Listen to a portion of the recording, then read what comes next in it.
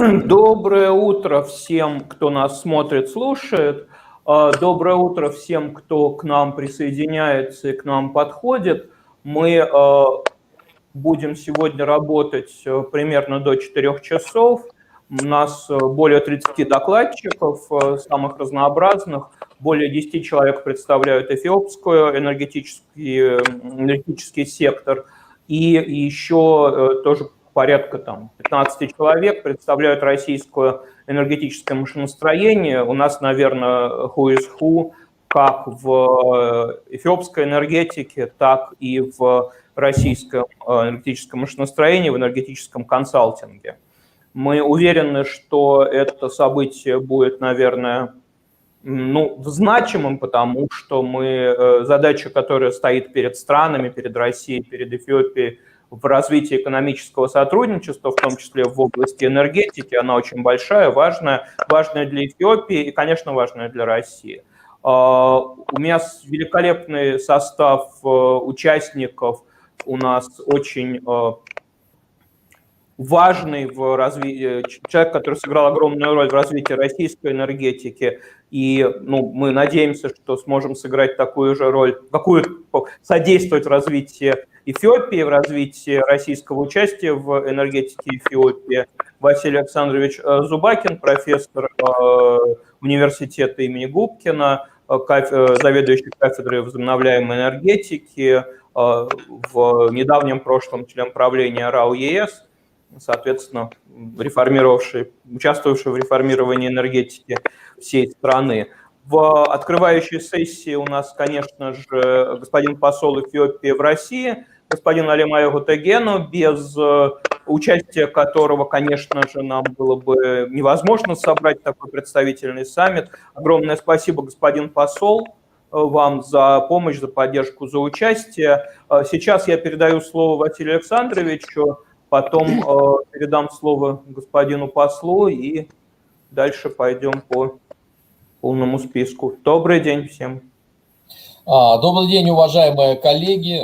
Мне очень приятно встречаться в такой дистантной, удаленной форме, но тем не менее со всеми теми, с кем мы сегодня будем встречаться, в первую очередь с нашими коллегами из Эфиопии, ну и также с нашими российскими коллегами. Что для меня энергетика Эфиопии? Давайте чуть-чуть истории. Вы знаете, в IV веке, когда россияне еще ходили, так сказать, чуть ли не в шкурах, были язычниками, жители Эфиопии уже были христианами.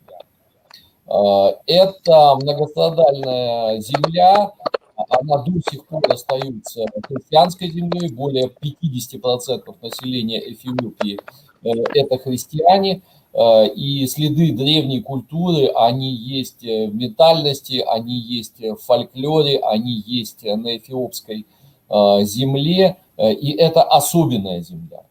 Дальше несколько слов о природных ресурсах. Эфиопия – это, пожалуй, единственная страна африканского континента с высокими горами, ну, если не считать Центральной Африки, где Килиманджаро. Соответственно, если есть горы, есть ледники, значит, есть водные ресурсы. И, соответственно, гидроэнергетический потенциал Эфиопии, он очень и очень серьезный. Дальше, как страна, находящаяся близко к тропикам, Эфиопия имеет мощнейший солнечный потенциал для развития солнечной энергетики. И как страна, обладающая гигантскими равнинами, тысячекилометровыми по площади, Эфиопия имеет очень серьезный ветропотенциал. Я сейчас не буду говорить о геотермальной энергетике, о всех остальных видах. В целом скажу, что Эфиопия имеет великолепные условия, великолепный потенциал для развития возобновляемых источников энергии. О населении. Население 100 миллионов, более 100 миллионов. Это, ну, так сказать, в 1,5 раза меньше, чем население России, но 100 миллионов. С темпом роста населения 2-3% в год. Об энергетике сегодняшней. Конечно, это энергетическая бедность. И это тормоз на развитие страны. Ведь в городах живет не более 25% населения, остальное население живет в сельской местности, занимается сельским хозяйством. И условием индустриализации и ускоренного развития экономики, хозяйства Эфиопии является именно ликвидация энергетической бедности. Знаете, на Востоке есть такая пословица, когда караван поворачивает, хромой верблюд может оказаться первым.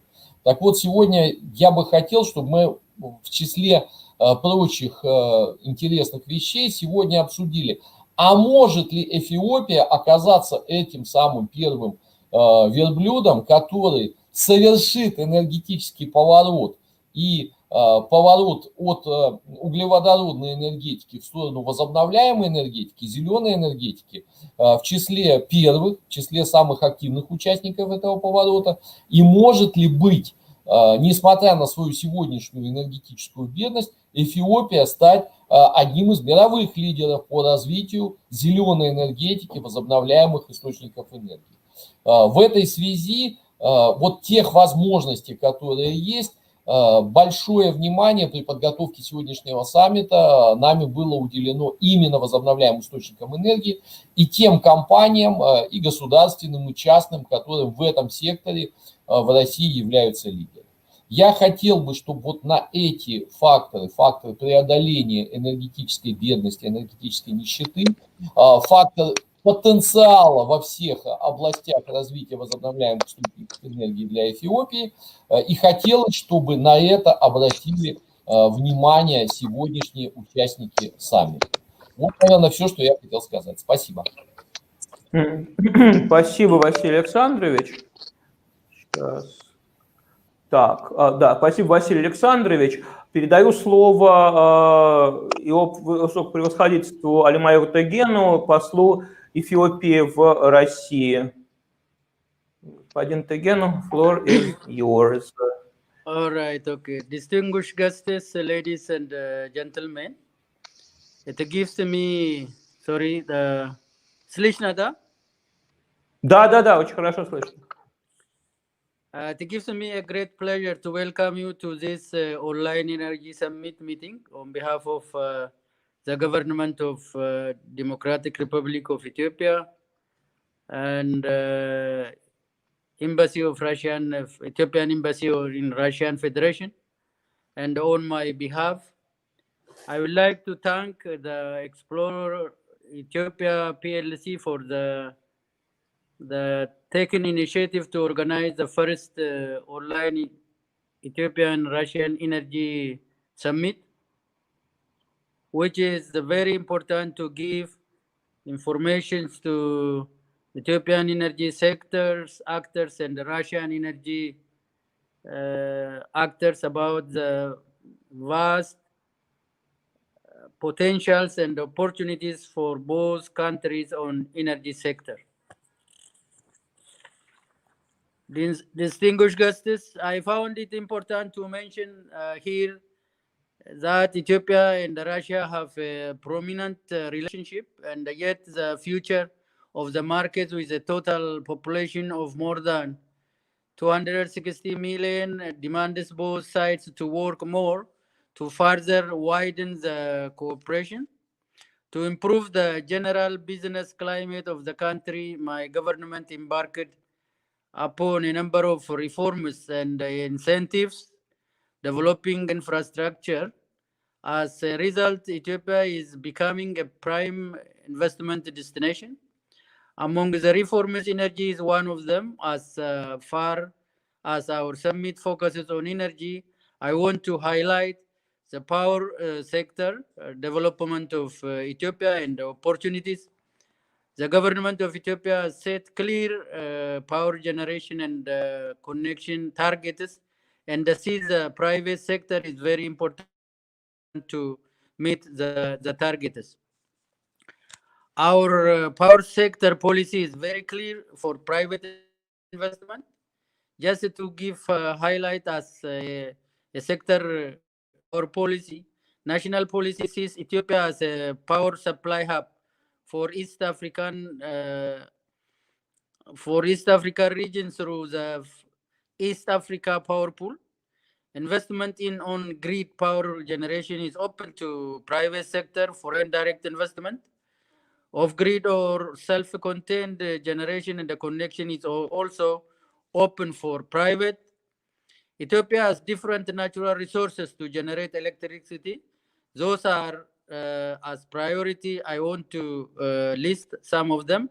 Hydropower with potential of 60,000 megawatt, as Professor Vasily Zubkin mentioned it. The potential of the country is very encouraging. Geothermal is 10,000 megawatt potential. Wind potential is 1.3 million megawatt with good wind speed. Solar is, as you know, maybe 13 months of sunshine. Ethiopia is 13 months of sunshine country. You always get sufficient solar energy in the country. Waste to energy is also one of the potentials that any investor can focus on. So far, there are some FDI or foreign direct investment investors in geothermal in the greater Rift Valley of Ethiopia. There is access deficit of energy in Ethiopia. 65 million people has no access to electricity. That is why energy investment is highly needed in Ethiopia. What from Russian side, what Rosatom started through bilateral relation with our country is very encouraging. We strongly work on to make the signed agreement very productive.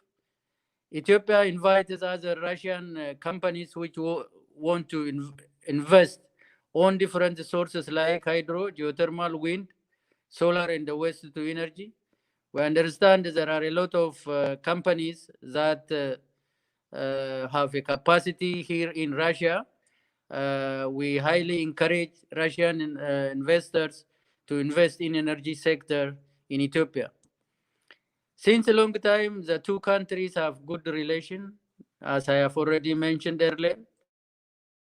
We signed a lot of bilateral agreements. Now it is time to see the result of those agreements on the ground. In addition to bilateral agreement, last year, October 2019, African head of states and Russian Federation committed to work together and signed a memorandum of understanding as per the declaration. We have to make a difference on the ground. The existing opportunities that Ethiopia offers to Russian investors in power generation and infrastructure development will be the most attractive areas. Distinguished guests, let me conclude my remarks by expressing my confidence that this meeting will result in attracting Russian from this historic country to Ethiopia. We are honored and humbled to invite those to take advantage of wide-ranging Ethiopian opportunities and competitive incentives. Our embassy is ready to assist you in all possible ways and possible ways to materialize your ventures in Ethiopia. I thank you. Thank you very much. Thank you very much, Your Excellency. We are now moving forward, and we have guests from Addis talking to us. It would be the Minister Counselor for the Russian Embassy in Ethiopia, Mr. Mikhail Korneyev. Mikhail Yuryevich, welcome. Good morning, and the floor is yours. Okay, thanks a lot. Your Excellency Ambassador Alemayehu, distinguished participants and guests, ladies and gentlemen. First of all, let me convey best regards from His Excellency Ambassador Terokhin to all participants and guests of the Energy Summit Russia-Ethiopia. I also avail myself of this opportunity to express my gratitude to Mr. Mikhail Alemogorsky for his proactive efforts to strengthen cooperation between Russia and Ethiopia in economic and trade spheres, as well as his personal contribution for the excellency carrying out of the first Economic Forum Russia-Ethiopia, which was held in June this year. Today's forum has a very impressive, but in my point of view, a bit bombastic name, Energy Summit Russia-Ethiopia, let alone its broad agenda.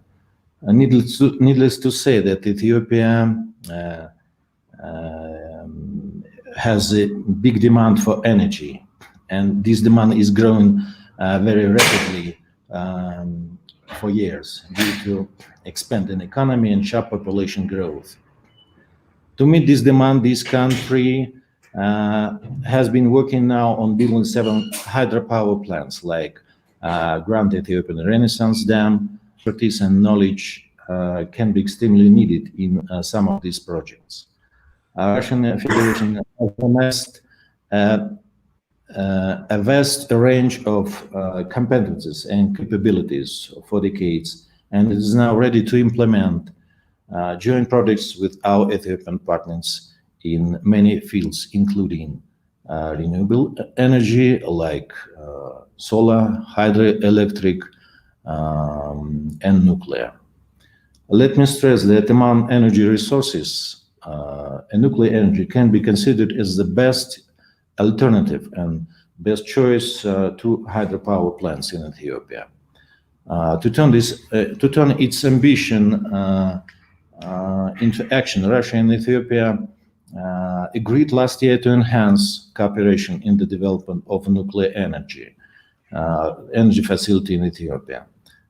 Deliberations have been underway to establish nuclear technology center in Ethiopia using Russian design research reactor and assistance of Russian experts in the development of nuclear infrastructure in Ethiopia, in accordance with international standards.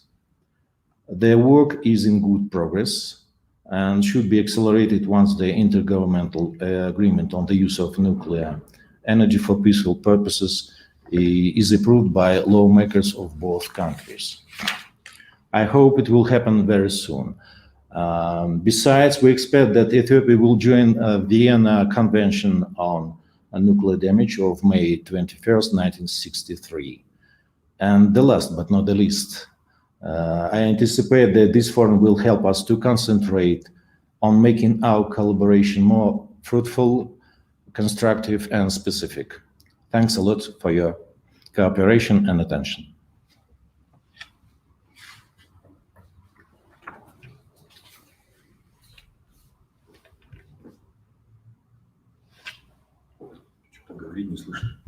Yeah, I'm sorry. Thank you very much for your, it's now better. Thank you very much for your kind words. I would say that the word bombastic from the high-ranking diplomat is something outstanding, and let us make known not only for like doing the event, but also for soliciting some such like reaction from the seasoned official representative. Thank you very much. We'll hope to be as bombastic as we can. And thank you. Our next speaker is the deputy head for the Intergovernmental Commission between Russia and Ethiopia. Oops, I'm sorry. Mr. Anton Razlivayev. Anton, thank you for joining us. Thank you. Yes, now the floor is yours. Do you hear me? Yes, we hear you. Now the floor is yours. Good morning, dear colleagues, Your Excellencies. First of all, I would like to thank the host of the summit for invitation and opportunity to take the floor for this respected audience. He represents the Secretariat of the Russian Party of Russian-Ethiopian Intergovernmental Commission. of course, consider it important to note that this activity, this summit is very relevant for today. Russia and Ethiopia maintain diplomatic relations for over 120 years with traditionally friendly ties, and both countries ready to develop them further, basing on mutual respect, trust, and of course, profit. This mutual interest was confirmed by the leaders last year in Sochi. Traditionally, Ethiopia is the most important trade partners of Russia in Africa. Unfortunately, with the fastest growing economy, I should notice this. Unfortunately, the current mutual trade volume doesn't correspond to its potential. Trade turnover is nowadays relatively small and swinging extremely from year to year. Last year it reached $68 million. For instance, in 2016 it was 215. For last 10 years, cumulatively, trade volume, Russian exports to Ethiopia reached $950 million. However, Ethiopia is highly attractive for Russia as a trade and economic partner. According to our research, the volume of potential growth of Russian non-resources exports to Ethiopia in the medium term can increase by additional $110 million. Of course, this is subject to a proactive policy in the fields of supporting Russian exporters.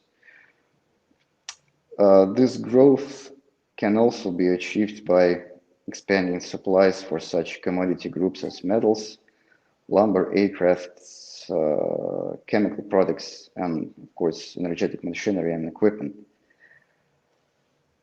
Among the advantages of the Ethiopian market, as we see it, in particular, is the strong interstate ties with traditionally based on friendship. A large number of Soviet and Russian aircrafts and equipment.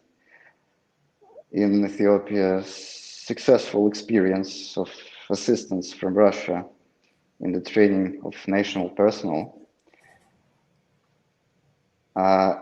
And of course, Ethiopia is the second biggest market in Africa, and it becomes attractive market for foreign manufacturers and investors.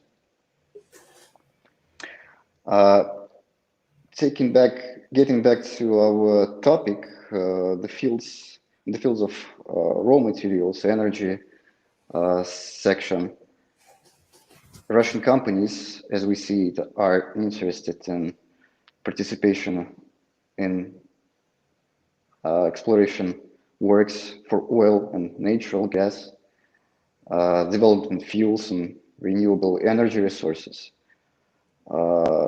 equipment supplies, including drilling, hydroturbines, exports, and various electrical equipment.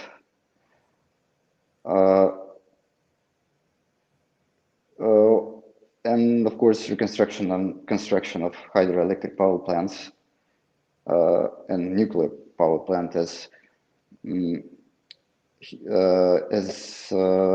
Excellencies both noticed, nuclear energy should be especially noted. It is a very promising area for us, but apart from the Rosatom interests, there are other companies which are interested in cooperation in energy sector.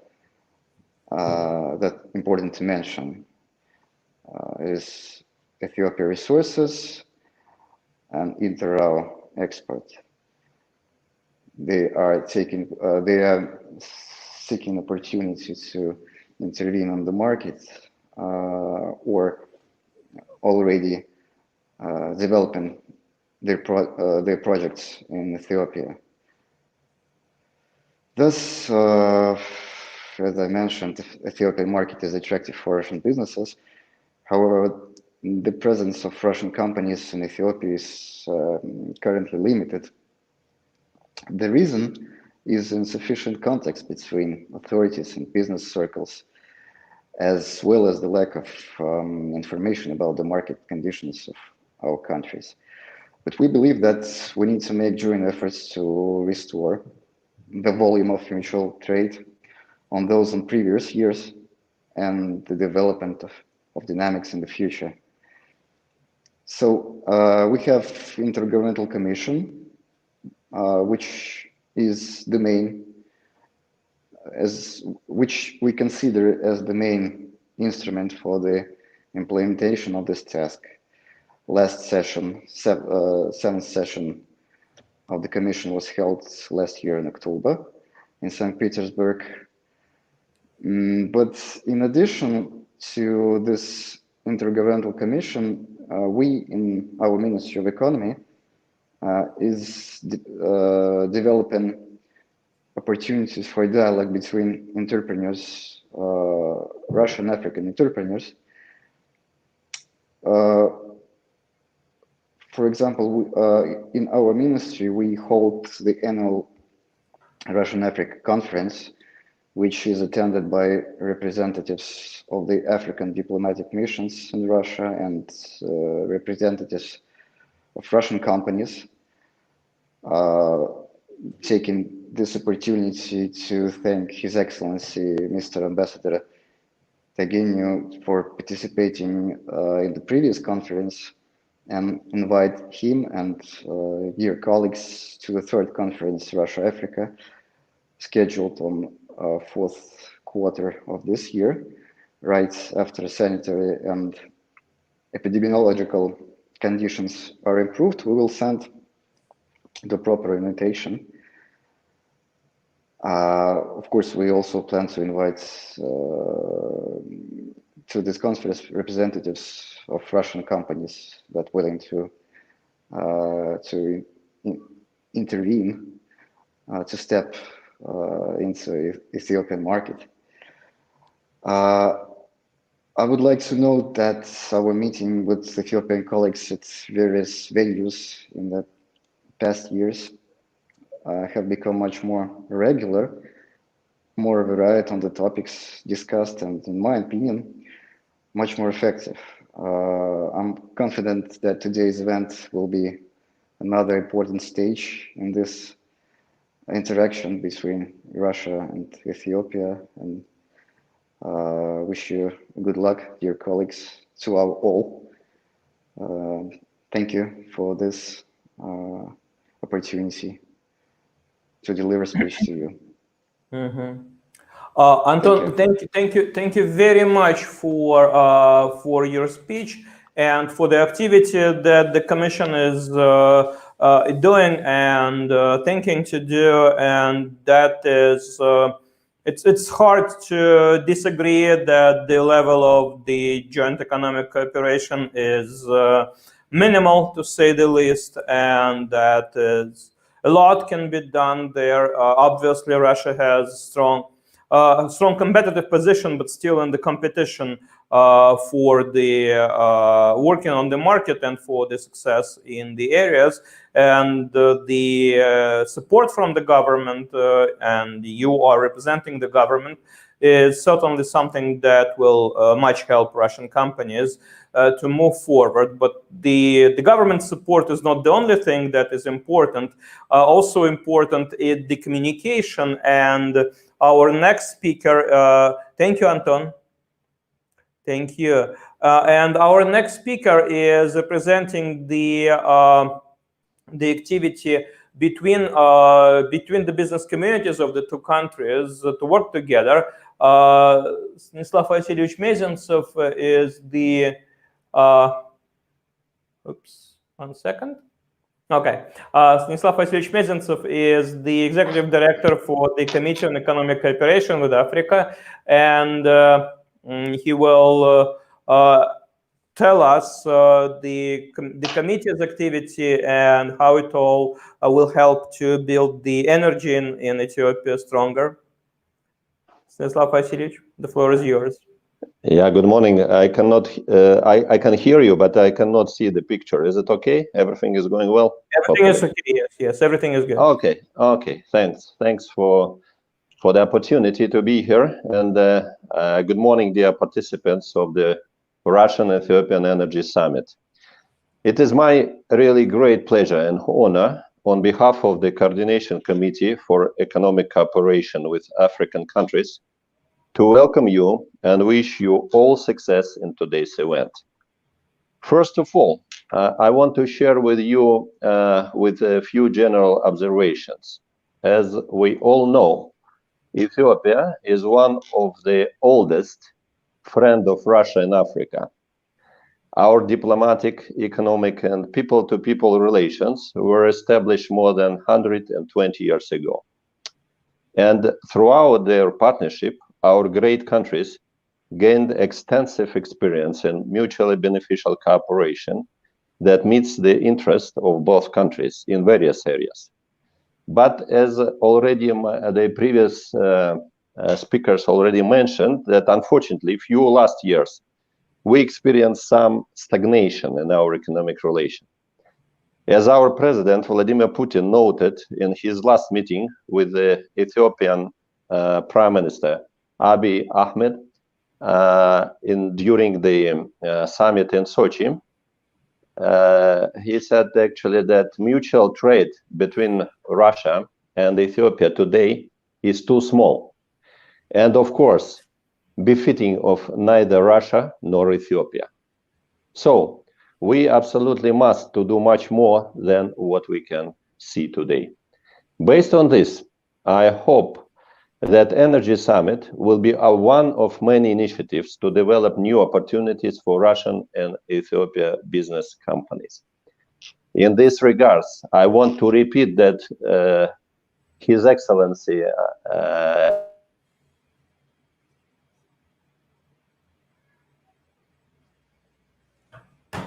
Russian Embassy already said, and I want also on my behalf to thank Explore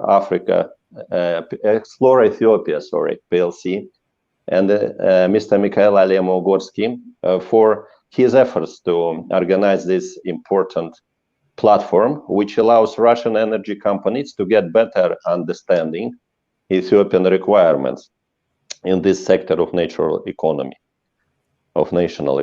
Yeah. We hope that today's business-to-business contacts and open dialogues and discussions will pave the way to increase our economic cooperation. I want to emphasize that the topics chosen for today's discussion are not accidental and very important. As we know, Russia is one of the world leaders with the latest technologies in the field of energy, including renewable ones like hydrocarbon energy, hydroelectric energy, solar and nuclear energy. And Ethiopia, being one of the largest African countries with the population of more than 110 million people, are rapidly and successfully developing national economy, including industrial sectors, which requires to create of new energy capacities in this country. So we have confidence that today there are all opportunities for a significant increase in Russian-Ethiopian economic cooperation in the field, first of all, in the field of energy.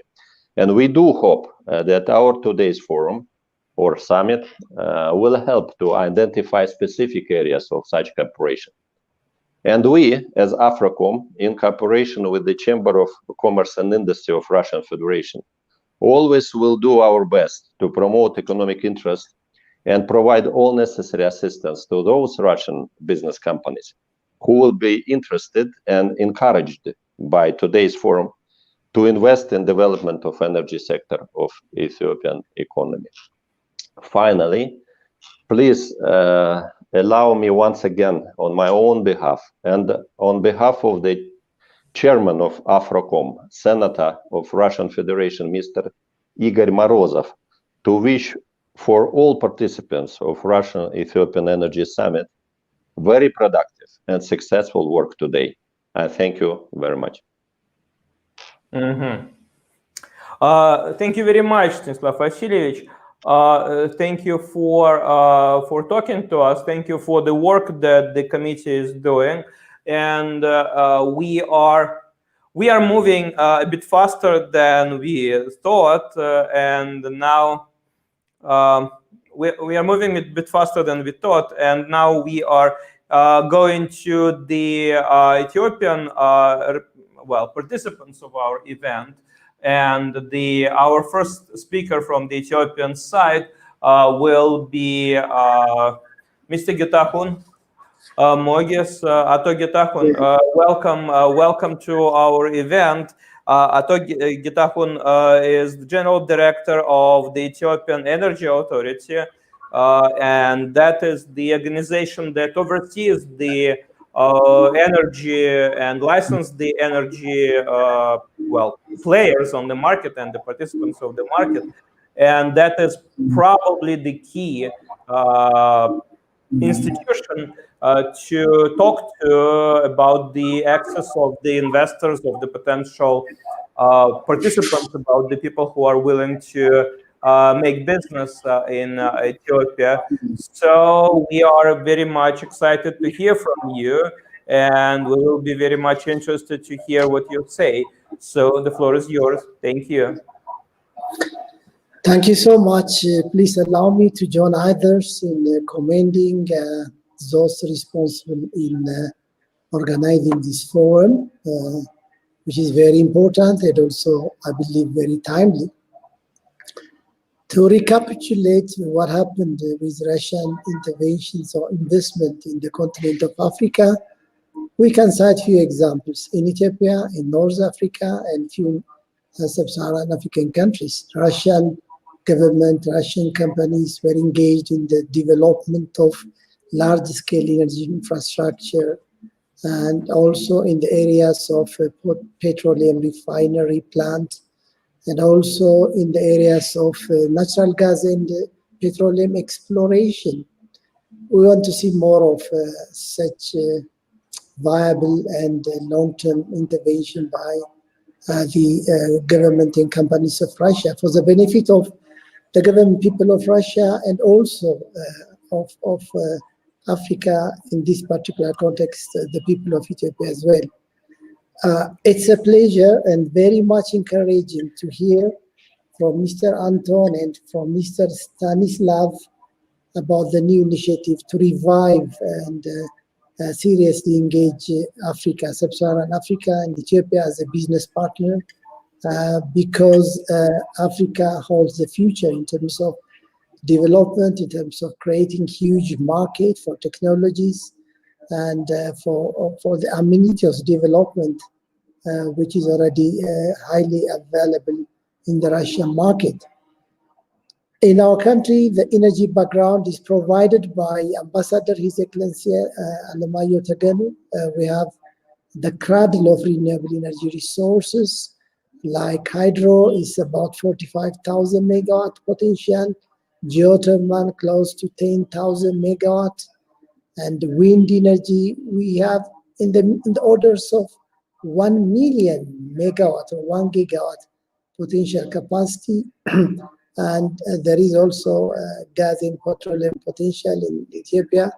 The first one was, the discovery was made by Russian companies back in the 70s, 80s, but we don't see much of Russian footprints in this area. This is also promising potential. We have also wind, like close to 5.4 kilowatt hour per day per square meter.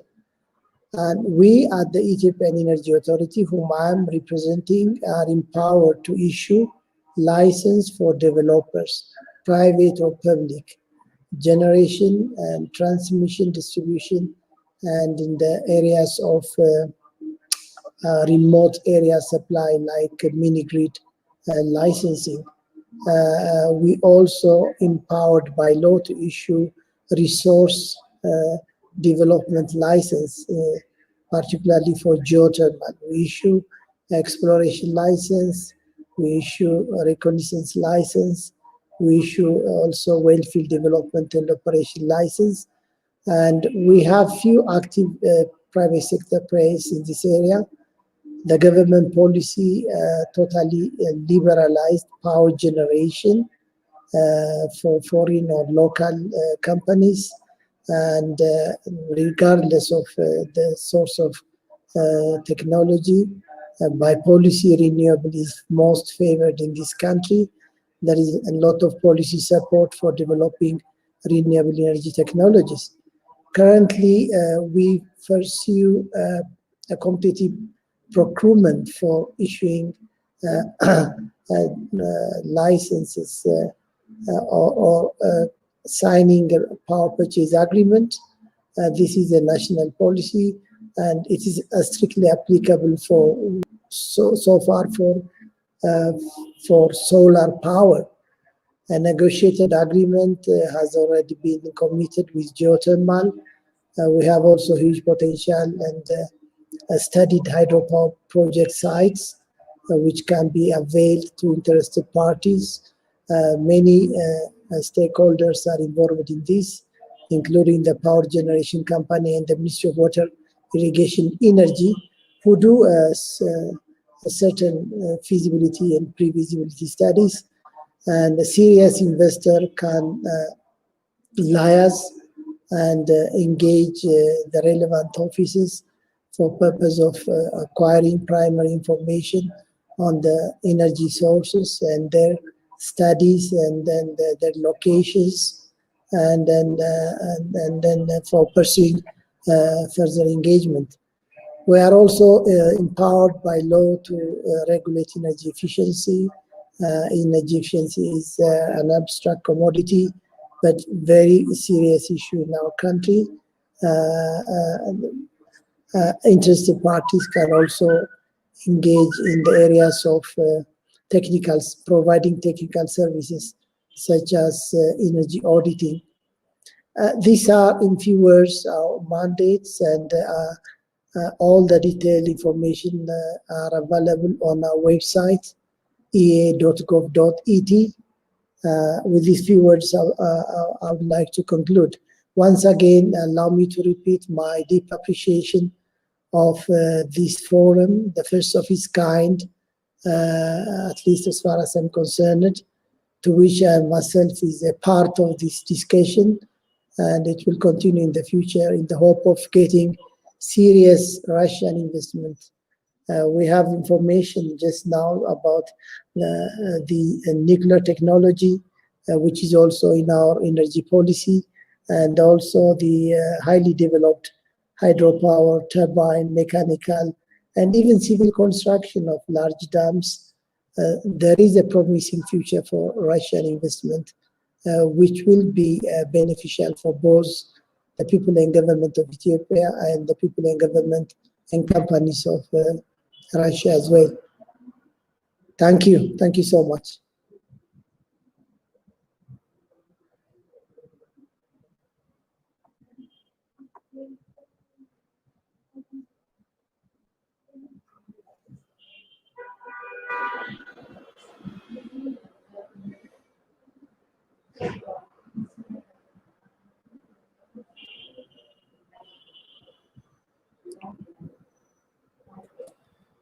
I cannot hear you. I don't know. Can you hear me? I'm sorry. It was my mistake. Again, thank you so much for your kind words. And there is one important thing that I want to highlight for all our listeners, is that that is obviously a huge interest in investments and new projects, but also there is just technical assistance. There is the activity that needs to be done that is already on the bidding process, on the tender process, is awarded to the service suppliers, that is already going on in Ethiopia. So the Russian organizations should not only think of the moment when they have like enough money to invest in the project, but they can also start from just doing the work in energy projects in Ethiopia, and it's already a huge market, and the government invests a lot into the development in this area, because the challenges facing Ethiopia are enormous. We will probably have to just make another event like explaining the challenges between the energy sector in Ethiopia and the company. Clean cooking, for example, is huge issue. And for everybody who was in Addis, you just see the smoke that is like not fitting the capital of the large cities. So yeah, thank you so much for talking to us. Our next speaker will be Mr. Atoyuhaus Esheta. 1 second, another second. Atoyuhaus, thank you for joining us. Do you hear us? Yes, of course, I'm here. Good, good. Thank you. Atoyuhaus is the chief for the strategy and the investment, as far as I understand, in the ministry that regulates the energy sector in Ethiopia.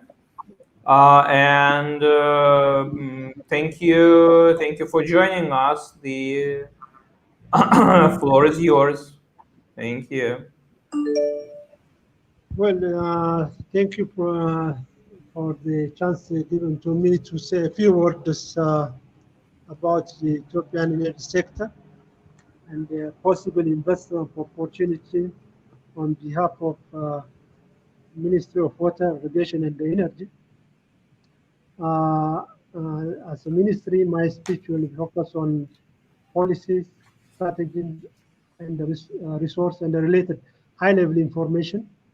And hope my colleagues will talk more detail about the legal infrastructure as well as business opportunities here in Ethiopia in relation to energy sector. Related to our energy resource, Ethiopia has huge renewable energy source, including hydro, geothermal, wind and the solar, and other renewable resources. Even though it is small when it's compared to Russia's hydropower resource, Ethiopia has huge hydropower potential next to Democratic Republic of Congo in Africa. The resources are distributed in 8 major rivers, basin, and their innumerable tributaries.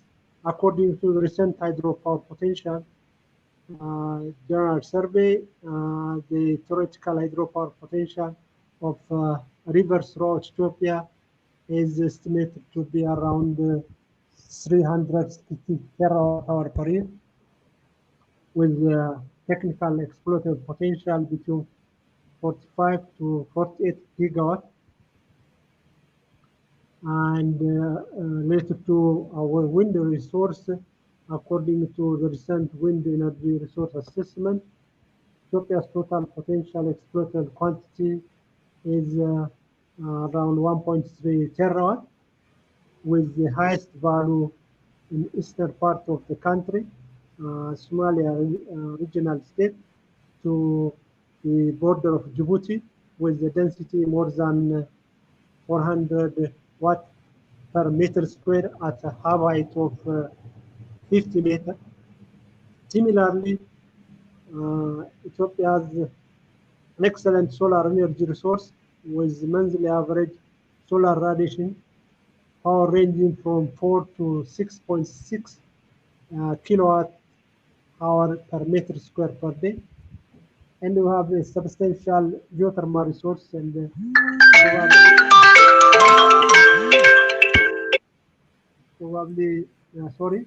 the detail about the geothermal resource maybe will touched by my colleagues from Geological Survey Ethiopia and the Ethiopian Geothermal Association. Regarding policy strategies, we have a climate resilience green economy strategy, which encourages the production of electricity from renewables, such as hydro, wind, solar, and geothermal. And also it promotes energy efficiency and conservation in energy production, transmission, distribution, as well as improving efficiency of energy utilization in the economic sectors. Regarding policies, we have a policy for use and implementation of public-private partnership.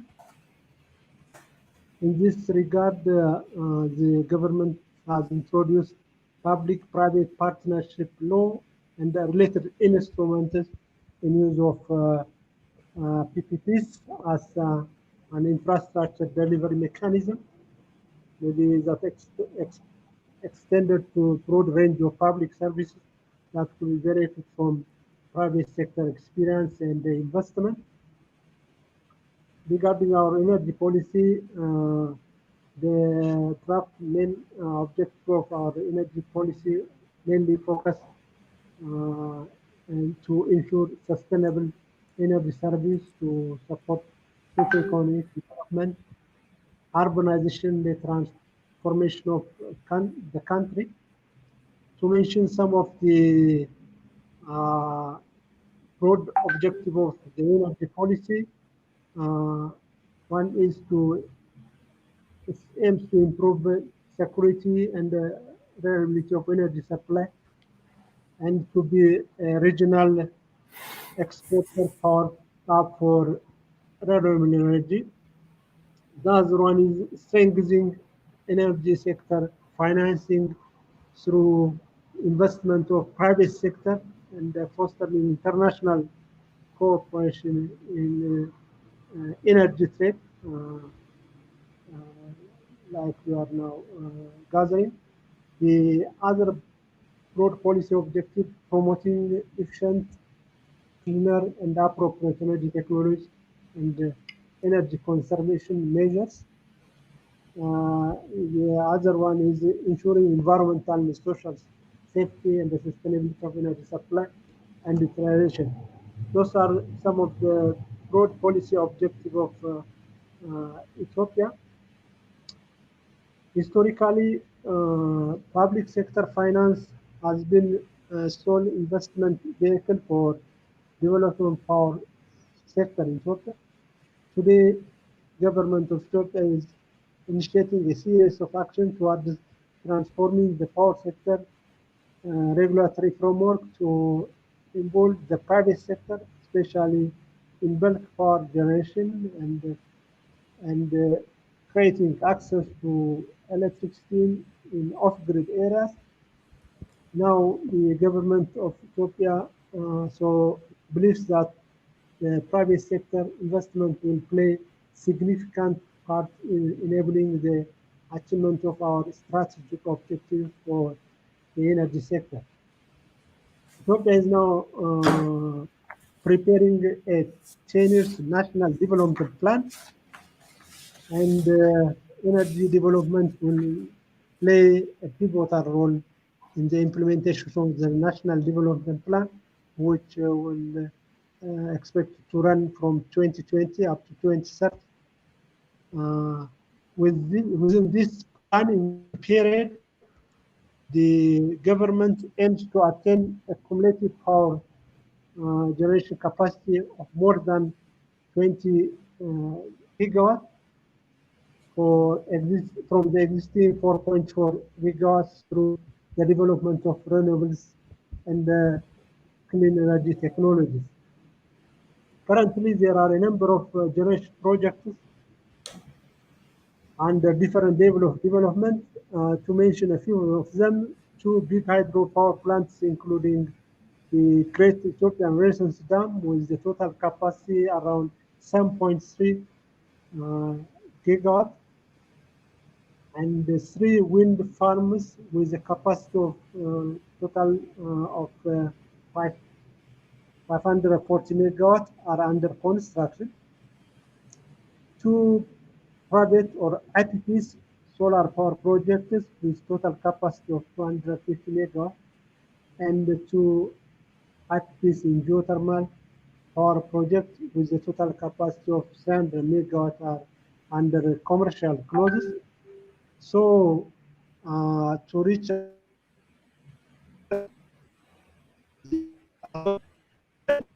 from renewables that the Russian investors can engage in with different business modalities. Finally, I hope we will have detailed information on investment opportunities and the associated enabling environment.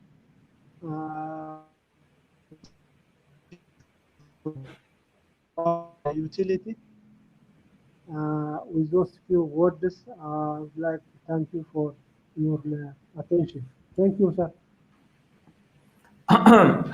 Thank you very much. Thank you, Ato Yehayas. What you said was very important. There was a lot of numbers. I hope that you will be able to send us the presentation or some materials to watch so we can share with the participants. It's very important, and very important to hear what are the investment priorities, like the priorities in energy, the general priorities for the ministry, what you see as the most important areas where you welcome the new players on the market. And we hope that we will be able to convey this information to the Russian business audience, Russian investment community who are interested to invest in Ethiopian energy projects. Okay, thank you, sir. Thank you so much. Now we are going to our next speaker. Our next speaker will be, we'll see. Ato Shefera, do you hear us? Okay. It's supposed to be the general director of the Ethiopian Energy Utility. Yes, yes. Oh, you hear us. Very good, very good. So we are hearing from the boss in the electric utility company of Ethiopia. So please tell us about the where the people should go directly to your agency, and what is that Russian companies can do, well, from your point of view in Ethiopia. The floor is yours. Thank you. Thank you for having me here. Distinguished Russian and Ethiopian Energy Summit participants. I'm really honored to be part of this summit, and it's my pleasure to share you a brief information about my utility. Ethiopian Electric Utility is a public utility. It is the only national utility engaged in distribution, network operation, and energy sale throughout the country. The utility is mandated for operation of sub-transmission and substation network below 132 kV, which is 66 kilovolt, 45 kilovolt. The distribution network standard in Ethiopia is the medium voltage is 33 kilovolt and 15 kilovolt. And the voltage level, the consumption voltage level is 220 volt for single phase household consumers, and 380 for three phase consumers. We are currently, we do have more than 100 1,000 kilometers of distribution network within a country. As you know, Ethiopia is a fast-growing economy, so the demand for power in Ethiopia is increasing at the rate of 15 to 20% per annum. So my utility is really implementing ambitious initiatives and network expansion to the rural areas. And we are also engaged in upgrading and rehabilitating of the already electrified areas. Because of the economy demand for the electric energy, the previous network developed in the country is now getting saturated. So starting from the capital big city throughout the regional big cities, we are upgrading the distribution network to meet the growing demand of the country. The other assignment of the utilities implementation of the national electrification program in the country. The current energy access in Ethiopia is about 44%. Ethiopia has a population size of about 110 million people. So most of the people are without electricity. To change this situation, the government has launched a very ambitious electrification program. In 2018, we have updated our electrification strategy. So as per the plan of the National Electrification Program, we are envisaging to have 100% access by 2025. So there are a very big opportunities and the challenge in our utility. The opportunities, we are going to have a very good number of customers because of the growing the energy demand from time to time. But the challenge is to meet this demand within a very short period of time. There is one utility, the other utility which is mandated for energy generation and transmission, Ethiopian Electric Power. They are working very hard on the supply side. So we need to work also to evacuate this power to feed the growing economy. So the National Electrification Program is targeting to meet this objective in the country. So by 2025, we need to access all the communities throughout the country to access to modern energy. In this regard, there is a very good opportunity for private investors, specifically for the Russian business, energy business community. There are very good opportunity in this regard. To list at least some of this, it's possible to invest in the rural electrification program. There are some clustered areas where business is very good, specifically in some growing corridors in agro-processing and business activities. These clustered economic corridors could be electrified with the mini grids.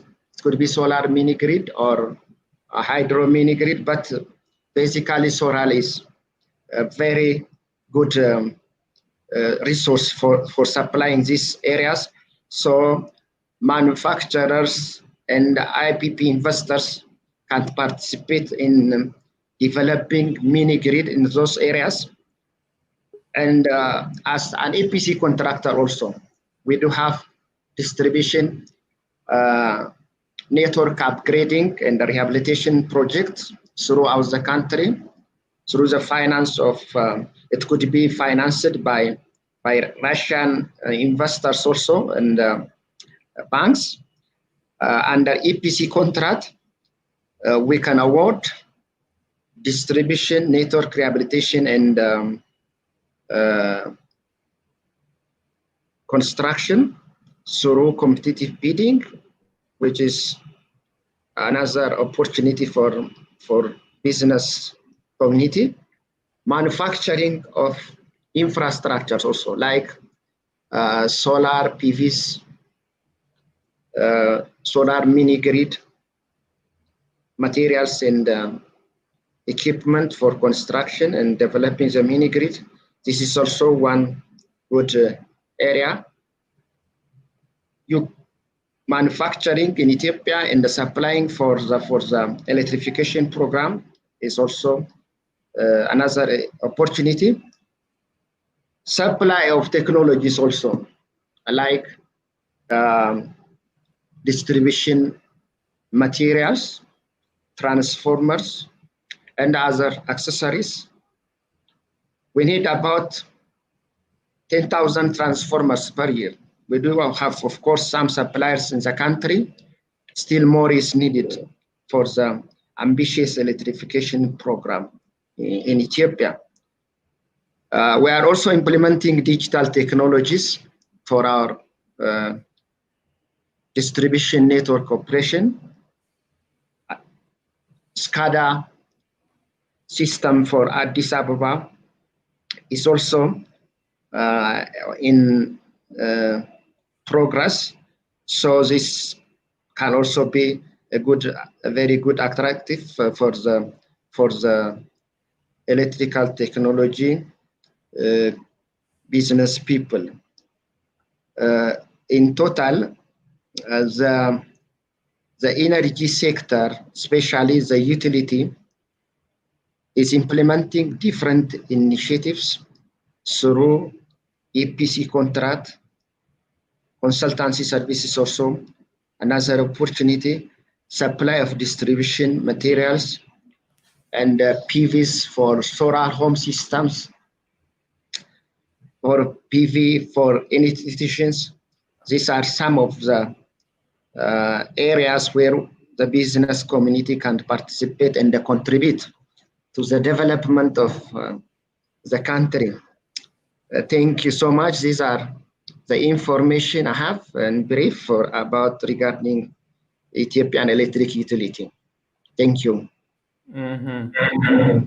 Thank you very much for your very detailed explanation of what is needed, and I feel that it was full of the very specific questions and issues, and the way to process this is obviously do the we will prepare some paper on some like presentation or something on what exactly is needed and what are the procedures for the investments in the grids, building the mini grids, supplying the equipment and the service maybe to maintain the assets of the utility, etc. So I believe it's very important to hear that, and thank you very much for taking your time and for preparing such precise list of things that we have to address here. And thank you very much. Thank you for this presentation of yours. Thank you for this speech. And we'll be in touch. Certainly will be in contact, and we'll. It's very important. I think it will be something great done here. Thank you very much. Thank you. Thank you so much. Thank you. Our next speaker will be representing the another energy agency. It will be Ethiopian Energy Power, and we have several representatives from the Ethiopian Energy Power. I suggest that we start from Ato Andualem, who is the head of the investment and strategy department of the Energy Power. And am I right? Yes. Okay. Good. So thank you. Good. So the floor is yours. The floor is yours. Thank you, Mikhail. I would like to extend his sincere apology, Mr. Ashabir Balcha, the CEO of Ethiopian Electric Power, for not being here, for giving you a speech and introduction about our company and opportunities that our company can deliver for the Russian investors to cooperate and work together. Basically, I will try to address those things on behalf of him. And I would like to say thank you for the presenters before me and their excellencies, Mr. Ambassador Alamayo Tegenu and His Excellency Egan Rakin for their speech. And I would like to have a brief introduction about our country as a whole, as a general, and I'll come back to our company later. So as a background to give you about our country, I think Mr. Eyes and everybody before me, they have spoken a lot about energy resources. And as EEP, we already assessed that there is hydropower potential around 45,000 megawatts, solar.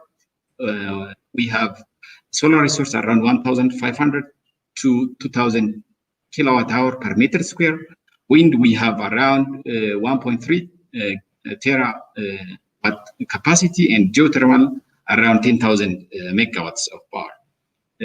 Having saying this, I would like to give you an update on what are the major key players on the energy sectors. Basically, there are two organizations in Ethiopia who have major decision makers, basically in the power sector. These are the Ethiopian Electric Power and the Ethiopian Electric Utility.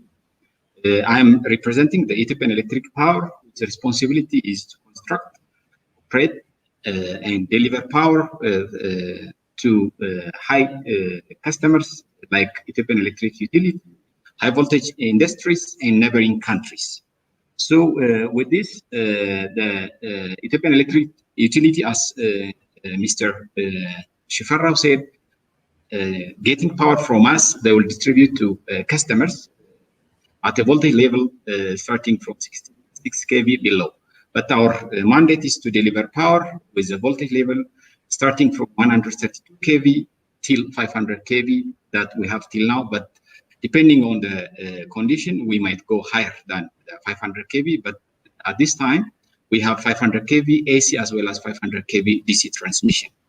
Based on our assessment, our peak demand in 2018 was around 2,541 megawatts. In 2090, we have around 2,773 megawatts of peak energy. In terms of energy, we can say that at 2018, the peak overall demand was around 30,780 gigawatt hour, whereas in 2090, the energy demand was 50,192 gigawatt hour. Having said this, we are having power plants in transmission and distribution network to deliver power to our customers. That is the bigger customer is the Ethiopian Electric Utility and the neighboring countries as well as other high voltage customers. To deliver power for these customers, we have around 20 power plants, existing power plants. And under construction, we have around 3 power plants. And in the future, we have a plan to build 22 power plants to deliver power to our customers. For delivering power to our customers, we already have a plan to build a substation and transmission line, and we are also constructing transmission and substation projects. For the time being, we have around 24 under construction substation and 79 feasibility completed substation that we are going to make it maybe with the coming 5 years. And we have 16 planned substations to be built with the next 10 years.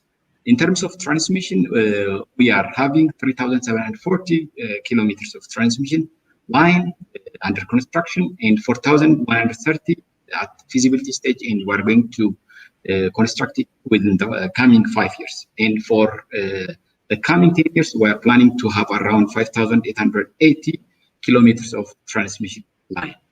Our focus, while providing power, we are focusing in. We believe that there is opportunity also to work with you in terms of electric access and supply of electricity to support the economy that we are thinking that in the coming 10 years, we are going to have a middle income economy. So our company is planning to expand its transmission and substation to support middle income economy. And we are also planning to have a greater reliability, which this will be also other opportunity area to work together. And we are also planning to have energy mix. So this also will be again another area to work together, because our power is mainly dominated by hydro. We would like to have energy mix with the solar, geothermal, wind, and also the nuclear also possible candidate. And the other work that we're planning to focus is the regional integration. We want to be a regional hub for power. So this will also be another opportunity to work together and to invest on. And the other major one is to have development plan, generation planning or generation expansion projects. We're planning to have from hydro, wind, solar, geothermal, natural gas, and waste to energy. These are also a huge opportunity for us to work together. Our existing capacity is around 4,418 or around 4,500 megawatts, and we're planning to have 20,000 megawatts of power in the coming 10 years. So this will give a good opportunity for Russian investors to work with us, to do business with us, and to develop our country as well as their investment too. So having said this, I would like to also address that there are different working mechanisms that our government has already introduced, working with any investment to enhance our energy sector. That is, PPP law is in place, so as any investor can have an opportunity to invest and work in the energy sector. And we are here to facilitate and give any support needed for the effectiveness of this proclamation. Thank you. And maybe we'll further discuss the details if there is any Q&A session. Thank you. Oh, thank you, Ato Andolem. Thank you very much for your speech. It was also full of details, and also to follow up on this, we certainly will do the brief seminar. We'll have much more detailed information from you. We'll translate it into Russian and we'll distribute it to Russian companies and investors, potential investors. So it's very good. Just the general overview that you gave is very important, and the what is one of the biggest challenges actually in all international relationships, international business relationships, is especially between places that are far from each other, is that you need to see the face on the other side of the communication. And now we see a young face of the electric power, Ethiopian electric power, and we know that we can work with you and we can interact with you on the topics that when Russian investors or Russian potential partners will be willing to get more details and more knowledge. That is, we can follow up on our contact that we made on this conference, and I think that's the purpose of the conference, isn't it? Yeah. So thank you very much for joining us. Our Yes, our new next guest is Atos Ultroso.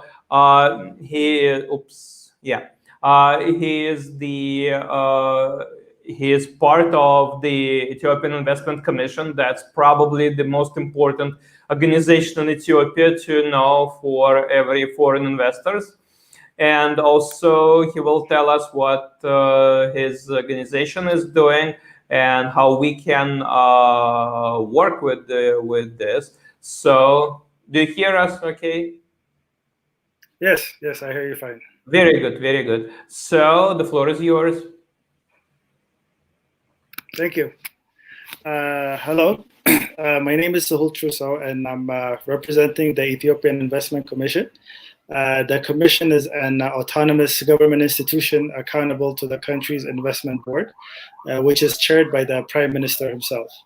The main services provided by the EIC include, I'll just highlight some of the main ones, includes promoting the country's investment opportunities and conditions to foreign and domestic investors, issuing investment permits and business licenses and commercial registrations, registering technology transfer agreements and export-oriented and non-equity-based foreign enterprise collaborations, negotiation and upon government approval, signing bilateral investment promotion and protection treaties with other countries. And one other one would be the advising the government on policy measures needed to create an attractive investment climate for investors. So we have, as a commission, a lot of big responsibilities to do. And within the agency, and actually as a country, we have the following sectors as priority sectors, which includes agriculture and agro-processing, textile and apparel, leather goods, pharmaceuticals, ICT, tourism, mining, and last but not least, energy. And then within the energy sector, there's some restrictions in terms of what foreign investors are allowed and not allowed to do. But if it's within a PPP structure, which is a public-private partnership structure, the import and export of energy is okay. And generation of energy or electrical is okay, except transmission and distribution is only reserved for the domestic investments. But there's a lot of things to do in between, including not only on the import-export and generation of energy, but also on infrastructure development, as well as the consultation of related to these services is also open for foreign investments. So related to the energy sector, there's as a national policy, Ethiopia sees itself as a power supply hub for the East African region through the East African Power Pool. And as a strategy also, investment is an on-grid power generation is open to the private sector, mainly targeting FDI. Off-grid and mini-grid systems are also a major component of the nation's plan to increase access to electricity, and engaging the private sector has been already championed from this perspective. And we have a dedicated regulator, which is the Ethiopian Energy Authority in place, and the power sector is semi-unbundled at this point. I'm sure you have known already, or if you don't, the EEP, or Ethiopian Electric Power, owns all public power generation plants and is the sole power transmission provider. And EEP also conducts all power purchase contracts with independent power producers, which is potential investors that may be there. One of the key reasons for investing within the sector would be a rapidly growing electricity demand at approximately about 35% annually. And this is mainly as a result of a growing population forecasted to reach 120 million by the end of 2020. I think right now we're about 112 to 115 or so. We have a very bold industrialization agenda, which is driving power demand. We have almost close to 20 industrial parks coming in line. Some are private owned, but most are state owned, and they require more than 1,700 megawatts of electricity to operate. over 4,500 kilometers of electric-powered national railway to cover around about 4,700 kilometers, which requires a large electricity demand. And also we have plans of exporting power to our regional neighboring countries like Kenya, Tanzania, Sudan, Djibouti, and so forth. Then, we also have more than 80 gigawatts of exploitable renewable energy reserves, which has not been exploited to the most part. And there's significant opportunities from that perspective.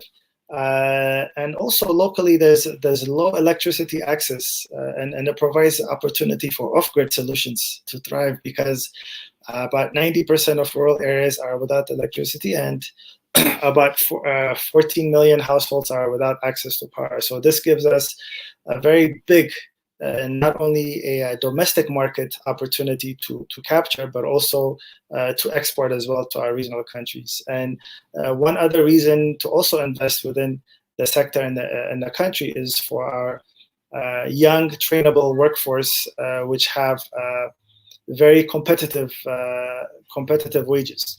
So as a commission, we facilitate investments from all over the world, and our job is primarily to make sure that you have all of the conducive policies and environments you need to be able to invest in the country. The energy sector is slightly different from other sectors that we promote, because it's not manufacturing, or it's not any of those other industries which are common. So there are other stakeholders that are involved. So our role is to identify investors, provide you with the appropriate incentives and guidance that you need to come into the country. Aside from that, is to facilitate meetings and make sure that you have all of the support you need to make things happen. And we do that within our pre-investment process and post-investment process as well. We also have a very thorough and quite good aftercare unit, which looks after investors post their investment in case they run into issues and so forth. So in essence, this is what we do as a commission. Is our main job is, again, to attract FDI within the country. The energy sector is a priority as identified not only by our agency, but as a country in general.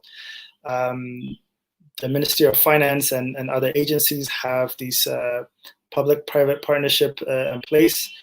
You have the option of bidding and tendering on solicitation that comes out from directly from this ministry.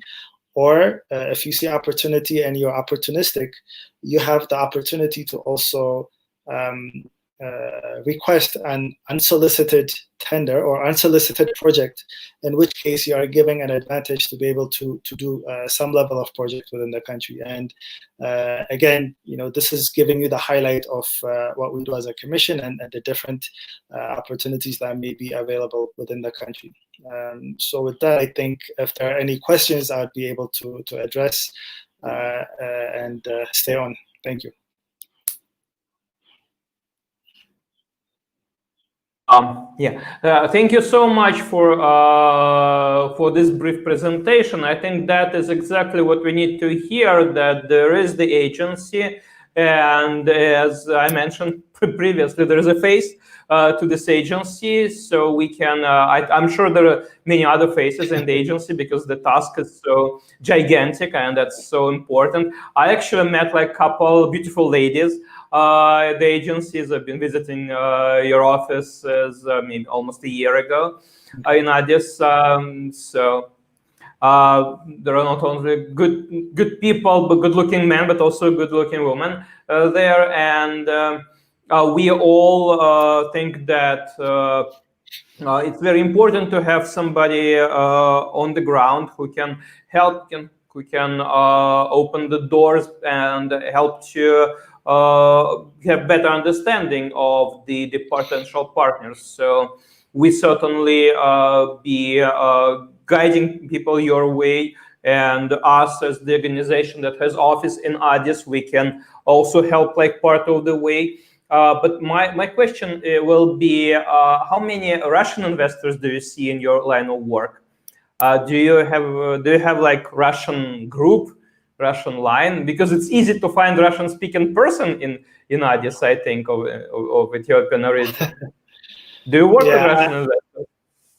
No, to be honest, I have not encountered many Russian-based investors that have come into the commission that I have personally assisted, but we work quite closely with the embassy here in Addis Ababa. And we actually have a networking group of which at least 2 or 3 of citizens from Russia have joined the group, and we talk about different opportunities as it arises, and we are in touch with their commercial attaché here. But no direct investments that have come in. Again, we would like to facilitate investments. Ethiopia could be a very complex place to do business in, and our job is to make sure that it's less complex. So you can rely on us to make sure that we provide the services that you need, and you can knock on our door. But also that there are people who are open and willing to help, and so we'll probably have to. I have some information, of course, on your website. You have a lot of information on the Investment Commission. Maybe we should exchange just the presentations of some material, so we translate something into Russian and make it available for the wider audience here. And I'm sure that the embassy will be, Ethiopian embassy in Russia will be also more than happy to be a part of such process. It's very important. I'm sure that the investment from the Russian organizations can be much bigger than it is now, and certainly because last time I've been to your office, it was only Chinese people. There is the office on the first floor that the people are using their some small offices, so you have some papers to work with, and there were only Chinese people there, so no Russians. We have to change this. Thank you very much, Otosiol. Thank you for joining us. Thank you for your energetic speech, and we hope that we'll have more upcoming on the Russian and Russian investors, how they can work in Ethiopia. Thank you very much. Thank you so much. Thank you. Yeah. Oops. Okay. Now we have the. Now we'll go to another agency very much involved into energy development in Ethiopia, and that is Geological Survey of Ethiopia. And I have several people from this organization who are now, and I will ask, do we have Enatfanta Milako? No, she's not around. Okay, good. Who will be talking? Saladin. Okay. So, Saladin, the floor is yours. Please explain what you are doing and how it can help us. Thank you very much. Having all this opportunity, I will try just to give some information about geothermal progress. Dobry day. Okay, as you know now, the economic growth of Ethiopia elevated the demand of energy for household as well as for industrial users. So Ethiopia has a vast renewable energy resources from hydro, geothermal, solar, and the wind that has not been harnessed yet. This is what Russians should understand, that we need a lot of energy, and still we have no as such a big investors as we are expecting from other countries. So please, Russians can come in every part of energy type, but especially there is a lot of energy resources in geothermal energy for electrical use and as well as for direct use utilizations. To achieve a short and a long-term economic growth and development vision of the country, it is essential that the energy sector supply be maximized. The development of power energy has a high demand in the country, and also to export the electric power for foreign currency, given the highest energy demand in the neighboring countries, which gives also the opportunity for all investors.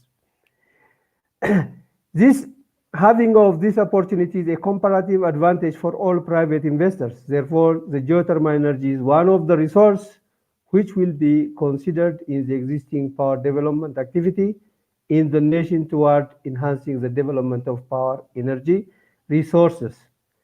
Ethiopia is a country with a high capacity of geothermal as high as 10,000 megawatts.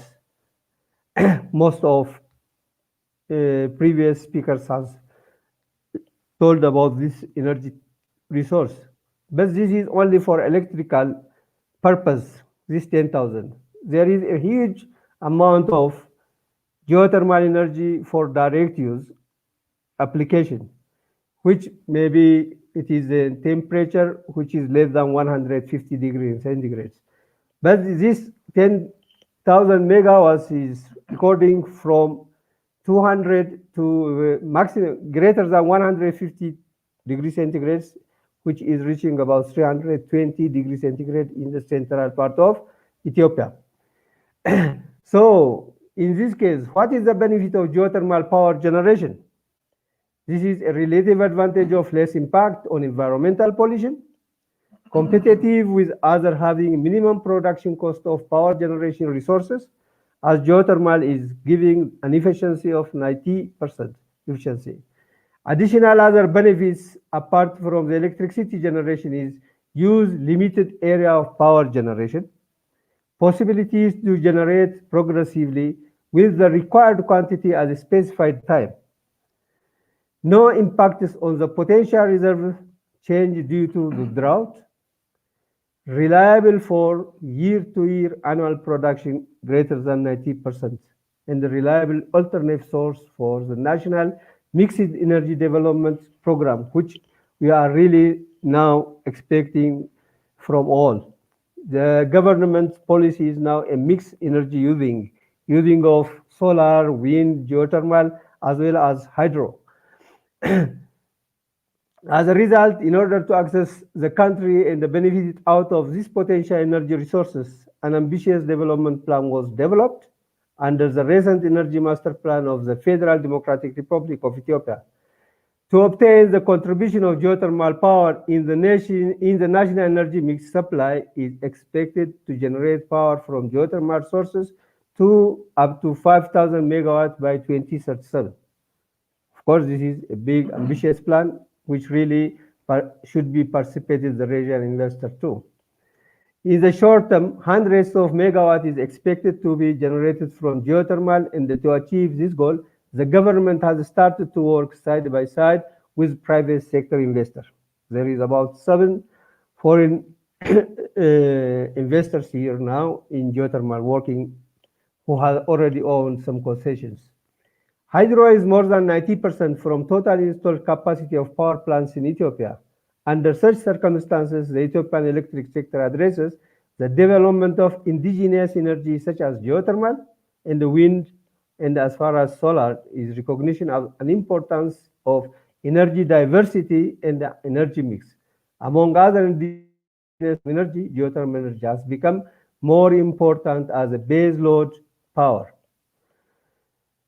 You know that Ethiopia has commenced geothermal exploration in 1969, covering the whole 150,000 square kilometers in the Ethiopian Rift, which already took back 50 years back. But still, the capacity or the installed capacity of geothermal energy very low. But we have already accumulated a lot of data, a lot of compiled reports, and some experiences and the knowledgeable geoscientists here.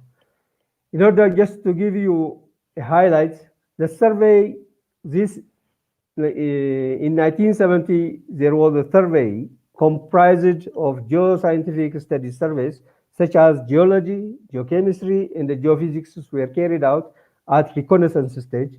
Under this survey, there was about 120 localities within the rift system were identified to have independent medium to high temperature geothermal systems. Dozens out of these geothermal prospects were believed to have potential for generating electricity. The rest will be for direct use utilization. And a much larger number of geothermal sources have been considered as low enthalpy suitable for direct use utilization. This work or this survey has been done with Ethiopian part and the UNDP. Even though Ethiopia has long-term geothermal exploration history, but geothermal utilization has been so far slow, but a lot of scientific data have been collected in the compiled report. So the base load nature of geothermal electricity makes it suitable to avert the shortfalls in the complement hydro generation. As a result, geothermal development in Ethiopia has been given more attention recently than before.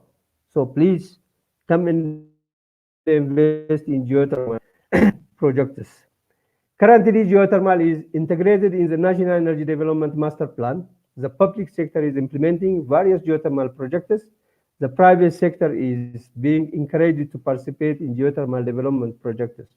A new legal regulatory framework has been put in place to support the generation and the delivery of geothermal energy. Therefore, Ethiopia is expected to connect thousands of megawatts of geothermal power into the grid in the long term. Current geothermal development activity, just to tell some of this, mainly currently 5 private sector companies have been issued licenses in 8 prospect areas.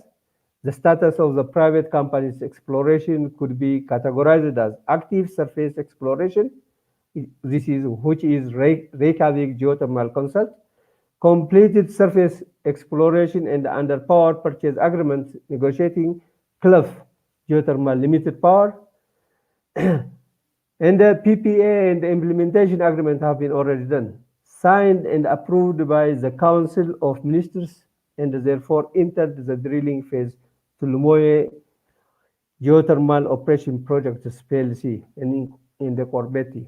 Tulumoye Geothermal Operation PLC has started drilling at Tulumoye now this time and has reached about 635 meter depth in early September 2020.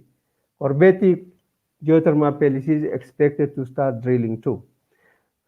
So mainly this is direct for electricity, but we have a lot of works which is expected as in the near futures. For the next 5 years plan, the direct use utilization is very crucial, and we are planned to do in this coming 5 years using of this geothermal energy for direct use. Especially Russians have a lot of experience in this direct use application, and we are of course expecting them to get sharing their own experience and some advancements which they have already got it. So please try to come and invest here in geothermals. Finally, I want just to conclude in the way of forward in the future. Despite the long history of geothermal exploration in Ethiopia and an estimated potential of over 10,000 megawatts, only a very little fraction of the total potential has been harnessed so far due to the low priority given for its development in the past. The current national energy policy, among other things, recognizes the need for energy mix, encourage development of renewable energy resources for power generation, encourage participation of the private sector in the electricity generation, and favors development of indigenous resources. Therefore, next to hydropower, geothermal shall be the dominant resource for electricity generation in the future. The legal and the regulatory framework is creating favorable conditions for geothermal investment than before. The private sector is expected to play a key role in the geothermal energy sector development. Sustainable government commitment, proper institutional setup, and the capacity building are some of the major cornerstones for successful development of geothermal energy of the country. Currently, the public sector is implementing various geothermal projects, and the private sector is being encouraged to participate in geothermal development projects. Therefore, Ethiopia is expected to connect thousands of megawatts of geothermal power into the grid in the long term. In addition to geothermal electrical generation, feasibility studies for direct use are being planned in the near future, which are expected to change the extent and the type of direct use in the country and maximize its benefits in the agro-industry sectors. Please try to come and visit us. We can expecting more Russian investors to invest in geothermal energy in Ethiopia. Thank you very much.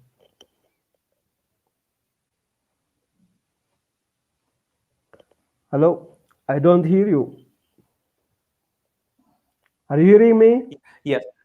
So yes. It's mine.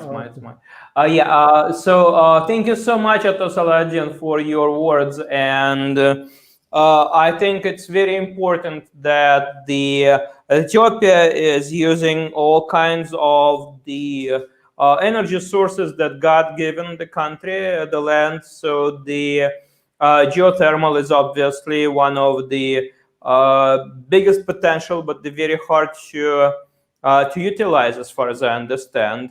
And Russia has experience there, and Russia has solutions there, and some of the solutions are already working. So there is an experience that we can share, and we certainly will be more than happy to get in touch Russian people who are active in that field with you and your colleagues. That's very important and interesting. And I have to thank you so much. You are welcome. Thank you very much. Thank you. I have to. I would like to say that the geothermal energy in Ethiopia is not only the dream; it's something that is going on. The projects are there, and I want to ask for some words. The person who I'm very helpful for helping me to organize this, and the investor into the energy sector, existing investor in energy sector in Ethiopia, and a man who is running the large geothermal project there, but also can tell us a bit about the investment from the investment perspective, the energy, the whole sector of the energy in Ethiopia. So Fidel, floor is yours. Good morning.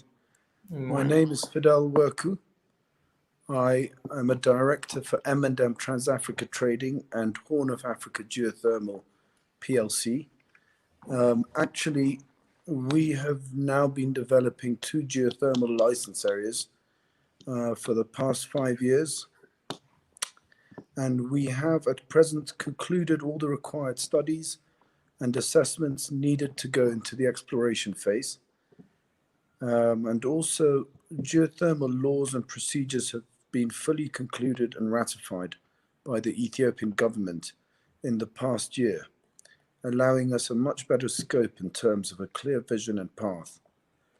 Our company is now at the cusp of exploration for 2 world-class license areas, and we are now looking at taking 2 more concessions in Djibouti, 1 in South Sudan border and 1 on the Kenyan border. We have also concluded the final steps of a major geothermal grant that pays up to 80% of exploration from the German and UK governments. We plan in the near future to sign a power purchase agreement with the Ethiopian government, which will secure an income per kilowatt generated to the grid. This amount will be paid in US dollars.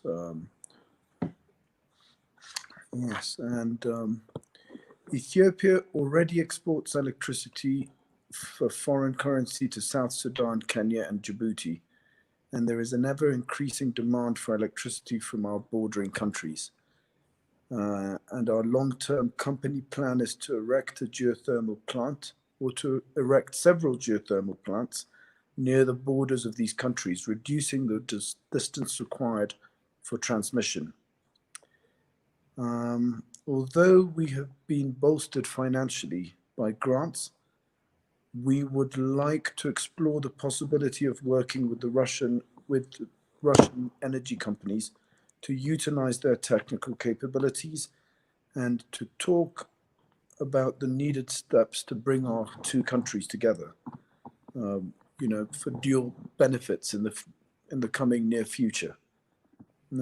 Otherwise, Mikhail, thank you so much for organizing this. We hope to get some sort of dialogue going with a few companies in order to sort of get mutual benefit on the energy field for Ethiopia. Thank you very much.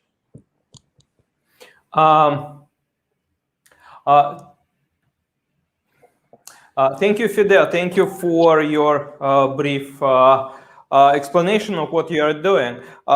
The areas where the geothermal projects are running in Ethiopia are far from the capital. Is it a challenge from the security standpoint?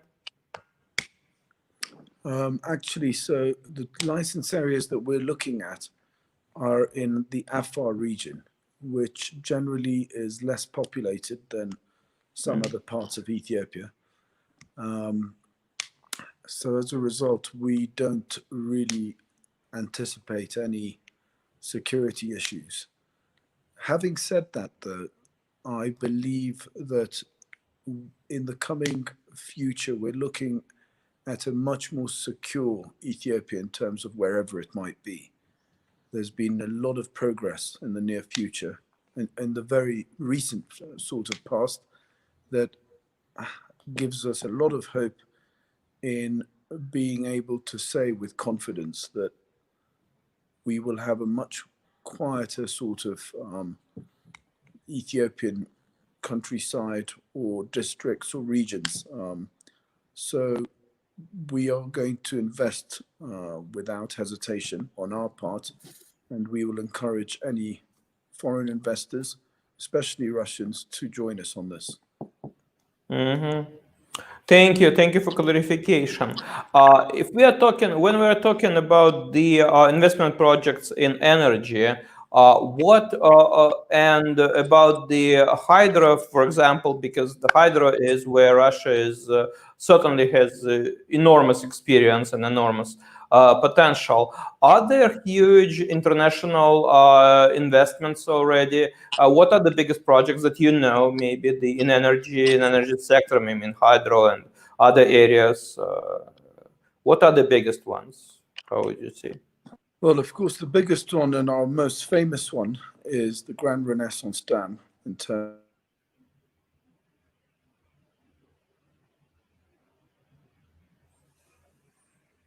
So,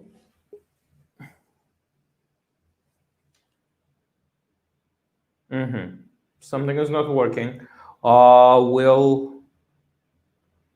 see how we can do it.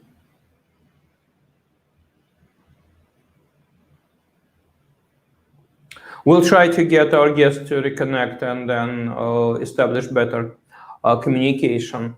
Meanwhile, I would like to say thank you for everybody who is listening us. And I would like to address one of the questions that we got while we were doing the broadcast. One of the listeners,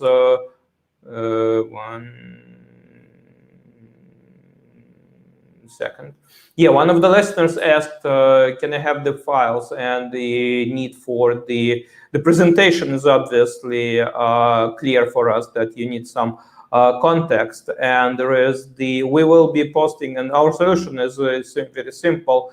We will just post the presentations and other materials. It will probably take a couple of days for us to collect it from all the speakers. We explicitly asked them not to present anything, not to show slides while talking, but we'll certainly send the information to everyone who is registered for the event. So that's maybe one more reason to register. If you haven't done it also already, you can do it on our website or you can do it on the Facebook. The event is open public, so everybody who is watching this right now on YouTube can go and find our Facebook page on our website and register there, and we will send the information. Another things that we heard from the people watching this, just one of our listeners just asking, can we stop the fuel business? It's important to understand that for Ethiopia, 97% of the all energy sector in the country is of renewable energies. So it's not, Ethiopia is not that big on hydrocarbons and the stuff like that. And waste, maybe you mean by the waste of fuel, you mean just using the waste as the source of energy. Yeah, Ethiopia runs something like this. We can ask Fidel, he came back to us. Okay, your connection was went bad, yes. So we come back to you, and we were talking about the energy projects. So please continue. So no, I was just going to say that as mentioned by the gentleman from the Geological Surveys, there hasn't been enough private investment when it comes to energy of any type, including hydro, so far in Ethiopia. The scope is unbelievably big. Yeah. So far, it has been government projects that have dominated almost completely. But there is definitely encouragement from all our government departments and from the Prime Minister's office to push the private sector to be involved and to encourage foreign companies and foreign specialists to become involved in these fields, as it's an unbelievably big scope, and Ethiopia is in a much better position in terms of policy and laws, and we can see a much smoother sort of operation when it comes to these things in the coming future. So that's the big difference between the past and what's about to happen now. Thank you so much for this comment. It's important for us to understand this. Thank you for joining us. Thank you for helping to make this thing. I think we'll move further with our bombastic objectives, as Mr. Korneyev from the Russian embassy said. Yeah, we have a lot of things to do. It's a challenge. Thank you so much. Thank you for helping. Thank you very much. Thank you. So our next speaker, one second. Our next speaker, Ato Asefa, can you switch on your camera? Wow, very good, very good. Very dark. Oh, now it's so much better. Yeah, so we have Ato Asefa Negusia from the Ethiopian Electric Power. Can you hear me? Yes, we hear you very well. Very well. So the floor is yours, please.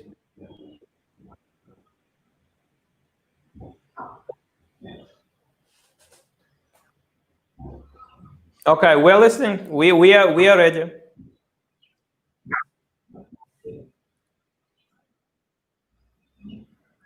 Okay, I thank you very much, Mikhail. This is an honor for me to participate in this energy. Okay. Everything is good.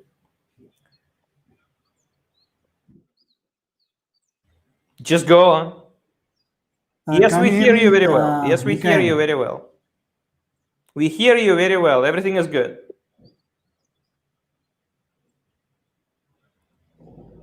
Everything is good. We hear you very well. We see you very well. So just go on. Just go on.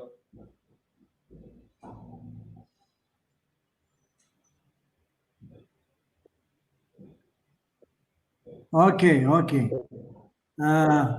Thank you once again, Mikhail, for organizing such a big event, Energy Summit.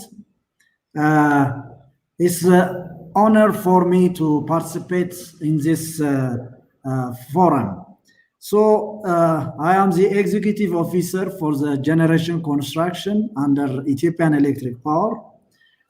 So my friend Andualem already mentioned some of the key aspects of this environment to attract foreign investors, especially Russians. I would like to say a few things with regard to construction. Currently, we are having a big construction that is Grand Renaissance Dam, which is around 5,150 megawatts, is under construction. It's hydro. As you know, Ethiopia has a capacity, a potential. The theoretical hydro potential is more than 45,000 megawatts. Still, currently, we do have around 4,000 megawatts, including wind and a few geothermal. You can see from this, the utilized part is very, very few when compared with the hydro potential. So, having said this, we do have energy policies, as my colleagues mentioned. The energy policy, even though it's at draft level, the energy proclamation, regulations, and establishments of this energy sector. Ethiopian Electric Power, under the establishment regulation 381/2016. The same is true for Ethiopian Electric Utility and Ethiopian Electric Agency, already Getaun mentioned. We do have also the proclamation of the geothermal, public-private partners, and investment policy, already our colleague from the investment mentioned. So these legal frameworks are the basic, I believe, for Russian investors to come and invest in Ethiopia. So we do have a very nice legal framework establishment. Regarding the potential, solar, hydro, geothermal, wind, already mentioned, we are far below when it compares with the utilization. Some of the potentials I would like to mention is we do have, for example, TAMS project, which is under Baro Akobo River with a capacity of 2,000 megawatts. It is under feasibility stage. We do have also, I would like to mention some of the bigger ones. Karadobi, which is in Abai Basin, which is 1,600 megawatts under feasibility. And we do have a lot, ranging from 300 megawatts up to 2,000 megawatts. Some of them are under reconnaissance, some of them are under feasibility study. The geothermal already mentioned, because of the location of our Rift Valley, we do have 26 prospect sites that identified a potential of 10,000 megawatts. Some of them are already mentioned. These are some examples in geothermal areas. In fact, we do have, there is a saying that Ethiopia is 13 months of sunshine. We do have 13 months. So because of this, the radiation for the solar is very high. So we do have a potential for the solar also. To mention example is like Walenchiti, 150 megawatts, Metama, Horso, these are ranging 125 to 150 megawatts. The other potential is wind. Distribution of average wind speed in Ethiopia at elevation of 50 meter is 7 meter average. To mention some of them are Adama 3, 150 megawatts, because we have already finished and put in operation Adama 1 and Adama 2. So 3 is there is a potential. Asella, Debra Brahan, Iteya, these are some of the potential wind areas ranging from 100 megawatt to 150 megawatt installed capacity. So the potential is there, and our targets, energy targets, our government has put a 10-year master plan to increase our current capacity, generation capacity of 4,000 to 16,000 megawatt in 2024 and to nearly 20,000 megawatt in 2030. The same is true for the transmission, energy exports, grid access, everything, even the supply loss. We do have supply loss of 16.2%. We have a plan to reduce this to 11.8 in 2024 and gradually to 10% in 2030. So there are a very good potential in Ethiopia. The weather condition is also very nice and it is untapped. You have a new opening for especially for energy sector.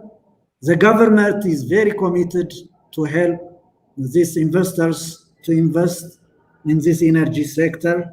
So we will be more than happy to welcome the Russians and to go extra miles, because we are, as energy experts, we would like to go extra miles to help Russian investors in energy sector. So the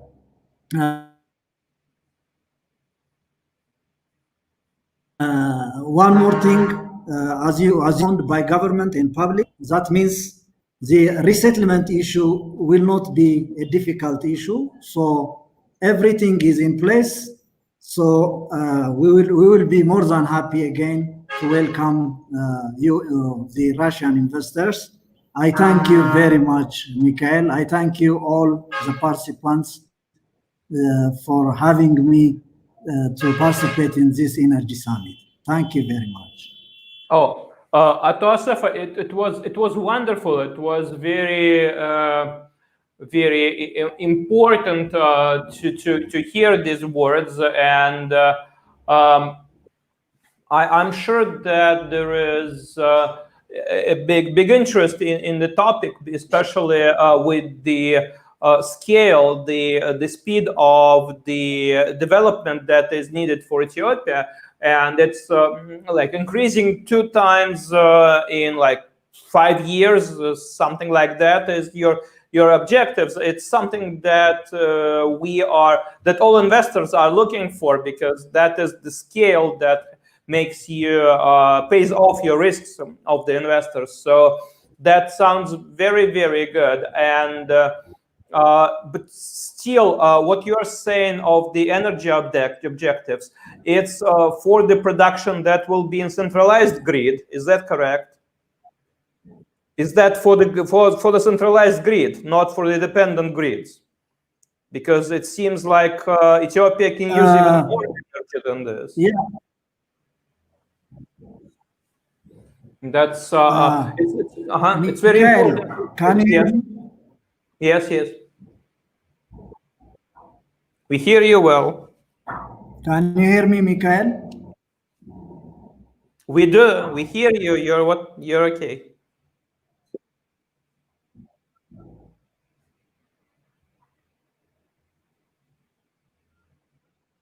Okay. There is probably it's no sound on your side. We hear you very well. But I think that yes.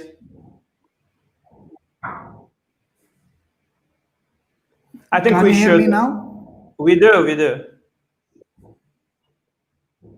Yes, we hear you very well. If I catch your point,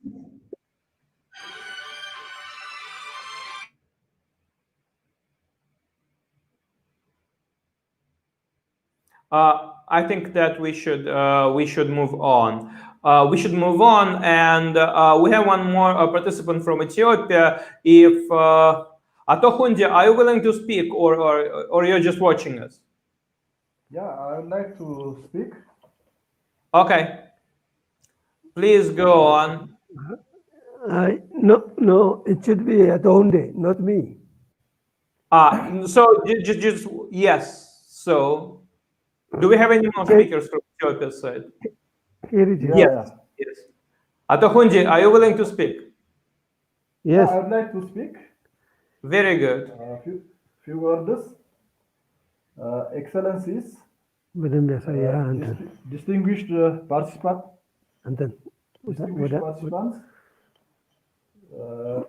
ladies and gentlemen. Okay.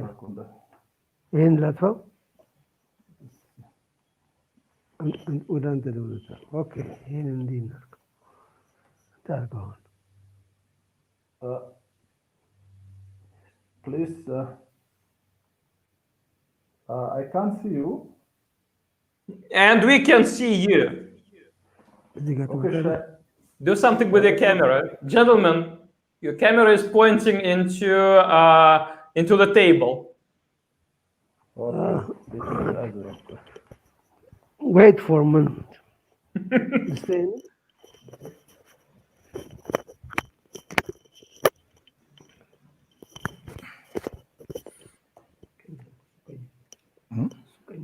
No.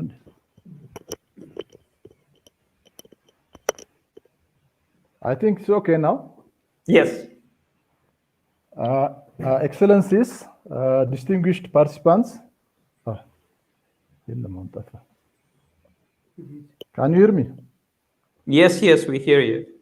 Ladies and gentlemen, my name is Hunde Malka, Director at the Geothermal Resource Exploration and Assessment Director in the Geological Survey of Ethiopia.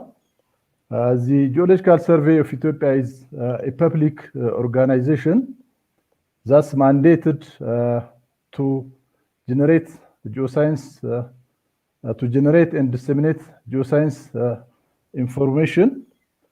And the Geological Survey of Ethiopia is among the few institutions that provide geoscience information and energy information for the private or public development programs. And with this, I would like to thank the organizers for your kind invitation and for successfully organizing such a beautiful summit on this critical subject. It's indeed a pleasure and honor for me to attend this very important Ethiopia-Russia Energy Summit, and I would like to take this opportunity to share some facts to the participants on the energy potential of Ethiopia. Actually, much has been said by previous colleagues, but I'd just like to touch a few things, particularly those in the mineral sector. Studies that has been conducted for years to date in various sectors such as the water, energy, and the mineral sector have revealed that Ethiopia, located in eastern part of Africa, is endowed with huge and various kinds of energy resources, which has been mentioned by previous speakers. The main ones being hydro, wind, solar, geothermal, petroleum, coal, and oil shale from the mineral sector. When it comes to the geothermal, very recently, we have undertaken a master plan study with the Japan cooperation on more than 24 prospectus. And accordingly, Ethiopian Rift Valley high temperature geothermal energy of more than 10,000 has been estimated. As you know, the Ethiopian Rift Valley is very big. It's an extension of the East African Rift System, which extends from Kenyan border in southern part of the country to the Eritrean border in Rose. It runs for about 1,005 kilometer length. Apart from the 10,000 megawatt estimated for power generation or electricity generation, there is also a significant low to medium temperature geothermal resource that could be developed for various direct uses, including agriculture and other development projects. Among these 24 prospectus, most of them, I hope some around 14 prospects have been already licensed to private companies, to non-private geothermal companies, and to public organizations, the Ethiopian Electric Power, and most of them are under detailed exploration that includes drilling for development and for exploration. When you come to the petroleum sector, the geological setup of Ethiopia is also favorable to host petroleum, which is oil and gas and natural gas. And accordingly, the studies done so far have identified more than 5 sedimentary and rift basins that are believed to host petroleum. By the exploration works done so far, about 8 TCF, 8 trillion cubic feet natural gas has been already delineated in one of the basins, the known Ogaden Basin, and the development works by private companies are underway in this region to produce the already identified natural gas in the Ogaden Basin. There are also other international oil companies that are undertaking exploration works in the basins that are believed to host petroleum, including the largest basin, the Ogaden Basin, which covers more than 350,000 square kilometers in area. And there is a good potential to explore for petroleum in Ethiopia. When you come to coal and oil shale, a number of occurrences has been identified in the different parts of the country. However, in southwestern and western part of the country, a reserve of more than 300 million tons of coal have been delineated. There is also production on some of the coal deposits, mainly in the southwestern part of the country. The proven oil shale reserve is estimated to be around 250 million tons. Apart from this energy mineral resources, there are also other occurrence of other mineral resources like graphite, lithium, nickel, copper, which are vital inputs or ingredients to modern technologies, especially in the production of electric vehicles, wind and solar energy production, which are mainly known as battery minerals. Actually, even though their existence is identified, it requires further exploration works. Despite the significant energy potential in Ethiopia, less than 50% of the 110 million population that makes the country the second populous country in Africa after Nigeria has access to modern energy or electricity. So we can see that there is a big gap, or there is high demand of modern energy. This is mainly due to the underdevelopment of the energy sector. As has been mentioned by previous speakers, the total installed capacity from all sources is to date is around 4,500 megawatts. The major, which is about 90% being from hydro.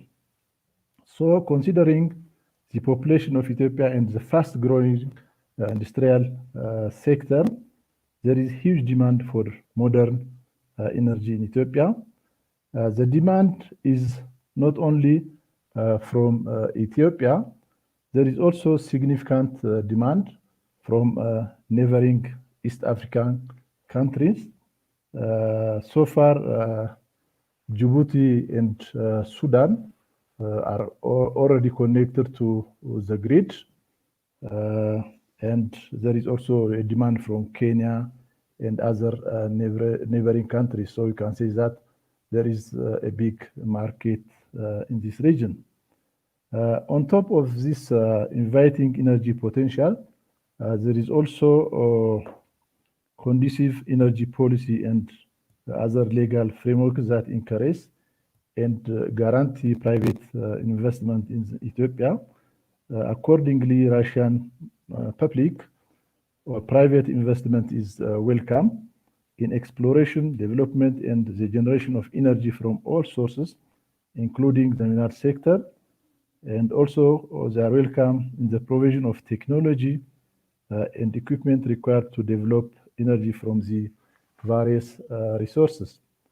And I think there is also a space to participate on the building of infrastructure and provision of equipment for the equipment and technology that's required to build energy infrastructure.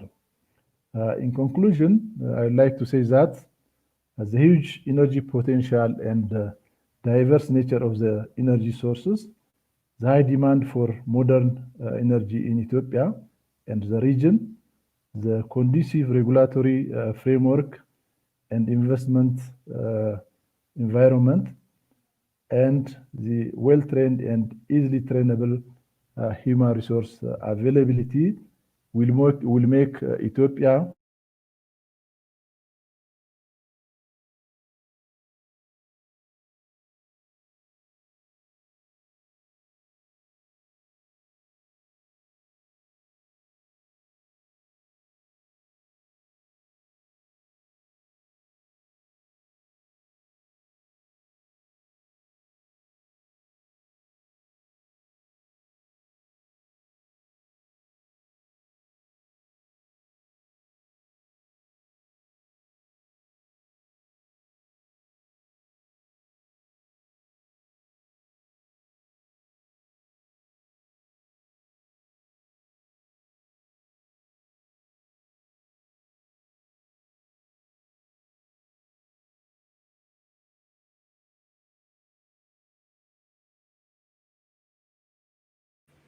Okay, now I'm sorry, what was again muted. We had the difficulties with that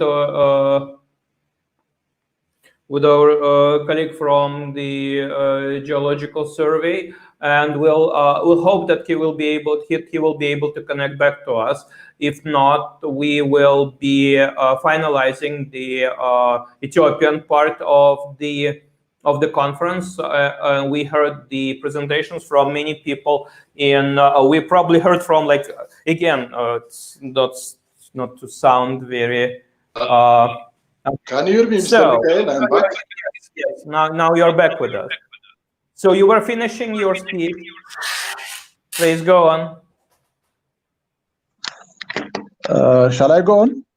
Yes, please do. I'm already on the conclusion part. So, in conclusion, I would like to say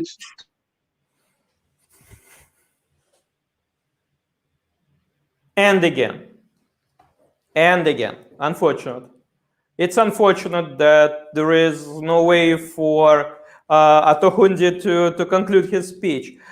We heard about the potential that Ethiopia has in geological resources, in natural resources, and what geology knows about that. And we heard about the non-energy projects as well. We heard about the oil resources and other metals and stuff.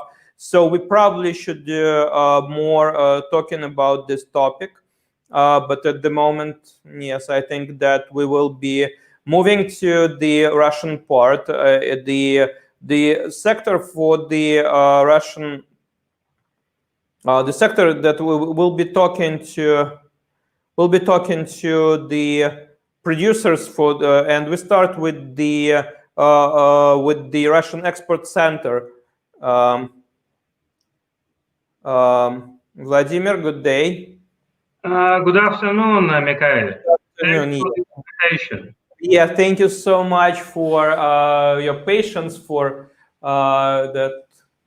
Well, we are like living thing. This conference is. So we are now coming to talk about the Russian abilities and Russian industry potential for the Ethiopian energy sector and what can be done there. And certainly it's very hard to achieve something if you don't have the government export agency as one who is helping to open the doors, to help to facilitate the deals. And that's precisely what the Russian Export Center is created for. And that's exactly what your organization is doing and your sector is doing. So please elaborate on that. The floor is yours. Mikhail, that's correct. Colleagues, once again, good afternoon. My name is Vladimir Belausov. I'm a director for the export support of the power engineering industry at the Russian Export Center, that I will further refer to as REC. Within my report, I would like to briefly go through the capabilities of REC in general and present some financial measures that can support potential execution of the projects in the energy sector of Ethiopia by the Russian contractors, by the Russian exporters. I also would like to mention that despite the COVID current situation in the world, we continue supporting Russian exporters and to open new markets and new doors for export even more intense. So a few words about REC.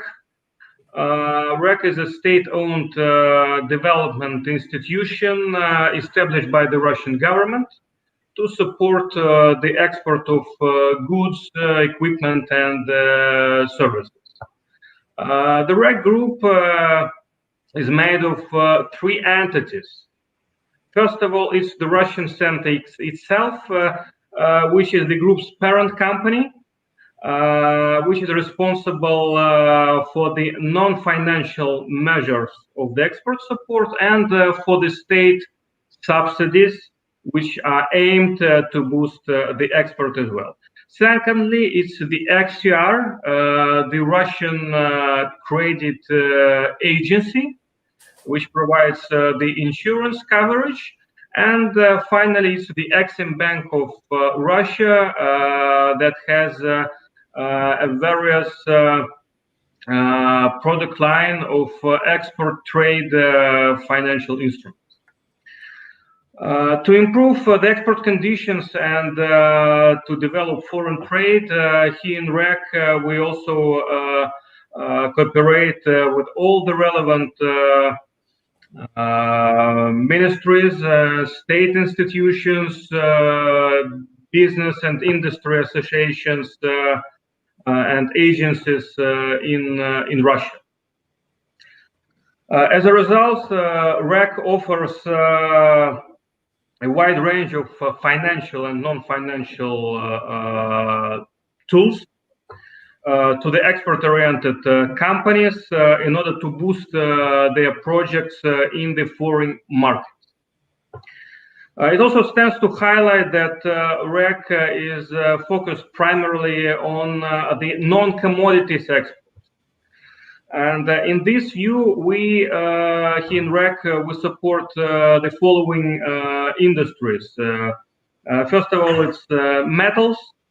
Secondly, it's civil machinery, which also includes the power engineering equipment that can be utilized in the energy sector, for instance. We also support agriculture, I mean the food staples. We support chemicals, we support pharma goods, consumer goods, construction materials, also timber industry, I mean pulp and paper, woodworking, and so on. So speaking of the group performance indicators, I think it stands to mention that in 2019, the total volume of export supported by the Russian Export Center was 19.5 billion USD. The volume of export insurance provided by XCR standalone was 18.4 billion US dollars. And XR has provided various insurance products to support projects executed by more than 400 Russian exporters and manufacturers of goods designated for the international markets. Wherein the Exim Bank of Russia has provided financing and bank guarantees amounting for around 700 million and 760 million USD. The geography of projects supported by REC covers almost all regions around the world, including the African continent, that here in REC we consider as one of the, let's say, growth areas for the Russian export. Regarding the products, I already mentioned that REC offers a wide range of financial and non-financial tools. So for the non-financials, we provide analytics and research for the foreign trade, for the demand of products in the certain markets. We also conduct research for potential customers, buyers in the foreign markets. We ensure the company's participation in the international exhibitions and business missions, several forums like the today's Energy Summit, in order to facilitate the B2B contacts. We consult on the subject of goods preparation for the foreign market requirements. I mean the certification, patenting, licensing, and so on. We also consult on the proper logistics and the customs administration. So altogether, these are the non-financial services provided by REC. When it comes to the Exim Bank of Russia, the product line of our bank contains all the export trade finance tools. First of all, these are the bank guarantees to secure the payments and the performance obligations. These are the loans for the exporters to finance the working capital and deferred payments under the export contracts. And of course, these are the loans for the foreign buyers. It can be the direct loan, it can be financing through the confirmed letter of credit, and finally, this can be the loan to the bank of a foreign buyer. And we believe that these products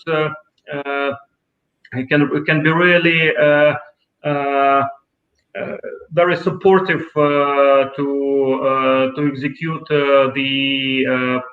the energy projects in Ethiopia with participation of the Russian contractors.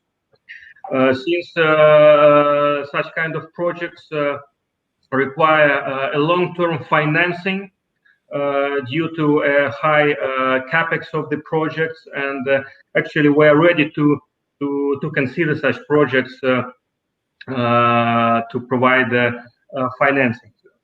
And of course, it stands to mention that here in Russia we have a special export support program in the Exim Bank of Russia, launched together with the Ministry of Trade and Industry of Russia, that aims to support the export of high technology products. And within this program, the Exim Bank of Russia offers loans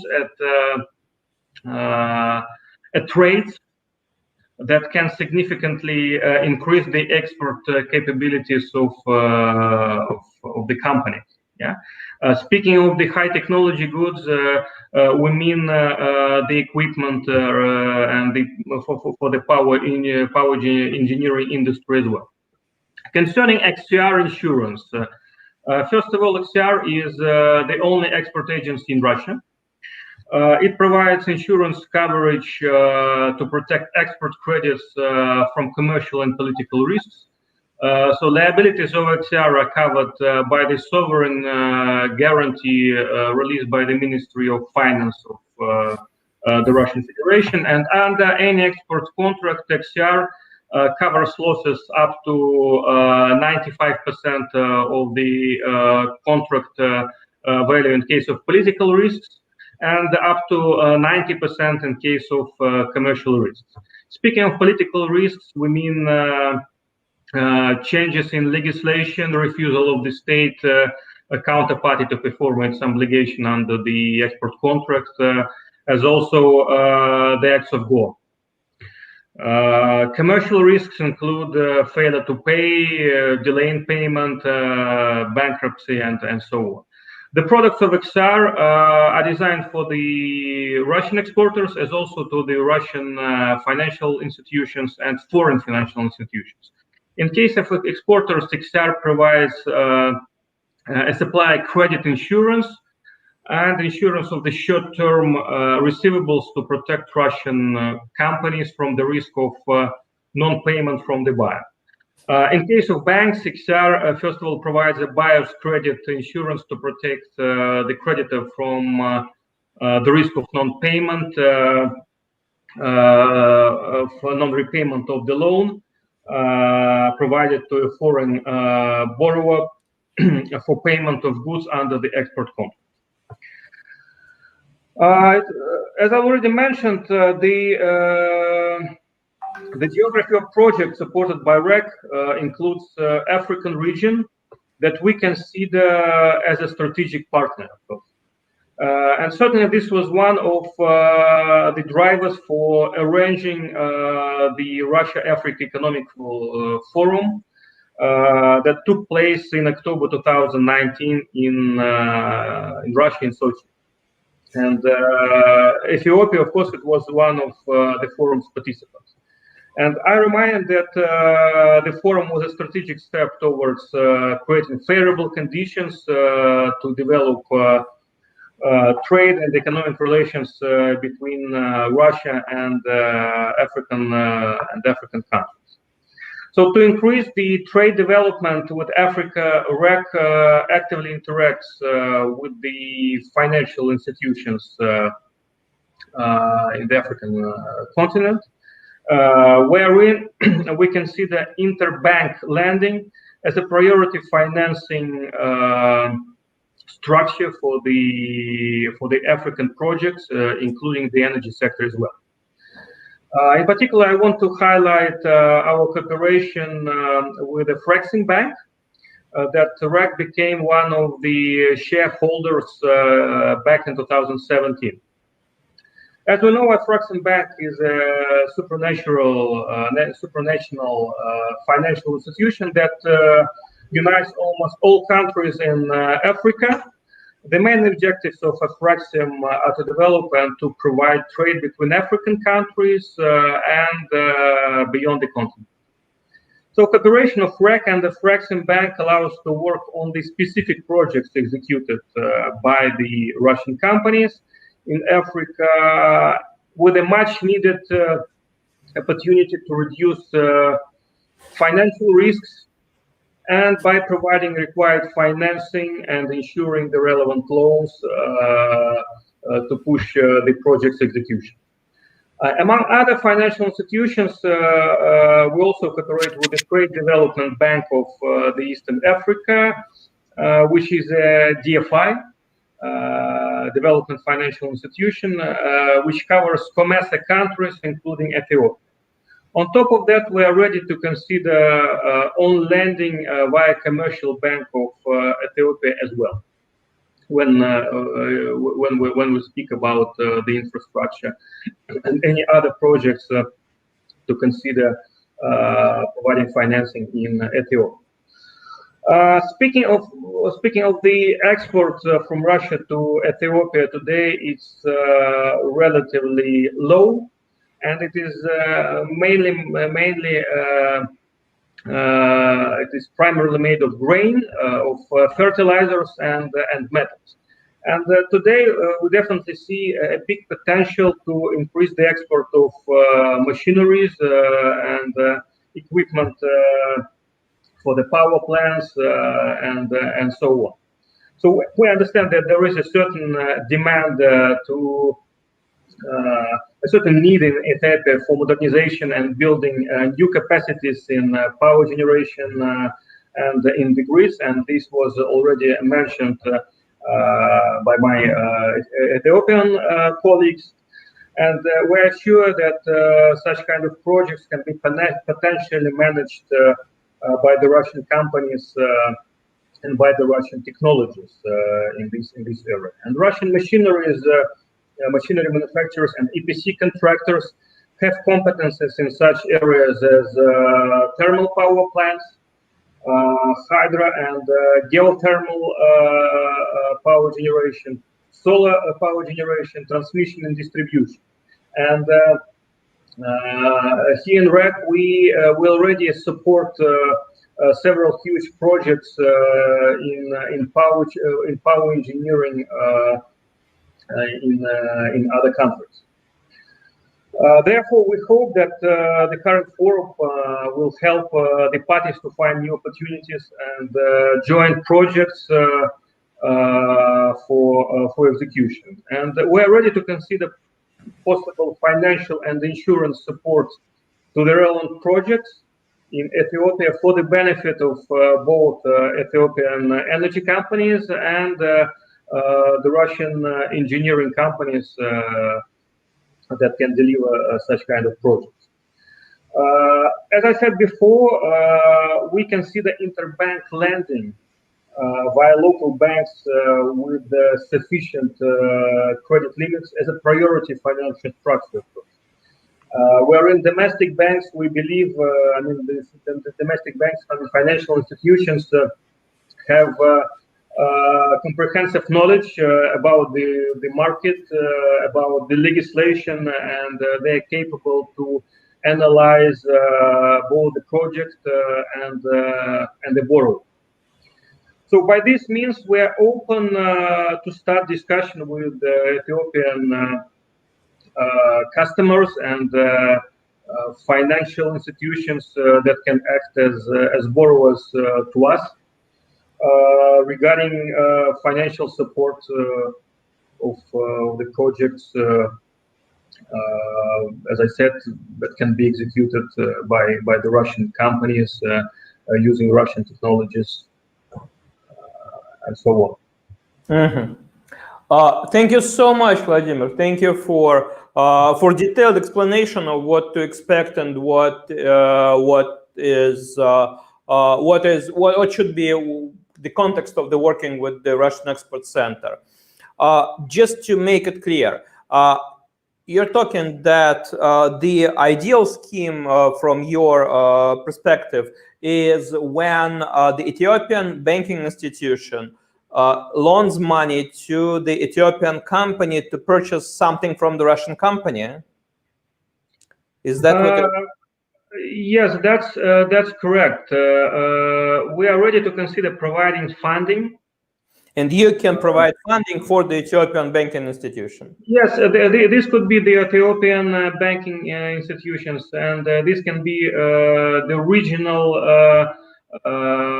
financial institutions, such as the Trade Development Bank of Eastern Africa, for instance, yeah, or any other who are interested in developing projects in Ethiopia.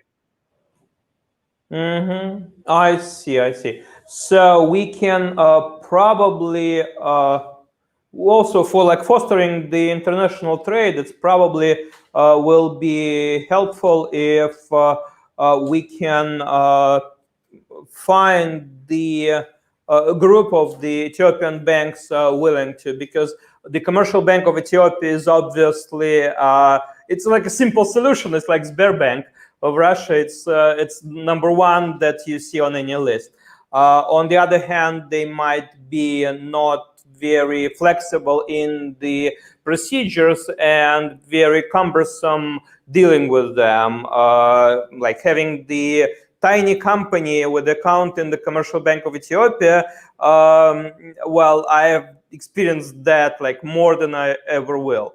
So, but we can find the ways there, because it's very simple to, well, it's not simple, but it's not that complicated to locate the good partner among the other banks. But I see about the Afrexim Bank is also the important venue probably, and Ethiopian organizations should be thinking of working with them to be able to get the financing that will finally come through your mechanisms, but it should originate from Afrexim Bank. But I understand that is...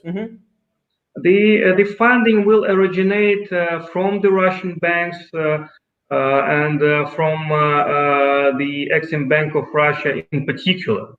But the loan is going to be provided to the domestic bank, which will be the borrower to us, yeah, and the creditor to the project and to the Ethiopian company from the energy sector. Thank you so much. It's very important. It's very important to understand, and obviously the loans and the financing is the of big interest to people who are watching us. We have several questions on that, and we'll probably be able to give even more detailed explanation. So. Yeah, and we have the comment from our listener in Ethiopia to plan to collaborate on stock market development in Ethiopia. Probably that's not exactly the venue of the Russian Export Center that is supporting the Russian exports, although the task is of great interest for us. For like Explore Ethiopia, for example, we have partners in this who help to develop stock market in different countries, but in any case, it's not probably not the specific issue to address with the Vladimir right now. That's true. You, Mikhail, you actually answered the question. Doing all I can to help. Thank you so much. Thank you for participating, and we'll hope that the any development of the conversations that we are starting in this event will sooner or later be coming to you for some support, because we think that the export of the Russian machinery is of big interest not only to exporters but also for the government that is changing the structure of the Russian exports, and obviously that's a big task that is important for everyone in Russia. That's where I started from, because right now this structure of Russian export is limited, and now we see huge potential and opportunities to expand the structure through the export of machinery for the energy sector. Yeah, thank you so much. Thank you again for joining us. Our next guest, one second. Our next guest will be from the Association of Economic Relationship with African Countries. Can you connect? Yes, hello. Yeah, no camera. I hear you, but I don't see you. Yes, we are sorry we don't have camera because we got invitation on the flight, so we are using the means which are available at the moment. Sorry. Can you try to post your picture or something that we don't have this black thing? It's in the interface. You can find how to do it, but well, please start. Andrei Albещенко from Association of Economic Cooperation with African States. Можно сюда добавить картинку нашу, лого? We will try to add the logo instead of on the fly, of course. Yes. So let me start now. Dear ladies and gentlemen, I'm representing the Association of Economic Cooperation with African States. Let me explain what we are doing and who we are.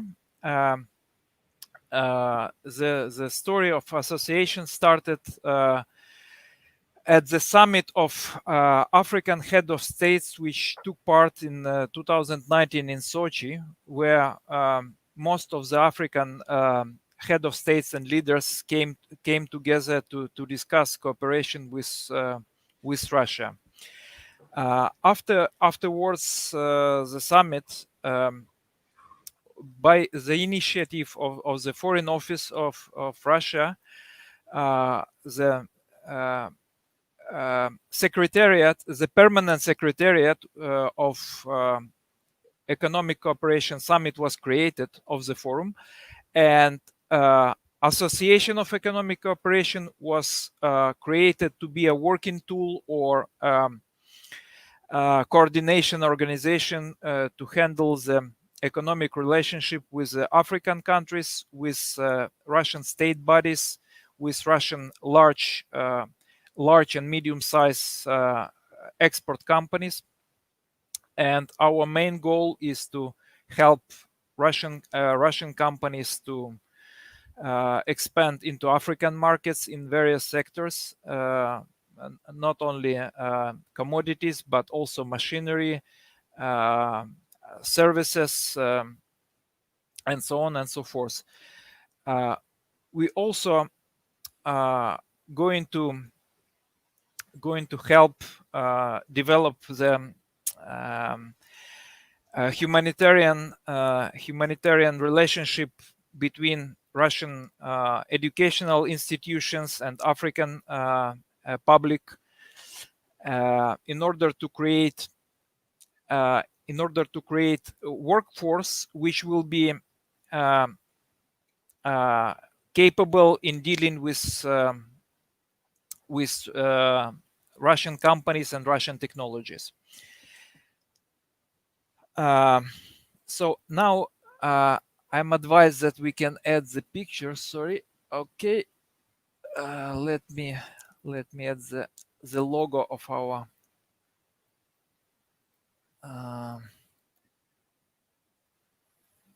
not so easy. Wait a second.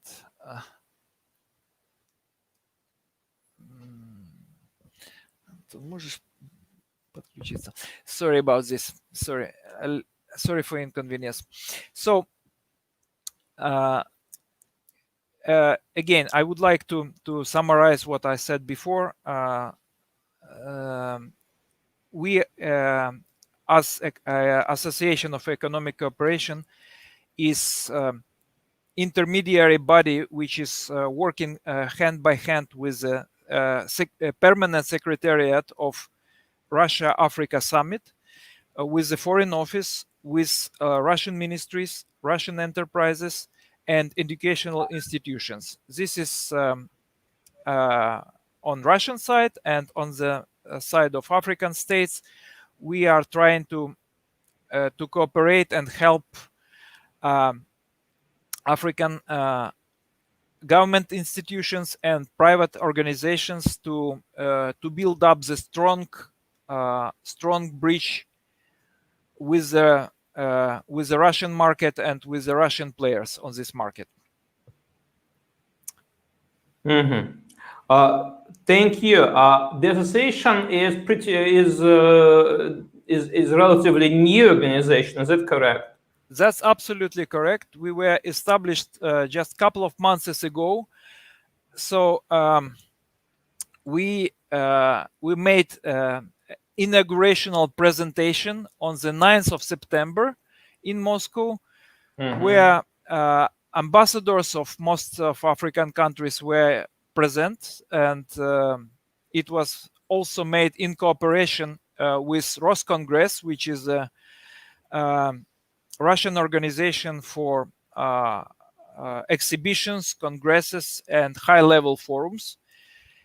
And this inauguration was opened by Deputy Foreign Minister of Russia Foreign Affairs, Mr. Bogdanov, and with the head of Secretariat of the Russian African Summit, Ambassador Ozerov. And it was attended by major Russian corporations and government organizations. So at this inaugurational presentation, we broadcast to the public our goals and missions, and it can be found on the website of our association. So if somebody is interested to learn more about this and look at the press briefings, everybody are welcome to go to the website of association, and most of the information can be found on the website. Thank you, Andrei. So we can probably say that our event is the first event where the association officially took part at, the first of your events in probably the long life of the association. Yes, thank you for this. We taking part in the telephone conference. That's absolutely correct. It's the first international telephone conference after the inaugurational meeting in September. So we are pleased to be invited. Thank you very much again. Thank you. And your partners of Roscongress would be a wonderful partner for the whole event. We'll have much more audience, I believe, in that case, and we can get even more participants and the speakers than we have now. Although we have the creme de la creme for the Ethiopian energy sector and the Russian industry, but still Roscongress is somebody who is the organization that will certainly strengthen the events. So probably the next events we can do together and ask them also to help us. What do you think? Yeah. Yes, I think it's a good idea. Absolutely. Thank you so much. It's important for us to hear from the association because the biggest event in all the Russian-African relationship history is the summits. Russia-Africa summit. The one was held last year, and the next one will be in 2022, in 2022. Am I correct? Yes, the next event is already scheduled for 2022. Absolutely, and that is the most important events, I would say, in the area of economic cooperation between Russia and African countries. So we certainly are aspiring to work in the very close contact with the association and the secretariat and all the organizations involved. Thank you so much, Andrei. Let me add a little bit of color. the forum which took part in 2019 made an ambitious goal to double the trade between African states and Russia. At the current level, we have around $10 billion of annual turnover between all African states and Russia. So the ambitious goal is to have $22 billion by the time of the next summit in 2022. So this is also one of the missions which we have to carry to support the trade and exchange between Russia and Africa to achieve this goal.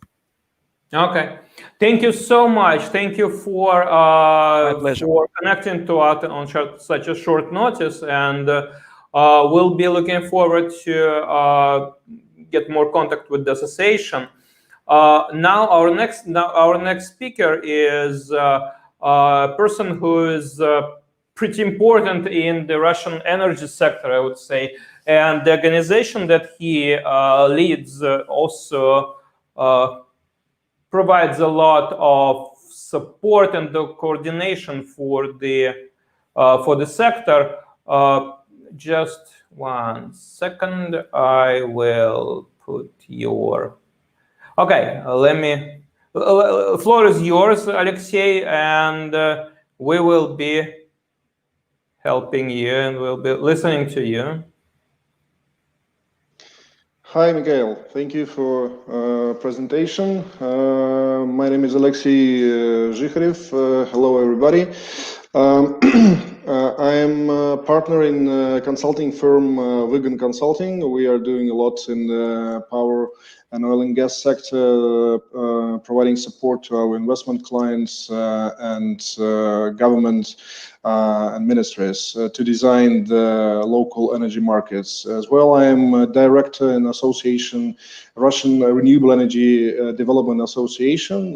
This association was organized around 3 years ago, but active, so to say, life began 2 years ago. And the main target of the association is to promote the implementation of renewable energy generation into the Russian energy system and the greening economy, which is related directly to the usage of renewable energy resources in the structure and balance of power generation and consumption.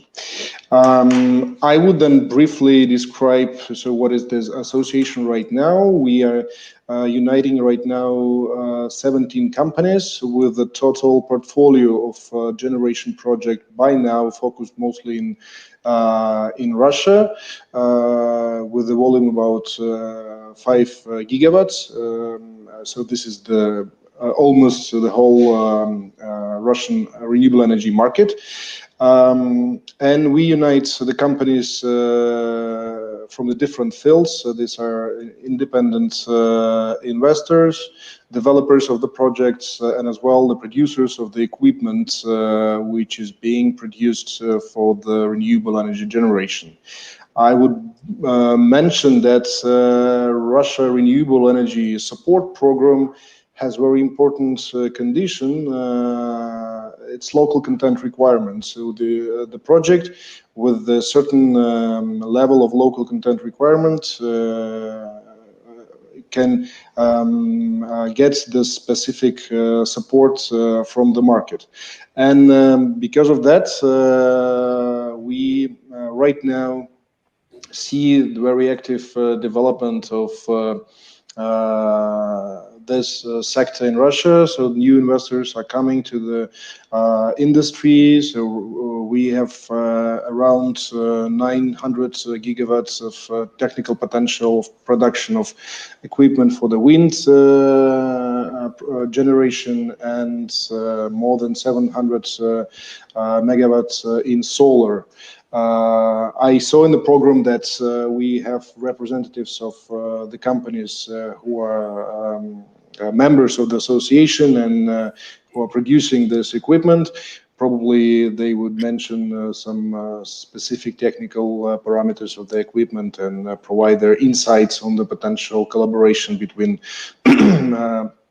them and Ethiopian projects. But if we have to talk about the directions of potential collaboration between Russia and Ethiopia in the energy field, I would say that renewable energy for sure is one of the most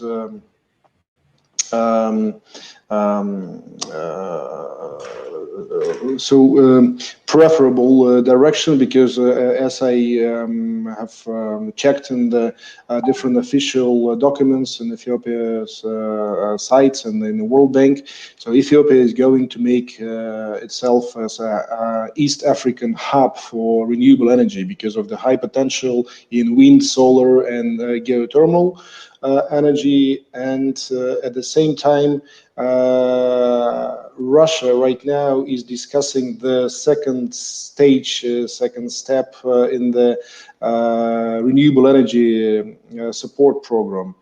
And besides local content requirement, the new requirement in the second stage will be the export requirement. So the investors willing to get the specific tariff or support for their projects will have to prove that they use the equipment which is not only localized in Russia, but as well is exported to other countries. Right now, the certain parameters are being discussed in the government, but I can tell you that we are talking around from 5 to 15% of the total capital expenditure should be proved as an export in the future program. That's why I see that there is a huge potential for the Russian localized producers to review the Ethiopian market as a key potential. There is a program, as I know, the Lightning Africa, which was and is led by the World Bank, where I worked several years ago, and usage of the Russian solar panels could be the right direction. I saw that the company Havel will be speaking a bit later. I hope that they will be presenting their panels and will mention that the efficiency of the panels is pretty high and can be very actual for the Ethiopian market as well. If we also would speak about other but renewable energy directions in the energy sector, as I have looked through the key documents about the Ethiopian energy market and energy system, there is a pretty high projected deficit in the energy because of the high growth rate, which is projected by the local government. And it immediately means that Ethiopian markets will be looking for the international investors to step into the market. But at the same time, it's being mentioned that the nowadays tariff system and the regulatory system is not pretty favorable for the independent power producers, and that's why there is a process of review of the local regulation and the review of the design of the energy system.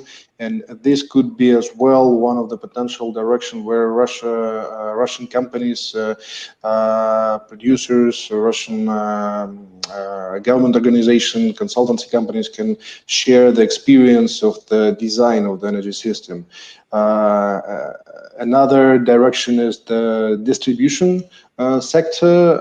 I've seen that the losses in the distribution sector as well on the pretty high level. This could be another potential for Russian companies who can play a role of kind of energy energy service companies to invest into the local infrastructure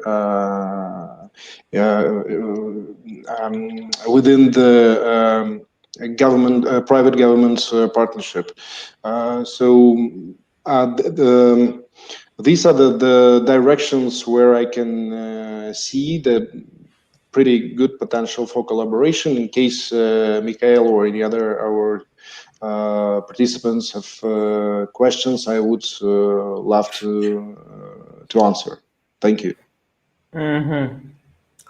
One second. Thank you, Alexei. Thank you for a detailed explanation of what the association is and how you, as a person who is involved in the reform of the Russian energy and development of Russian energy sector, what you see in the Ethiopian energy sector as the potential like points of the growth of the where the advisory and the technical assistance and the consulting assistance from the Russian experts might take place and might make sense.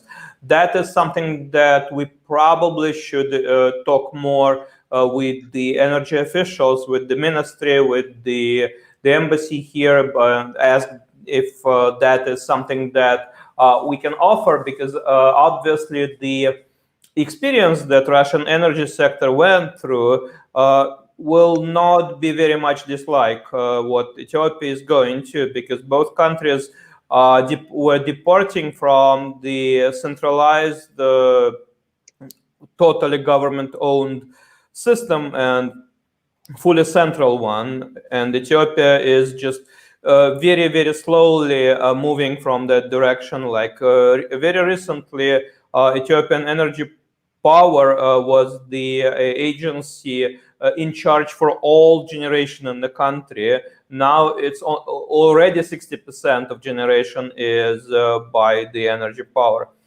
Ethiopian Energy Power. Yeah, and that is so the direction of the reforms is probably the same.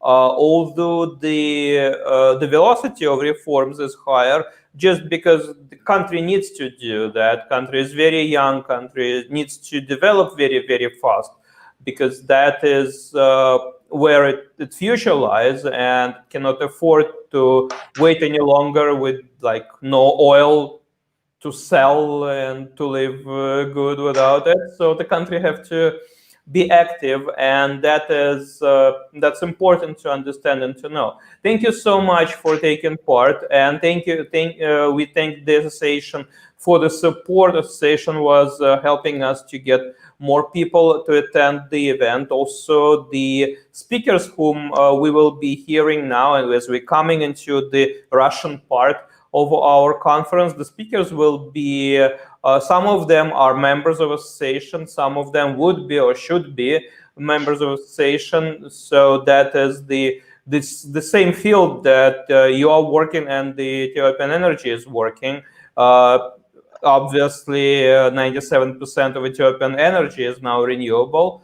So that is that's why the association, the Russian Association of the Renewable Energy, has to take part in all the contacts between Russia and Ethiopia in the subject of energy. So thank you so much. Thank you, Mikhail. And yes, I like this idea to become an East African hub, because maybe it's really good ambition to become sooner or later to become a great exporter of the renewable energy into the bordering countries, because we see that in the neighboring countries the growth rate is as well very high, and the demand for the energy, not just energy but green energy, will be high and higher within next decade and further. So thank you so much. That's 100% true. The thing in Ethiopia, well, just very rough estimations, like twice energy will just put the country into decent state. Twice more will provide country with the ability to manufacture, to do the industrial development. So then there is an extra energy that you can probably sell to others, but certainly that's the objective and that's the mission. And you haven't heard that in the morning from the Russian embassy in Ethiopia, Mr. Korneyev, who is the counselor there, he said like it's the bombastic goal and the bombastic and very ambitious like thing to do the event like that. Especially we called it summit, and for diplomats it's something different from what we are doing. So, but we are certainly trying to be as ambitious as possible. Thank you so much, and we'll be keeping that. Thank you, Alexei. We spoke to Alexei Zhikharev from the Association of Renewable Energy. Our next speaker is a member of that association, if I'm correct. Григорий, добрый день. Добрый день. Добрый день. Here is Grigory Zhukov, deputy head of the NovaWind, and NovaWind is the subsidiary of one of the largest, if not the largest, Russian state enterprise, and you are working with the wind energy, so the floor is yours, and you can tell us what and how you can do on the Ethiopian market. Yes, Mikhail, thank you for this opportunity to introduce Rosatom and NovaWind and our activity in renewable energy. So first of all, NovaWind is a part of Rosatom, huge international group. Several years ago, we made strategic decision to get into the renewable energy. It was 2016. We got first volumes to construct wind farms in Russia. And started to elaborate our localization program.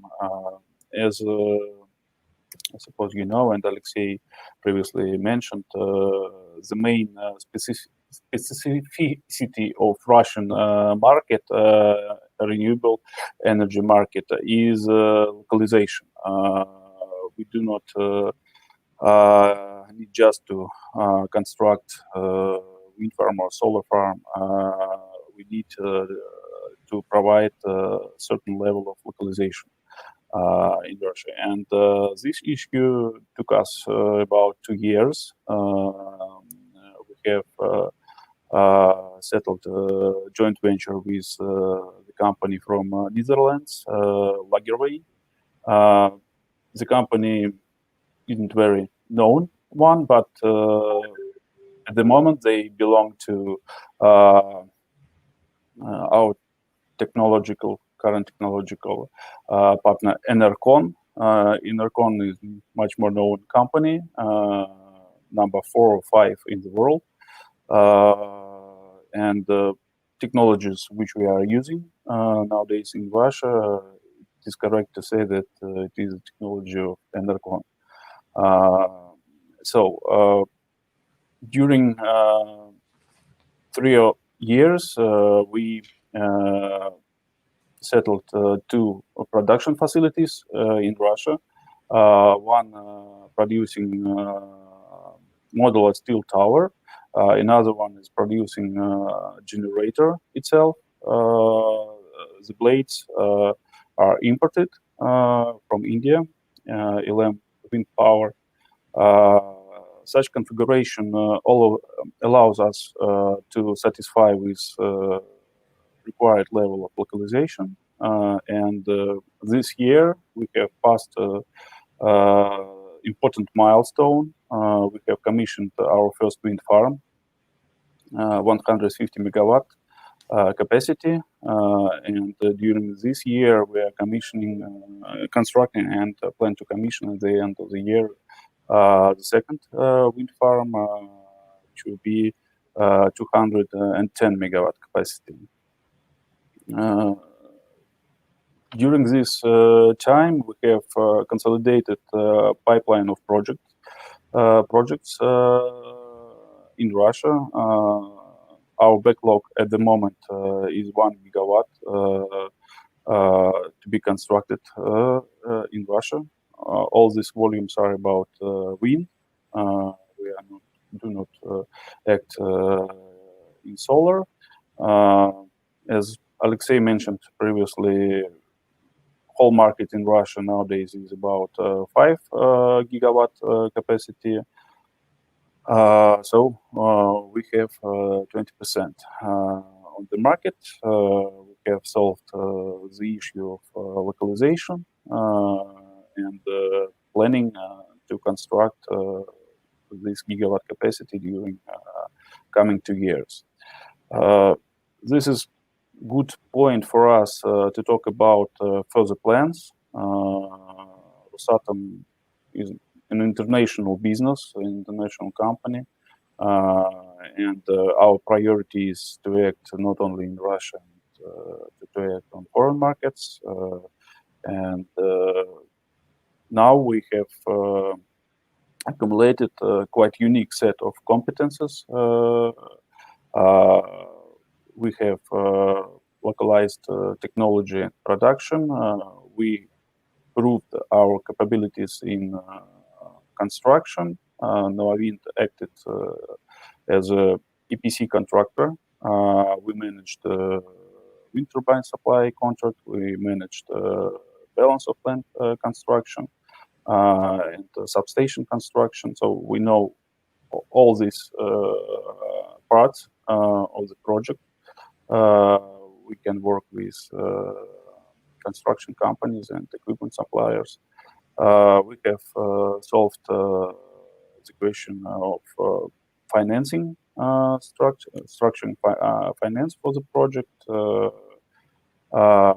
So as a developer, as a manufacturer of equipment in Russia, now we are ready to go further, to go on foreign markets. And Ethiopia is a good opportunity for us, good volume to be considered. Our colleagues mentioned more than 1 gigawatt of capacity to be constructed on coming years. So these volumes are known for us. We can handle such projects. And on foreign markets, we are not binded just with our own equipment. We are more about independent power producers, about developing the project. And as I understand, current plans, Ethiopian authorities, that is what they need. They need investors, they need developers who are ready to handle construction projects and ready to provide power from renewable sources. So we will be glad to communicate in details possible sites and conditions of auctions in Ethiopia. We can act as a strategic partner. We can join the auctions just as one of the participants. And we are not binded, as I said, with our own turbines.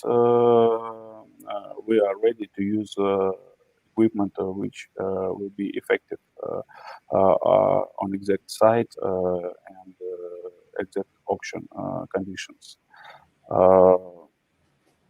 I think our colleagues will be interested maybe in some details of technology. So we do not use slides. So I just mentioned several characteristics.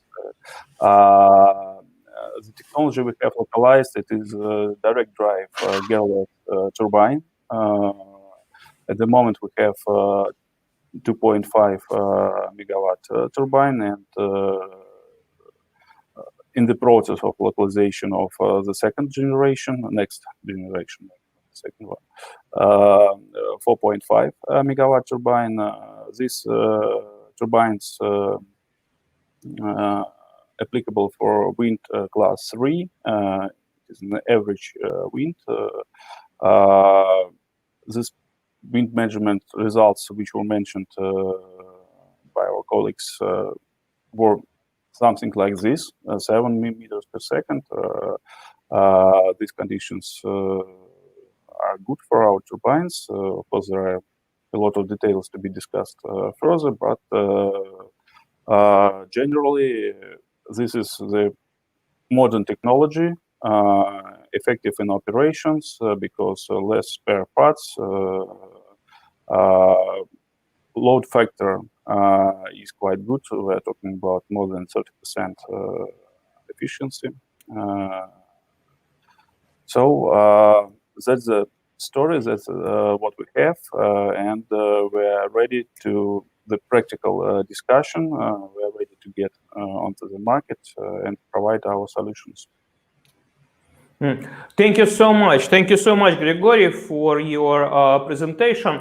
And if we will be running some radio show, that's the moment when you push some button and the orchestra is playing la la la something. Because for everyone who is watching us right now and will be watching us in the recording, the enormous size of the Rosatom organization and the well, it's the biggest investor that ever can be dreamt of for any energy industry. I understand 100% that Grigory is not committing now, like, to redo all the energy in Ethiopia, but even the moving in that direction, even the start of the conversation is something that is of huge importance. And we heard now,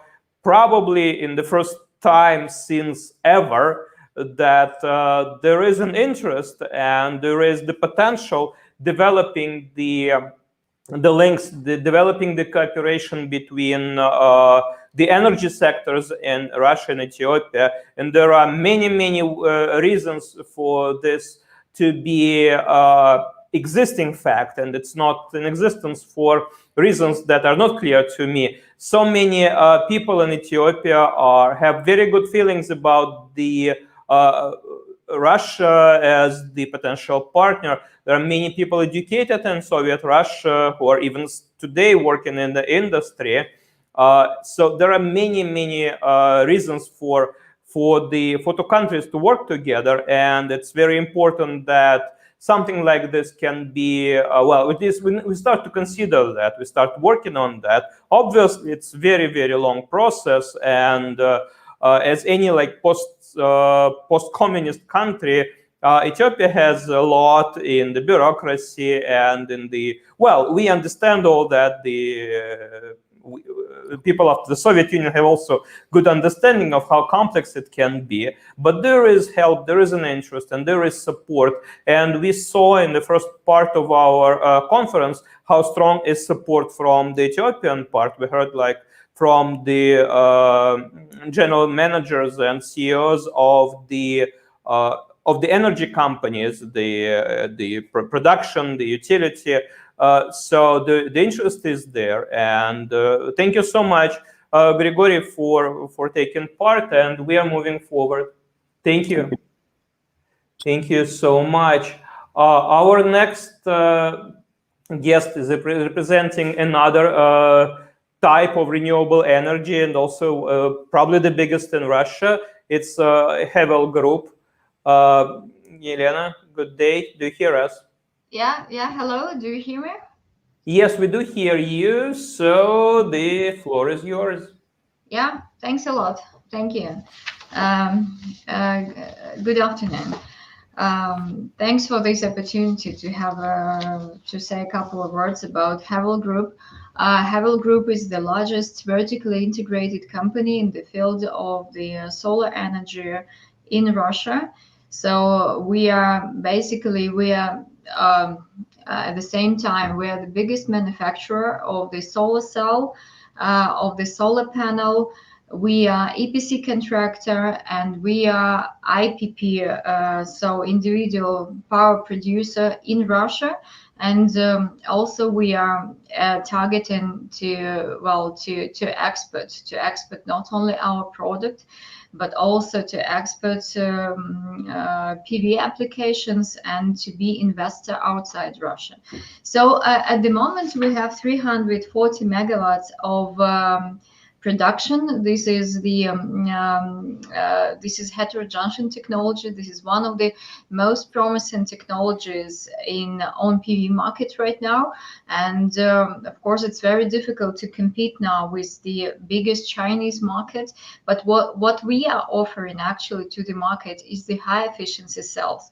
So our solar cell reaches at the moment about 23.5% of efficiency, and this is one of the best, really one of the best results in terms of cell efficiency. At the moment, as I said, we are 340 megawatt located in Russia. This is manufacturing, and talking about our pipeline. The pipeline is in Russia is more than 100. More than 1 gigawatt, 1.3 gigawatt. This is in Russia, and more than 300 megawatt. This is outside Russia.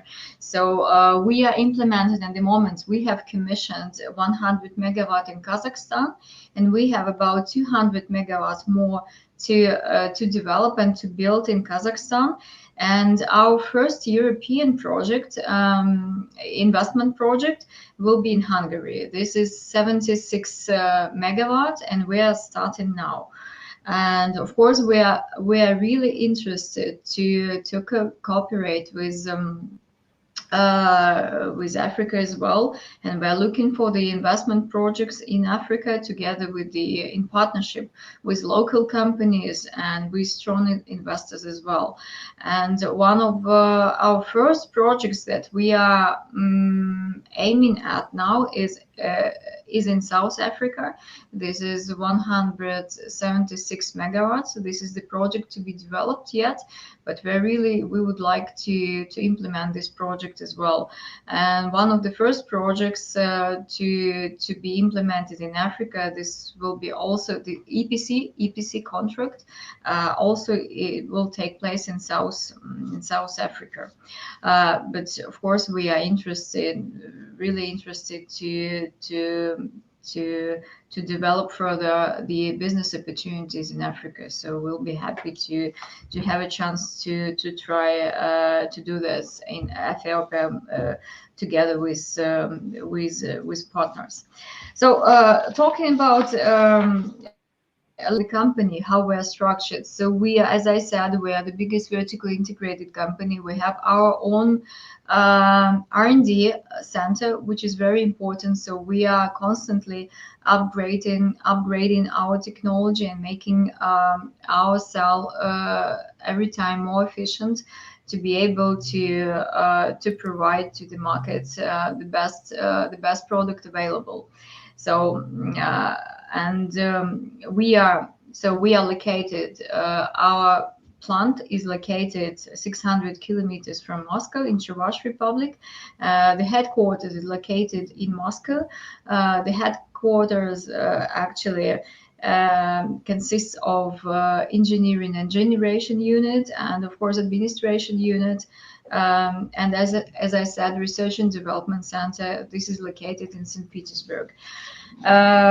So we are also developing the direct supplies to foreign markets, and we have already succeeded different supplies to Europe, like for example to Sweden, Switzerland. And we supplied our solar panels, heterojunction solar panels, to different countries in Europe, so both panels and cells. And so we are ready to introduce this product also to African market, because we really believe that the efficiency is one of the best on the market, and of course it helps to bring electricity to different PV applications. So we are talking about utility scale projects, we are talking about rooftop projects, and we are talking about on-grid and off-grid solar power plants, hybrid solar power plants together with diesel generators. And this is also what we are doing in Russia, and not only in Russia. And of course, electricity is very important for distant regions, for isolated regions, lacking the sustainable grids. Yeah, and this is where hybrid solutions can be and should be used actually. This is actually, I think, in brief, this is it. So I'm ready to answer questions if there are any. I just would like to repeat that our interest in Africa lies both in investment projects. We are ready to come and to invest together in partnership with other partners, with other investors, and of course with the state support. Of course, we analyze every project. We analyze case by case. There should be, if there isn't a feed-in tariff, like in many regions today. Well, it differs. Yeah, in some regions there is a feed-in tariff. In some regions there is no feed-in tariff. But of course, a lot of the project economics depends on the cost of electricity. Yeah. Anyway, we are open. We're open to discuss. We're open to discuss it case by case. We're open to study every case, and we're interested in such international cooperation, of course. Yeah, thanks a lot for your attention. So. Thank you very much, Elena. Thank you for the explanation, for the information about what Hevel is doing and how it can move forward. And especially, of course, it's interesting to know that Hevel is already on in Africa, starting the project in South Africa. Well, it's kind of obvious place to start. At least the nation that is much more developed than other. Still, the space to grow is obviously smaller, but still huge, because it's Africa, and that's very important to know. And how would you say the thing that the elephant in the room every time that you're talking about the sun energy and the production of the power from the energy of sun is it possible to compete with China on any like foreign markets? And how is possible? Yeah, it depends. I mean, what you mean? If you mean like sales, like wholesales, yeah, of course, it's very difficult to compete today to Chinese product. But when we talk about, it depends on the project itself. Yeah, for example, if we talk about depends on the PV application. If we talk about rooftop, here this is the case where efficiency really matters. Yeah, because you can take, like, for example, a solar cell with 20% efficiency or 21% of efficiency, and you can take 23, 24. Like the future is I think it's beyond 25% of efficiency actually. And most technological companies, they are working now on making solar cell as efficient as possible. Yeah. When we talk about Chinese product, the most the most popular technology Chinese are using, this is PERC technology. Yeah, I would say this technology is reaching its limit in terms of efficiency. Yeah, so they cannot make it much more efficient than it is now. Yeah, what we are doing, we are making our cell more efficient every year. Yeah. So what we have in plans, we have actually the plans about expansion. Yeah, up to even 1 gigawatt. Yeah, I mean manufacturing facility. And of course, with these plans, we will make the solar cell even more efficient. So we're talking about 24.5%, and it means that a rooftop is a very limited area, right? Area just, I mean, it's limited, just some square meters. Yeah, and of course, as efficient the solar, well, it really matters how efficient the solar panel is installed on the roof, right?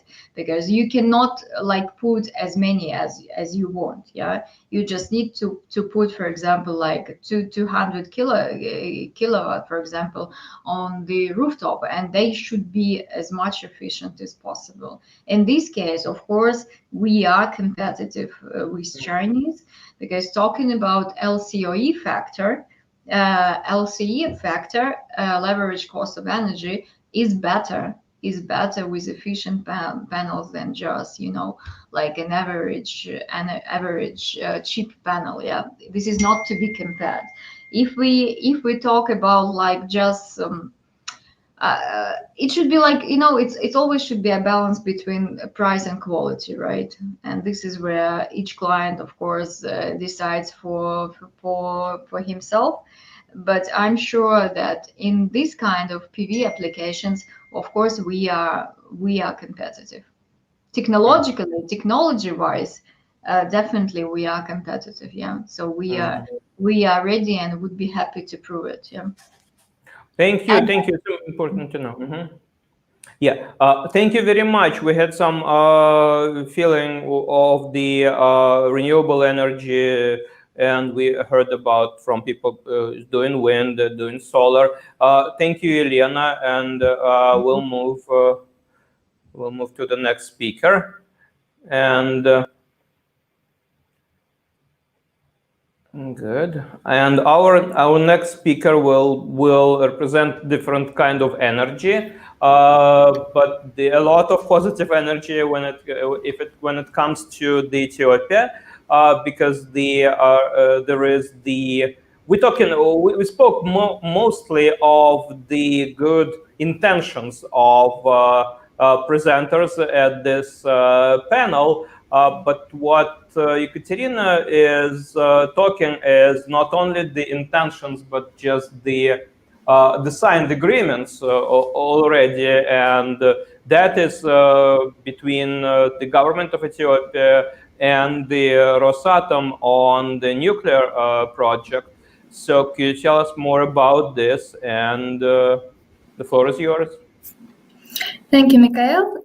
Good afternoon, everyone. I'm very glad to be here at Ethiopia-Russia Energy Summit. And first of all, I'd like to say a few words about our corporation Rosatom. So the State Atomic Energy Corporation Rosatom unites more than 400 enterprises and scientific and research institutions. And this year we celebrate 75th anniversary of nuclear industry in Russia. This is quite a significant milestone for us. So the corporation has unique experience gained through decades of managing national nuclear power programs and implementing large-scale projects. Around the world, 102 NPP units of Russian design have been built, including 78 VVR NPP units. VVR reactors are operated in many countries around the world, for example, Finland, Czech Republic, Hungary, Slovakia, and Bulgaria. Today, Rosatom is globally known leader and the only company in the world implementing the serial construction of NPPs abroad. For the past 14 years, 15 NPP units have been commissioned both in Russia and abroad. And currently, our international portfolio includes 36 VVR units in 12 countries. We are well aware that the world's energy mix is constantly changing due to demographic and social factors such as population growth and urbanization, global economy changes, climate change and lack of resources, technological innovations, and others. And nuclear energy can become a reasonable solution to this cause. Today, nuclear energy is a stable, affordable energy source that can ensure energy mix diversification and contribute to national economy's development as well as emissions decrease. Rosatom is most definitely contributes to those goals too through a unique approach, integrated offer. Rosatom's integrated offer is a package of solutions and services for comprehensive national nuclear program support in a customer country at any stage of implementation. It provides a whole range of products and services from the sole vendor throughout the nuclear facility entire life cycle. Besides the nuclear solution itself, it covers improvement of nuclear energy public acceptance, human resource development, local suppliers engagement, nuclear fuel suppliers, and others. Rosatom follows the turnkey approach to nuclear infrastructure development in newcomer countries, and to ensure the success of a construction project, it's important to show the country with no experience in nuclear facilities operation the entire journey it will have to make before the first unit goes online. Nuclear infrastructure is one of the most important elements of our offer.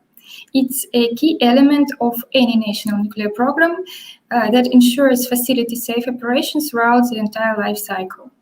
Rosatom is prepared to provide comprehensive support based on long-term experience in Russian-designed NPPs, research reactors, and nuclear facilities safe operation, communication with foreign partners, and International Atomic Energy Agency guidelines. To establish long-term operation, any country should focus on local human resources development. Only qualified personnel can ensure safe and efficient NPP operation. Although our training programs for foreign personnel are fundamentally based on the International Atomic Energy Agency methodology and standards, they go beyond. They incorporate considerable expertise of major Russian universities that focus on educating future nuclear specialists. And Rosatom provides foreign students with scholarships in Russian universities and internships or on-the-job training at Russian operating nuclear facilities. Now, let me highlight our main product portfolio. Our flagship energy product is a VVR reactor. Today, we construct in Russia and offer to our partners large-scale NPPs based on VVR 1200 reactor generation 3+. They have proved reference design and extremely high level of safety. VVR boasts excellent performance characteristics and is universally recognized as a state-of-the-art, safe, and economically efficient reactor technology. Aside from the vast experience in design, manufacturing, construction, and operation for large-scale NPPs, Rosatom also boasts an impressive record of small reactor technology development for the icebreaker fleet, about 400 reactor years. Based on that vast experience in terms of small reactors for icebreakers, we developed the world's only floating nuclear power plant, Academic Lomonosov, named after prominent Russian scientist. And this plant will enable reliable, safe, and affordable energy supply and ensure sustainable development of the key industries in the destination region of Chukotka. I'm proud to say that in May this year, the floating NPP was fully commissioned. Rosatom is now ready to offer to its potential customers SMR solutions with an installed electrical capacity of 106 MW based on state-of-the-art Rhythm-200 reactors. Small modular reactor solution is flexible in terms of its location, land-based or offshore. I would like to focus on the advantages we see in the small nuclear power plants. Scalable modular design makes Rosatom small modular reactor a perfect solution for local energy needs. Shorter period of construction works in comparison to large-scale NPP, flexible placement, synergy with the renewables. We in Rosatom follow the policy to offer only reference solutions to our potential customers. Firstly, we build in our own country and only then offer technology to foreign markets. So we are getting ready for first-of-a-kind project in Russia. Rosatom is considering several sites for the first land-based small modular reactor NPP in Russia. We plan on getting the site license by 2023, license for construction by 2024. During that year, we are going to start the construction itself. And by 2027, we plan to commission the small modular reactor NPP. in Russia. Following the success of floating NPP academic Lomonosov, Rosatom is developing a second generation of floating NPPs based on Iridium-200M reactors, each of 50 megawatt of installed capacity. Floating NPP is a perfect solution for coastal areas power supply. It's capable of supplying electricity, heat, or water both onshore and offshore consumer. Rosatom is also developing a science center for nuclear science and technology projects for the global market. And Rosatom has built 122 research reactors in the past 70 years and is currently operating about 20% of all research reactors worldwide. It serves as an instrument for boosting knowledge-based economy and promoting innovation in various economic sectors. We believe that our cooperation will provide many opportunities for African countries. Access to electricity provides people with access to education, medicine, business development. Power outages cost African countries an estimated 1–2% of GDP annually. And Africa is to become the world's leader for future consumption growth. The region having 13% of global population, but only 4% of world's energy demand and less than 50% of energy access. It's expected 3 times electricity demand growth in the region by 2040. Africa is one of the Rosatom's most promising partners. Nuclear project development provides for joint research and technology development, knowledge and technology sharing, developing of new energy-intensive industries, and building value chains within the region, building solid partnerships between the governments, human resource development, and new job creation. We put great emphasis on Rosatom Corporation's business development in Africa, and Ethiopia is one of the Rosatom's promising business partners on the continent, and we are ready to provide all the required support to our Ethiopian partners in the nuclear field. Last year, Russia and Ethiopia signed an intergovernmental agreement on cooperation on peaceful uses of nuclear energy on the sidelines of first Africa-Russia summit in Sochi.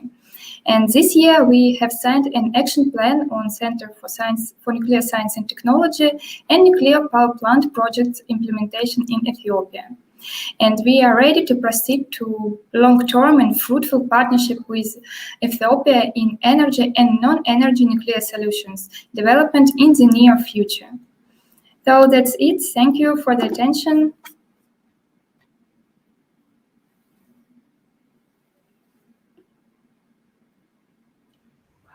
Thank you so much, Ekaterina. The question that,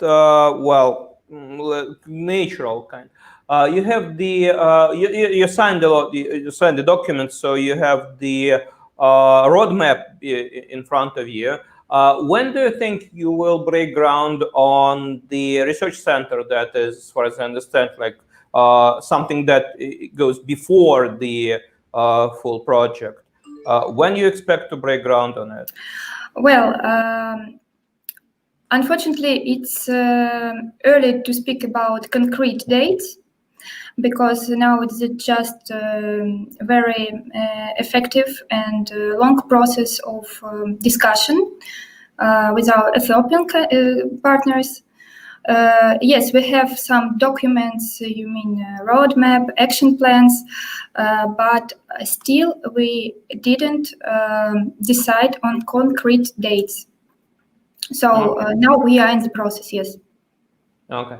So even now, the Ethiopian science centers and other places who think that they can be a part of this project of yours, they can communicate with you and offer their assistance and the participation on the future project. Is that correct? Yes. Okay. Thank you so much. It's also important because the nuclear projects, those that, and Ekaterina explained that in detail. I just highlight that the one of the big things is that before doing the energy plant, and that is a project for like 10, 15, 20 years. Nobody knows how fast it is.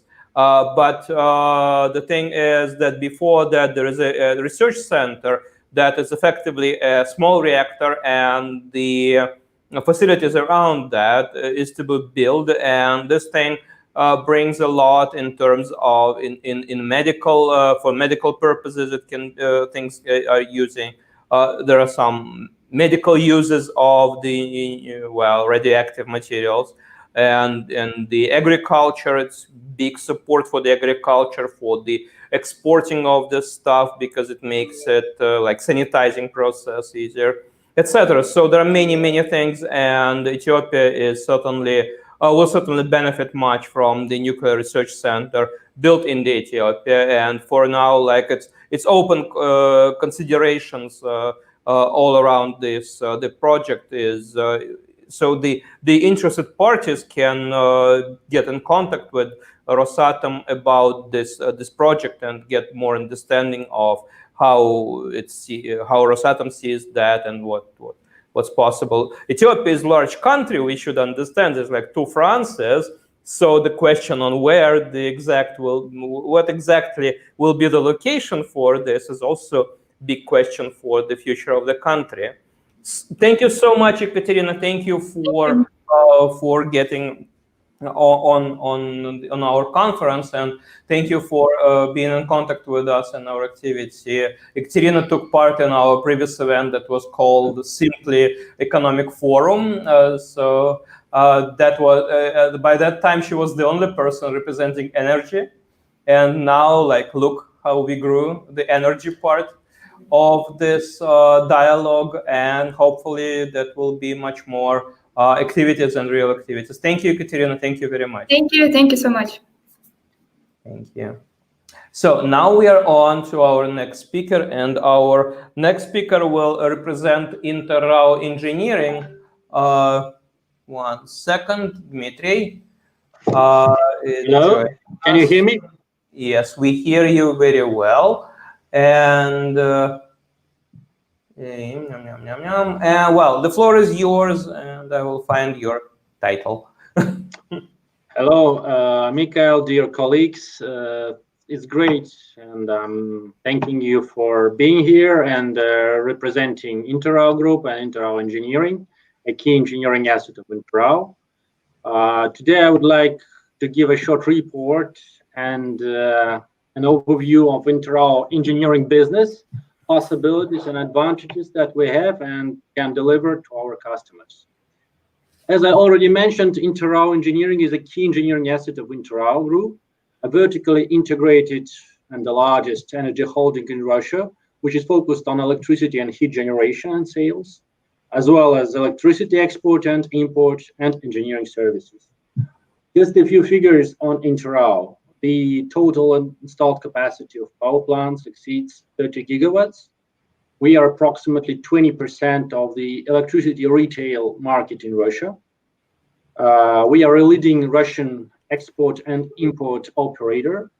We operate more than in 15 countries with the installed capacity under operation that equals to more than 2.5 gigawatts.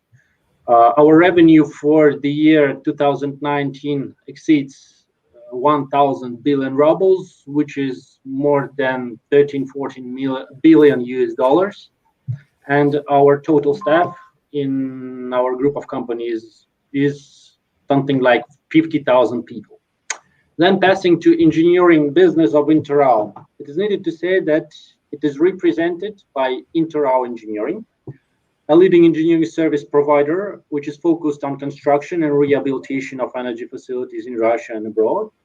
Interrao Export, a company which is focused on sales of energy equipment and services in the international markets with a number of contracts for delivery of energy equipment, spare parts and services, both heat and hydro power projects.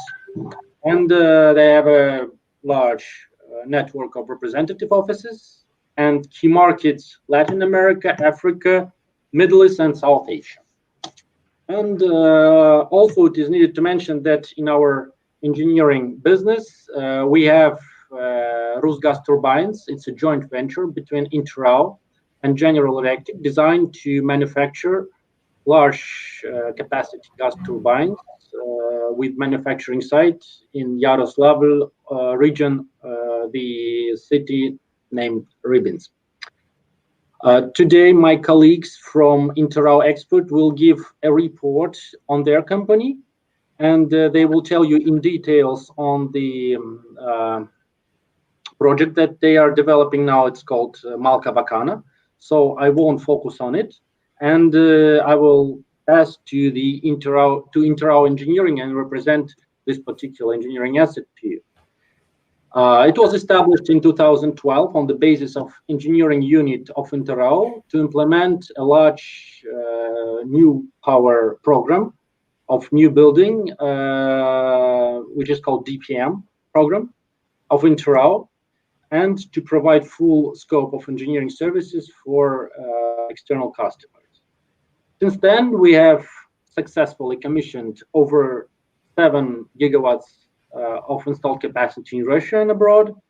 With 23 completed power projects, our portfolio includes both combined cycle and simple cycle power plants, as well as thermal power plants, both coal and gas-fired, hydro projects, and wind farms. They are in Russia and abroad. Interau Engineering pays particular attention to assurance of sustainable development and safety of production process. The company's overriding priority is an assurance of its activity compliance with the best national practices in the sphere of quality management, ecological safety, and labor protection. The company takes full responsibility for carrying out activities along with the whole process chain, from designing a specific facility and ordering the maximum efficient and safe equipment to the strict supervision of construction and installation and construction waste disposal. Interau Engineering considers it mandatory that all production processes comply with the international requirements and regulations. As I previously mentioned, we provide to our customers full scope of engineering services, which includes design of energy facilities, owners engineer and technical engineer services, integrated solutions based on 6FA and GT13 gas turbines, EPC and EPCM project management, BO and BOT project organization, decommissioning of obsolete equipment, and startup and adjustment works of new power facilities. We have long-term partnership with the leading equipment manufacturers, project managers and constructors, comprehensive network of branches and sales offices, proven project financing options, optimized project timelines and costs, in-house design center, which is crucial, and standardization programs for projects and technology solutions. We are interested in developing strong relations with governmental authorities, energy companies, and independent power producers in Ethiopia, as well as local engineering and construction companies, to establish long-term partnership and ready to consider different types of engineering projects in Ethiopia. Well, that seems to be it. If you have any questions, please proceed. Thank you so much. Thank you so much, Dmitry. The only small question that I will have, as we are like trying to be on schedule, will be: are there any particular projects in Ethiopia that are under your radar now? That you're reviewing? We are now developing one project which is called Malka Vakana project. We have a specific vehicle, Interau Export, within the Interau group, who is responsible for developing this project. And I'm sure we have representatives of Interau Export. Yes, we'll have Anton Skrinik talking about that later. Okay, good. Thank you so much. So thank you for the general representation of Interau, and thank you. We'll continue. We're moving on. We're moving on. Our next speaker is representative of the probably the largest Russian Ivan. Come to us. Hello? We don't see you. So I have to apologize for the lack of the video, as I am on the move unexpectedly right now. But I will do my best to represent the company as best as possible. Okay. So thank you for introduction. And our company has over than 100 years of history in machine construction. We are the biggest manufacturer of power generation equipment in Russian Federation, such as nuclear turbines, steam turbines for nuclear power stations, steam turbines and gas turbines for thermal generation, and as well we have a large hydropower division in our company. I in particular represent hydropower sector, so I think this is the sector which is the most interesting for Ethiopia as well. So I will get a little bit deeper into this area. Our company has over 90 years of experience in design and manufacturing of power equipment for hydropower plants. We have over 870 hydro turbines installed, over 600 hydropower generators, and 87 turbine valves for hydropower plants. Actually, over than 70% of hydropower plants in Russia are equipped with our hydro turbines or generators. So we are concentrated on supply of the main generating equipment. So we are not a company which provides the full cycle engineering in hydropower. Though it's a different case in thermal power generation. We have an EPC division for thermal power, but we are not a construction company. So for hydropower, where we have a lot of construction works for big dam and power halls, we prefer to collaborate with other engineering companies. For example, with the previous speakers, such as Interau Engineering, for example. And probably with the next speaker, that is Hydroproject. Especially with the Hydro Project, which are that's our next partners speaker as well. Yes. And we also in touch with Interau expert for rehabilitation of Malkavakana project, which was mentioned previously. So we know Ethiopia, and we want Ethiopia to know us better. Actually, we can propose both new equipment for new power plants in hydro sector. We can also propose the rehabilitation and modernization of the existing power plants. So I think it is a good experience to provide modernization of the existing plants, as it leads to better ecology characteristics. And first of all, it's increasing the capacity, increasing the efficiency, and this prolongs the the operation period for the projects by another 30, 40, or sometime even longer years. Which is that's true. Well, to my surprise, there is not much of the 17 hydro plants in Ethiopia. Only one is built with the Russian Soviet machinery. Others are Chinese, Italian, I believe, in one French. But so you have to replace it fully, I think. Well, we are ready. We want to go to Ethiopia, and we will do our best to meet the requirements of our clients. So thank you very much. Thank you so much. Thank you for your brief introduction, and thank you for being able to be with us, even if the conditions have changed. Thank you. We go to the next speaker. Our next speaker will be exactly from the organization mentioned by the Ivan from Power Machines. It's from the Hydro project, and the Hydro project is obviously the the biggest Russian player in the construction of the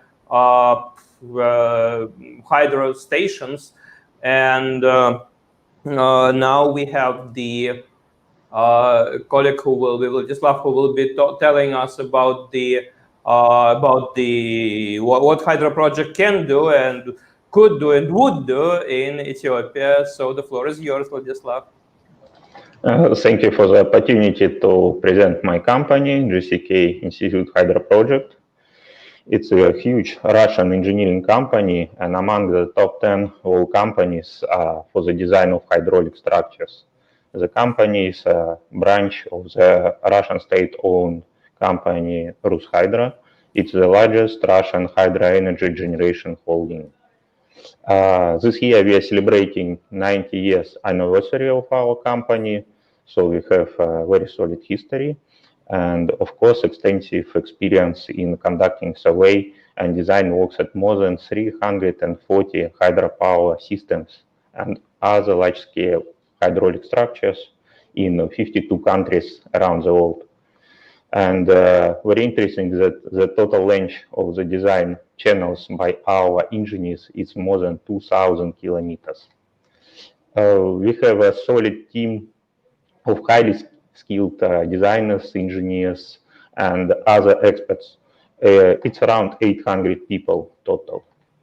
As organization, we are not only the designer of hydraulic structures, but also we are taking part in design of LNG facilities, infrastructure, actually technical water supply systems of thermal and nuclear power plants, water treatment and sewage systems. And of course, we are developing new technologies and entering the market of conducting and engineering and geological surveys. We have vast working experience in African countries. We have done designs of HPPs in Angola, in Guinea, in Tunis, Morocco, other countries. Let me notice that we also chief designer of highest one dam in Egypt. So it's a very sophisticated structure, and up to now it's operating perfectly. Ethiopia is a well-known country for us. We are main designer of 180 megawatts Malta-Wakana hydropower plant there, which was the biggest one at the time of commissioning, I mean by install capacity. Currently, Interao expert and the speaker who will be after me talking invited us to participate in rehabilitation and modernization of this plant. We know this object very well.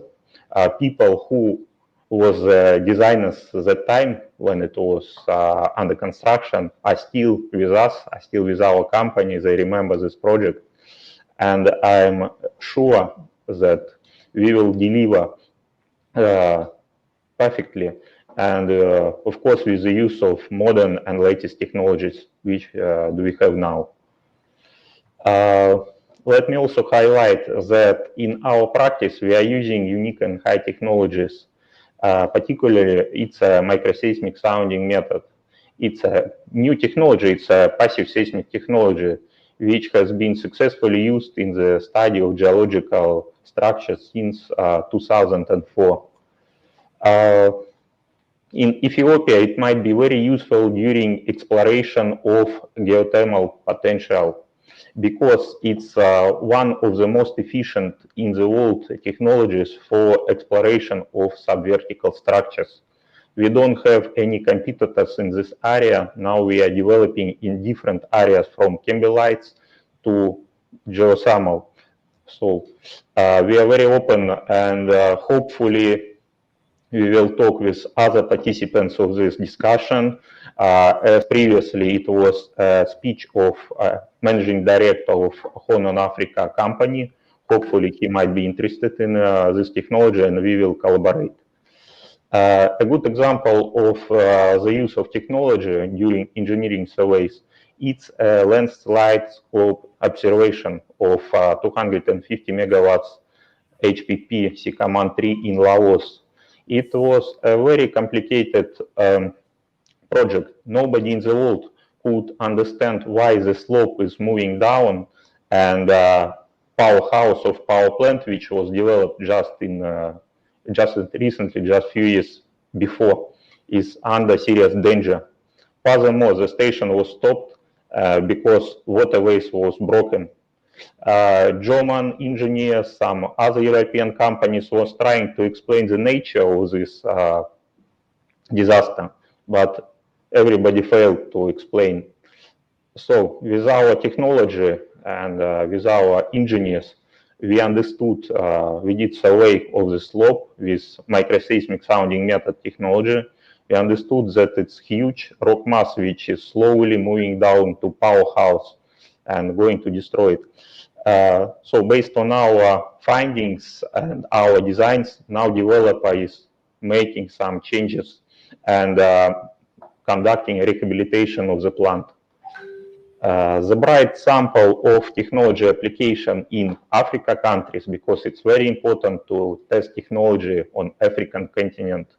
It's a current contract with De Beers branch in Botswana called Depswana. Now we are almost concluding the contract for survey of the kimberlite pipes.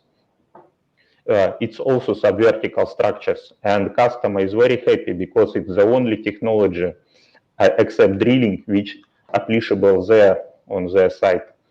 Nothing else in the world is working there. Also, this technology might be very efficient during gas exploration. I know that Ethiopia has some gas fields, and such technology might be very cost effective and efficient during such exploration. It is possible to find not general picture, it is possible to find even the main feeding channel of gas deposit, and it's saving serious money to developer during such development. Currently, we are in negotiations with Sonatrach. It's an Algerian company, and you know Algeria and Ethiopia, it's not far from each other. And I'm sure that this technology will deliver properly also in Ethiopia, in the benefit, of course, of Ethiopian nation and developers of gas fields. Mm-hmm. Thank you. So you see, I'm almost concluding. Let me say thank you for the opportunity to talk, and I'm ready to answer the questions. Thank you, Vladislav. I think that your presentation was very professional, and it was very deep. It's very hard to address anything on that level. I've never built a hydro plant in my life, so it's very hard to. And he didn't even try to mine gas, natural gas or something. So it's very hard to. But I'm sure that from the Ethiopian side will have the interest and will communicate this interest. And I believe that export of the engineering services is probably even more higher, has even higher priority for the Russian Export Center and other organizations that are supporting this than even the machinery, because well, that's the pure services export, and that's very important. So I think that if there will be interest in Ethiopia and sustainable interest, then probably there will be no shortage of the mechanism to make it possible. And I feel that obviously Russia is well known in Ethiopia as the place of the great engineering skills, and it shouldn't be very hard to market hydro project as the important player. So thank you very much. Thank you for taking part, and we'll certainly be in touch. I believe there is a lot of things that can be done here. Thank you very much. Thank you. Thank you. Now we are moving to our next speaker, and it's interesting. It's like in the play of, I won't remember the name. It was calling like the Waiting for the Godot, Ожидание Godot, when there was the hero who was introduced by the previous ones. He is coming, he is coming. So we already heard like twice at least that there will be Anton from Interao Expert who will tell the truth and only truth.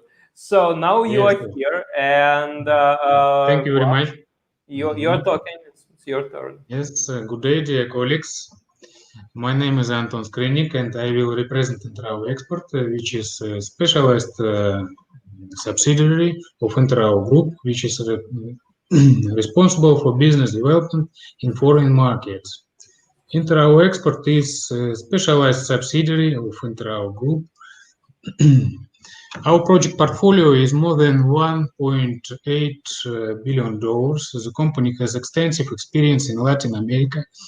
In particular, Interao Export is currently the general contractor for the construction of 4 new power units with a unit capacity of 200 megawatts in Cuba, where we are also the operator of the Russian state export loan granted to the government of the Republic of Cuba for the implementation of this project.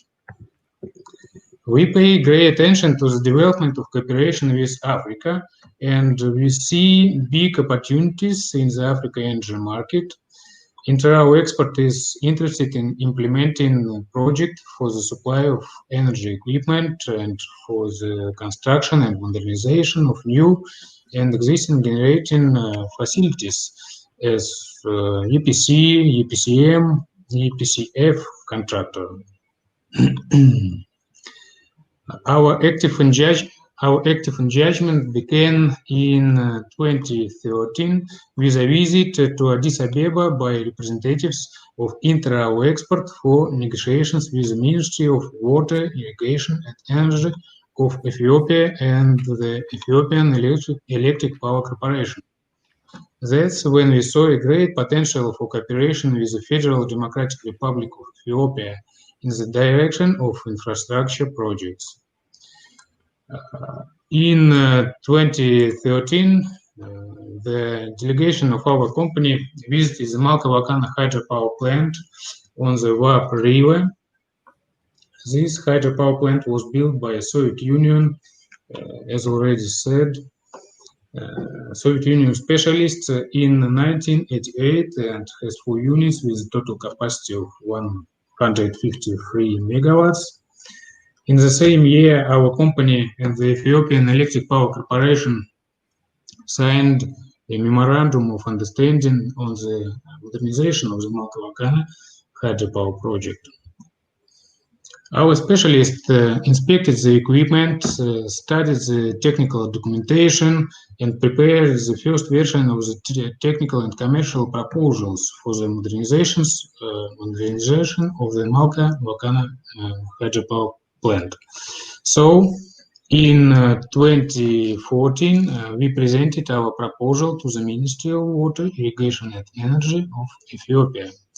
At the same time, we were working on attracting financing, and we already had agreements with banks which were interested in implementing the project.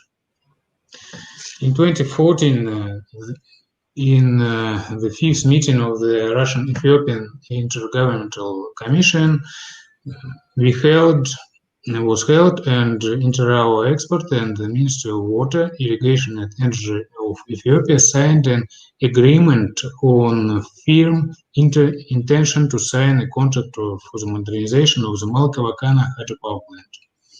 Further, between 2014 and 2016, we held several workshops with the company Ethiopian Electric Power to clarify the scope of works and agree on commercial terms. During this period, Interao expert, together with potential contractors and equipment manufacturers, prepared and submitted several revisions of technical and commercial offers to the customer. As a result, for this project, we agreed on the scope of work. The scope of works includes complete replacement of one unit and all mechanical and electrical auxiliary equipment. Other units were subject to major repairs with the replacement of some components. Also, during this period, we were working through the Halele-Vorobesa hydropower project. This large project includes two power plants with a total capacity of 422 megawatts. We supposed to execute this project together with Russian equipment suppliers and a Chinese partner as a construction company. In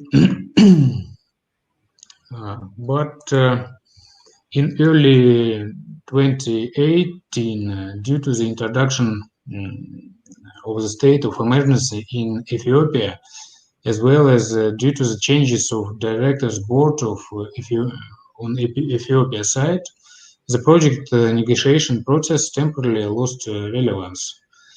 A year later, a delegation from Interao expert visited Ethiopia and held meetings with Ethiopian Electric Power Company and ministries. We again drew attention to the fact that Melkova has equipment from Soviet Union and Russian companies have all the original technologies, drawings, and deep understanding of how to upgrade and restore the equipment installed at the Melkova power plant. So it is advisable to involve Russian companies in the modernization of this hydropower plant. And in 2019, negotiations were held in Addis Ababa, and contacts were established with the new management of Ethiopian Electric Power Company. Speaking about the current state of relations between Interao expert and the Ethiopian Electric Power Company, we are currently signing a memorandum of understanding on the Melkova project, and we have already started updating the technical and commercial parts of the offer. In parallel, the issues of organizing of financing is being worked out. That was about Melkova project. We also see wind power as a promising area of Russian-Ethiopian cooperation. In this direction, we are evaluating the possibility of supplying Russian equipment to Ethiopia for perspective projects. In conclusion, we see great potential for developing cooperation between Russia and Ethiopia in the field of renewable energy and water supply projects. As I heard earlier, Ethiopia developed a PPP project structure, and I'm really happy that they developed this direction, because this means that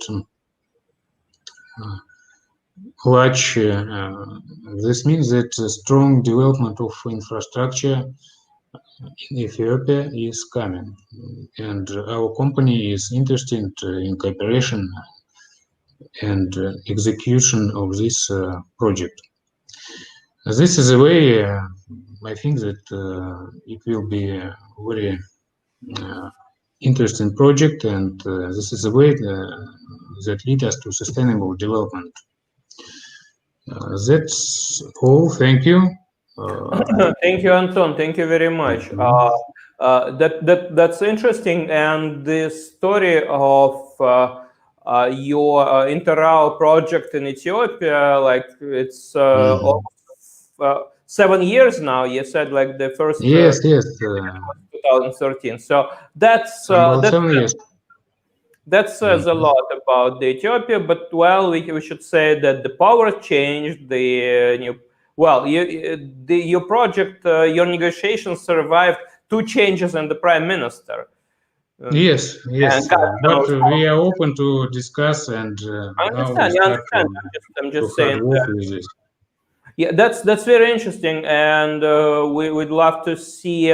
Of course, well, first of all, that's the first Russian-Ethiopian energy project that, well, it's now like on the verge of, well, not working, but you'll sign something, so sooner or later you'll work, and that should be like the first thing because it took some time to arrange. So you'll be the first, and the.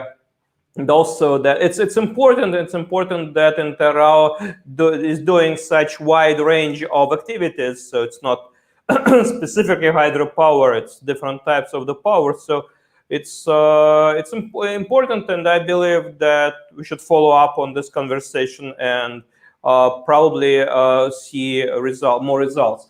Thank you so much. Thank you, Anton. We are now going to our next speaker. Our next speaker is from Valentin. You need to connect your camera to in order for me to be able to put you on screen. So Valentin from Swell, he will tell more about his organization, and I will just let him do the talking. Good afternoon. Yes, my name is Valentin Avsanikov. I would like to introduce Swell group of companies. We are the manufacturer of electrotechnical equipment. Some of you firsthand know about the activities of our company on Russian market. For example, Kaliningradskaya generation for Interao or Kurskaya atomic station for Rosatom. But today I would like to discuss the international projects and also difficulties faced by contractors and possible solutions. What possible difficulties will you have to deal with while implementing complex international projects? Logistics is probably the first one, but having said that, in many turn out to be the least problematic considering the current development of infrastructure and transportation. Secondly, legal and financial risks associated with signing agreements with foreign residents. But the most difficult thing is that each country has its own technical standards. You and your suppliers should accept these standards and develop specific technical solutions, prepare and check technical documentations in accordance with the standards adopted by the customer's country. So how we solve these problems? Let's start with the latter. Obviously, there are two main options. The first one is the company implementing the project cooperates with the supplier, and the supplier deals with all the nuances of new standards by himself and develops products and documentation individually for each project. It is convenient in terms of procurement and contractual relationship, but can affect the timing and cost of the project. The second one is the choice of a supplier who has already gotten experience and solutions for the required standards. This definitely saves project time, but creates a necessity to search for new suppliers from different countries for each project. It also adds financial and legal risks connected with the conclusion of contracts with foreign suppliers. Along with this, the issue of delivery looks really not so difficult. You just have to find the most logistically convenient supplier who matches the parameters mentioned above. Still, saving on logistics when implementing projects in faraway countries such as Ethiopia, for example, could be quite significant. Since the time is limited, I'm talking briefly about main options for overcoming the difficulties that arise. In practice, there may be much more of them, but the principle remains the same. Timing, profit, and convenience of work. You usually choose two of three. But for Russian investors into foreign energy sector, it was correct until recently. In 2018, Swell Group was the first and so far the only one of the Russian manufacturers of electrical equipment to become truly international. Within last 2 years, 4 manufacturers from Europe joined the group, greatly expanding our international capabilities. Therefore, we can offer you a solution without having to choose between those 3 options. First, we can ensure optimal production time. We have a lot of experience in supplying transformers around the world. To date, the group's factories products have been supplied to more than 100 countries around the globe. That gives us a huge project base complied with EEC and GOS standards, also in accordance with the individual requirements of customers from different countries. Swell Group has 3 separate project departments in Europe alone. We can ensure optimal price and quality ratio by optimizing our product for the specific requirements of the project. Depending on the location of the project, we will choose the most convenient place of production and flexible logistics. For example, as well for Ethiopian projects, we can use our plant located close to the largest seaports. Also, we can guarantee you the maximum convenience and minimal risks. You will always have the support of manufacturer specialists who speaks your language. Your contractual relationships will be easier with the Russian parent company without need to contract foreign residents, or you can deal directly with group's factories depending on your choice. In any way, if you are engaged in international energy projects, we are ready to provide all technical and further support.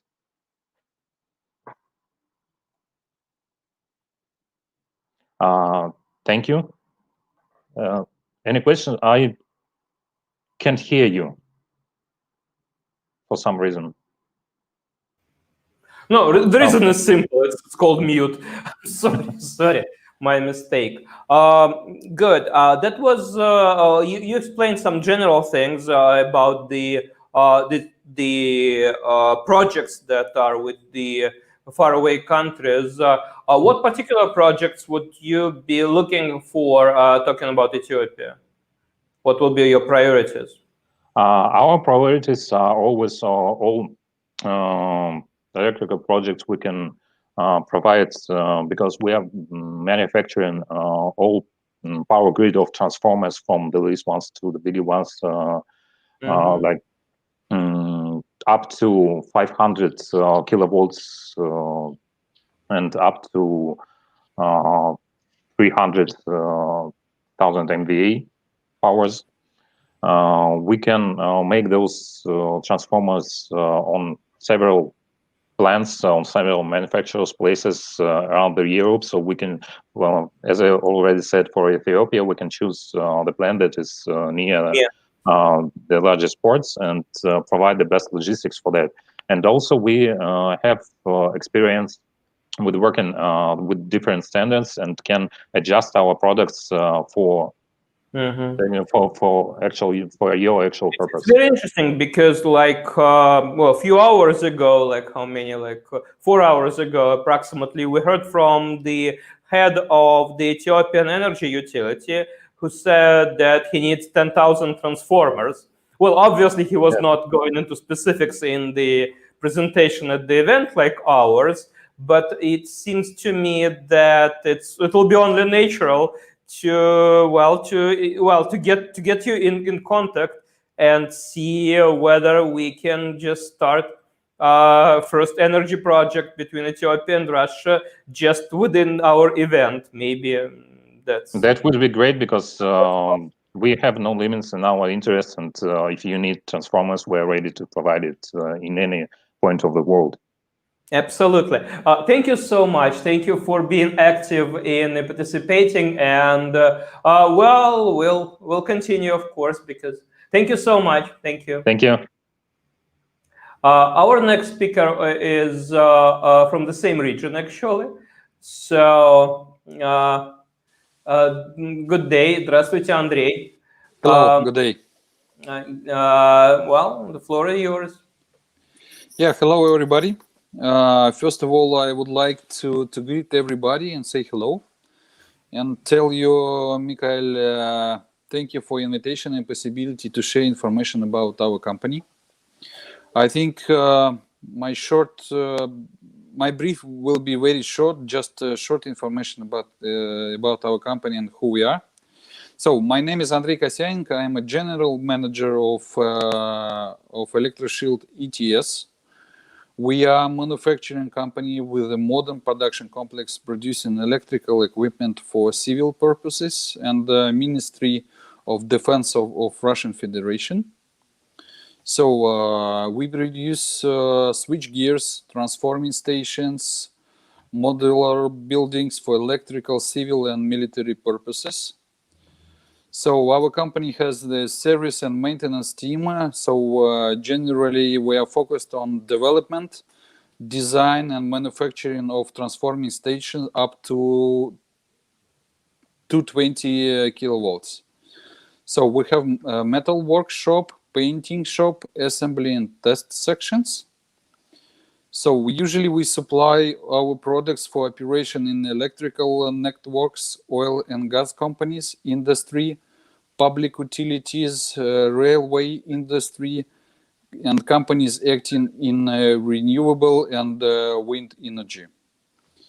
So in our portfolio, we have complete set outdoor switch gears 610 kilowatts, transformer station, modular buildings, as I mentioned before, for transformer station, distribution points, substation control points, modules for modular buildings for telecommunication equipment and cellular communication, and also multi-purpose modular buildings. So also we have our own project and design team located in Nizhny Novgorod. It's very close to Moscow. This team is fully dedicated for the full range of design and survey work for energy and power facilities, switch gears and substations for energy systems up to 220 kilowatts. So just short information, what we did in the past. In the past, we made several projects, especially for foreign customer in Russia for gas processing plant. Design and supply of equipment for nuclear station in India, and design and supply of equipment to Iran. So overall, we have around 200 employees in our company located in Samara and Nizhny Novgorod, close to Moscow. Shortly, this is what I wanted to tell about our company. And I think it's a first participation in such kind of summit. It will be, I would say, the short experience for us. Maybe next steps will be more useful, and I can present more information about our company and about the equipment we produce. Yeah, absolutely. Thank you so much. Thank you for taking part. Thank you for being responsive. And well, that was probably as good as the short presentation could be. Thank you. We move to our next guest. And well, we know that. 1 second. Yeah, we know that Russia is huge. So in just one brief second, we move from Samara to Ural, where you are. Nikolai, where exactly you are? Sorry. Hello. Hi, good day. Ural regions, Yekaterinburg city. Yeah. Yekaterinburg. Yeah, so we're moving to Yekaterinburg, and that is good, like 4 hours flight, is it? Yes, 2 hours flight from Moscow. Yes, just. So my name is Nikolai. Yes, and now you're speaking. Okay, my name is Nikolai Koreshkov. Sorry. I am an overseas team manager of our company, joint stock company Ural-Yazratezhmash. It's a leading company in the electrical industry of Russia, founded in 1934. Yes, yeah. So good afternoon for sure. And I don't know how is good pronunciation to Ethiopic people, Ethiopic colleague. Maybe Selami Vidi Sevachi. So excuse me anyway for my pronunciation. So good afternoon for all. Our company produce an equipment for generating, transmitting, and distributing energy. So we are about 86 years in the market, and we have a very wide product line of high voltage equipment, transformer and reactor equipment, converters, and complete transformer stations. So equipment is available for the following industries. First of all, energy. It's generation, network, transmission, and distribution of energy. Then industry. It's a ferrous and non-ferrous metallurgy, oil and gas, mining, chemical, etc. Transport. It's urban electrified transport and railway transport. So we have a very full range of services from design development of equipment to installation at the customer site. The main areas of work of our company include design and manufacture of high voltage equipment, transformer, racked equipment, and converter equipment, engineering works, installation, commissioning, maintenance, and repair of equipment produced. So as for high voltage equipment, I can tell you the parameters. So 1 second, it's circuit breakers, column type and tank type. So as for column type, we produce from 35 kilovolts to 750 kilovolts. Tank type from 35 to 220 kilovolt. Then we produce disconnectors. It's from 110 kilovolt to 220 kilovolt. We produce current transformers from 25 kilovolt to 220 kilovolt. Voltage transformers from 110 kilovolt to 220 kilovolt. So, and for sure, power transformers from 25 kilovolt to 220 kilovolt. And dry type of transformers. So since the startup, the plant, our plant supplied and put into operation more than 500,000 yes, high voltage circuit breakers, about 20 million kilowatt of total power of hydro generators,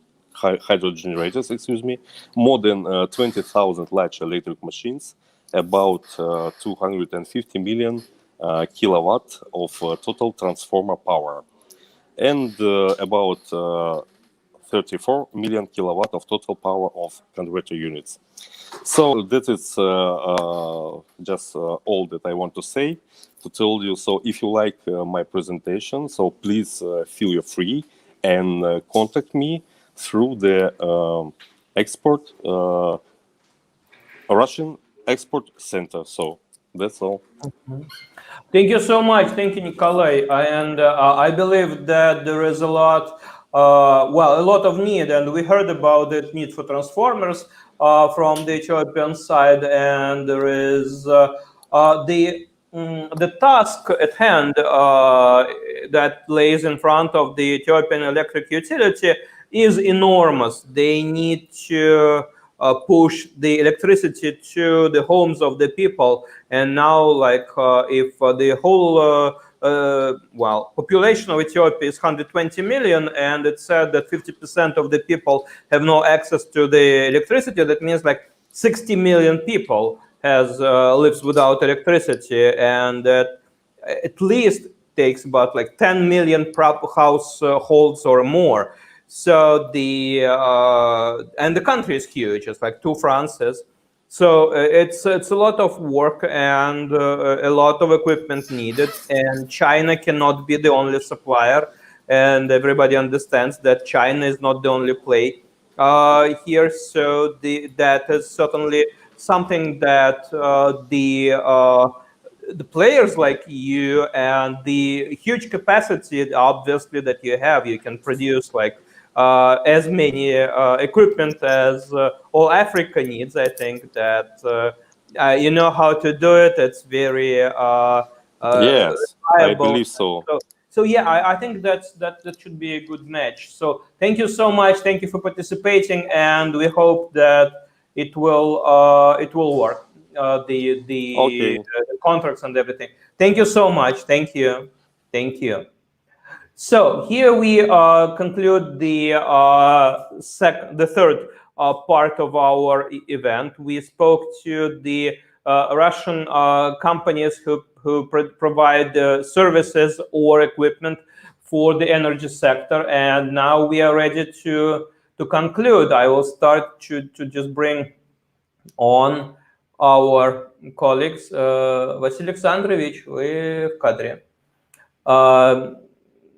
No, it should be here. Yeah. And Mr. Ambassador, we're waiting for you. So we are, and actually we just seen each other for a brief moment, because right now our moderator will be saying some words in the conclusion to our event, and he will explain us what we saw and how we should interpret what we saw. So, Василий Александрович, the floor is yours. Уважаемые коллеги, готовясь к этому саммиту, я I will be translating. Да, я взял из шкафа одну замечательную книгу. Preparing for the summit, I took one good book from my bookshelf, and the book called Energy of Russia. Электрификация России, которому в этом году исполнится 100 лет. And that's the plan of the Russian electrification that will be 100 years this year.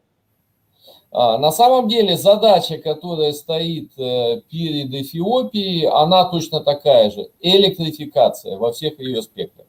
The task that Ethiopia faces today is the same. It's electrification in all the aspects and all the issues of this project. Как сказал Владимир Ильич Ленин, единственный путь для выхода из хозяйственной разрухи – подъем производительности труда. As Vladimir Lenin said, the only way to go out of the disarray that country is in is to increase the productivity of the labor. Анализ показывает, что наиболее надежным инструментом для этого является электрификация народного хозяйства. And our analysis shows that the best tool for this is electrification of the people's industry. Прошло 100 лет, но эти слова не потеряли актуальность для Эфиопии. 100 years passed, but that is the challenge that Ethiopia faces today. Если серьезно, я увидел, что государственные органы Эфиопии и государственные энергетические компании готовы к реализации такого плана. On a serious note, what I see that the government agencies and government energy companies are ready to do this, are ready for the major improvement in the energy system of Ethiopia.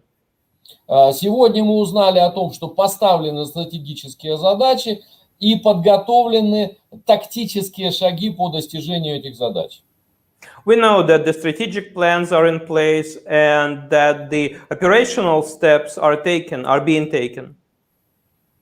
Причем как в области генерации электрической энергии, так в области транспортировки и дистрибуции.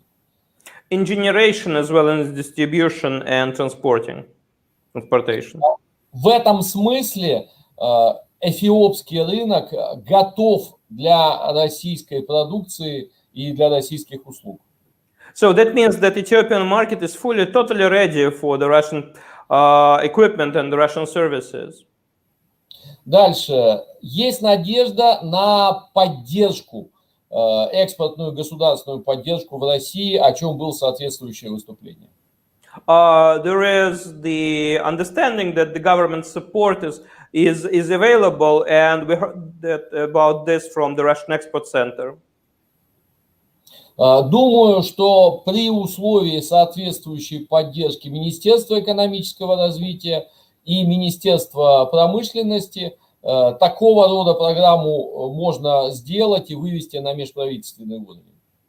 I think that the program of the centralized program of the Russia supporting energy reform in Ethiopia with the help of the Ministry of Economics, Ministry of Trade and Industry, can be put onto the national level, on the federal level, and become the intergovernmental program.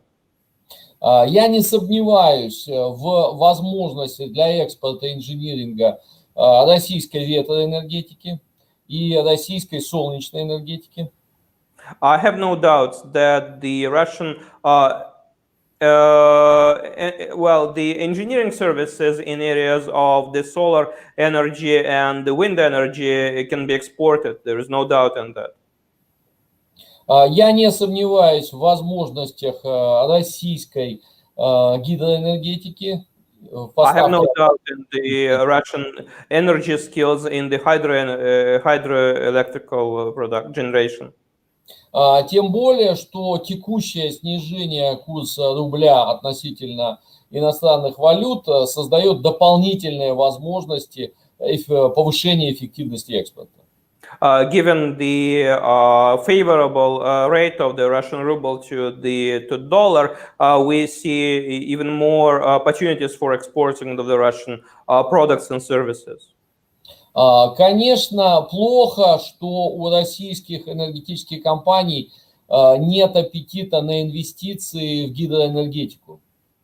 I would say that it's not good that Russian energy companies have no appetite to invest into hydroenergy. Экономический потенциал гидроэнергетики, экономически эффективный потенциал гидроэнергетики – это 30 тысяч мегаватт. The economic potential of the hydroenergy in Ethiopia is 30,000 kilowatt. Строительство 1 мегаватта мощности ГЭС в Эфиопии $1200. And 1 megawatt of the production power can be built for $1,200. Таких возможностей нет нигде в мире. You won't find opportunities like this anywhere in the world. Высокого потенциала, низких затрат и высокого сбыта. You have the high demand, low costs, and ease of sales. Но, к сожалению, пока аппетита к инвестициям мы не видим. We wouldn't say that now we see the appetite to invest and the willingness to invest. То, что мы услышали здесь, это участие в проектах реконструкции, технического перевооружения, обновления. Это очень хорошо, но это пока не новое строительство. What we hear is the renovation, the modernization of the existing plants, but not the new projects. Совсем плохой дисбаланс мы увидели в области геотермики. In geothermal, we see disbalance, the lack of the balance. Дело в том, что в Эфиопии совершенно потрясающий геотермальный потенциал. Сейчас можно построить 10 тысяч мегаватт геотермальных энергомощностей. Ethiopia has the huge potential. We can build on almost 10,000 kilowatt of the megawatt. Megawatt? Да, 10 тысяч мегаватт. 10,000 megawatt of the generation power. Скажу, что этот потенциал гораздо больше, чем на Камчатке, где у нас построена геотермальная станция. Но на Камчатке нет такого сбыта, а здесь великолепный сбыт, большой спрос неудовлетворенный и гигантские геотермальные мощности. It wouldn't even compare with the Russian Kamchatka region because not only the ability to generate is lower there, but also the demand is lower. It's impossible to compare the demand for the electricity between Russia and Ethiopia. Но здесь мы видим исландские компании, которые успешно работают и реализуют проекты, и нет никаких предложений со стороны России. We see at the geothermal space in Ethiopia, we see companies from Iceland, but we don't see the supply and the offers from Russia. И не случайно Калужский турбинный завод, который поставлял оборудование для наших геотермальных станций на Камчатке 20 лет назад, не стал участвовать в этом саммите.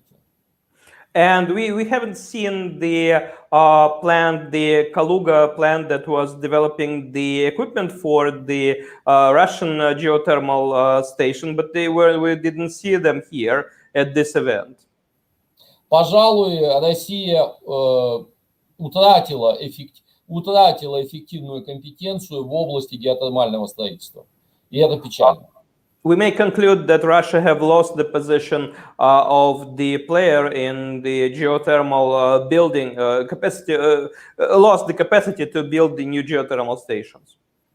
Очень радует настрой нашего Росатома, который готов двигаться в сторону Эфиопии, причем двигаться фронтально, вплоть до создания исследовательского центра или подготовки кадров. Это очень-очень радует. Yeah, we obviously see as a very good sign the Rosatom's decision to move towards the Ethiopia and to build the research center, etc. That's very good sign. И хотелось бы обратить внимание на выступления, 3 последних по счету, но не последних по важности, выступления представителей компании «Электрощит», Swell Group, Урал-Электротяжмаш. Дело в том, что электротехническая промышленность нужна для Эфиопии сейчас, может быть, даже более остро, чем оборудование для генерации. And it's important to draw attention of listeners to the 3 latest presentations at our event. That was with the Electrosheet, Swell, and Ural-Tashmash companies, because the equipment for the energy transportation and energy distribution could be even more important today for Ethiopia than equipment for the energy production. Напоминаю, что у нас речь идет об электрификации, о том, чтобы электроэнергия дошла до конечного потребителя, до тех миллионов людей, которые сегодня ее не имеют. Because it's important to remember that we are talking about delivering the energy to the end users, to the people who are now lacking energy, lack electric energy at home. И на мой взгляд, экспорт электротехнической продукции – это вот то горячее, что может быть реализовано совершенно быстро, поскольку процедура строительства генерирующих объектов – это более длительный процесс. And the supply of the equipment for the distribution and delivery is something that could become much more real and became a real business much faster, because the building the generation facilities, generating stations would take much longer than the sales. И здесь, как для эфиопской стороны, так и для российских производителей электротехнической промышленности, очень важно договориться о стандартах, о сертификации, о специфическом климатическом исполнении, о многих таких факторов, которые, так сказать, будут определять конкурентоспособность и эффективность вот этой самой использования российской продукции в Эфиопии. And it's important to understand that Russian and Ethiopian side have to agree on the basics, on the standards, on the unified approach, so the efficiency of the joint work will be maximum. Я думаю, что этим должна озаботиться и эфиопская сторона, и российская сторона. Речь идет не о мегапроектах, а о том, чтобы наши стандарты, чтобы наши спецификации, чтобы все параметры наши совпадали, и, соответственно, тогда наша российская продукция будет полезна для эфиопской электрификации. I feel that is something that both sides have to work on to make sure that the standards and the approaches, the specifications and everything is unified. In that case, Russian producers can be of the most help to the Ethiopian energy industry. Эта тема сегодня не возникала, она требует отдельного рассмотрения, но, на мой взгляд, она очень важна. We haven't spoke about this today, but that's important. That's very important in my understanding.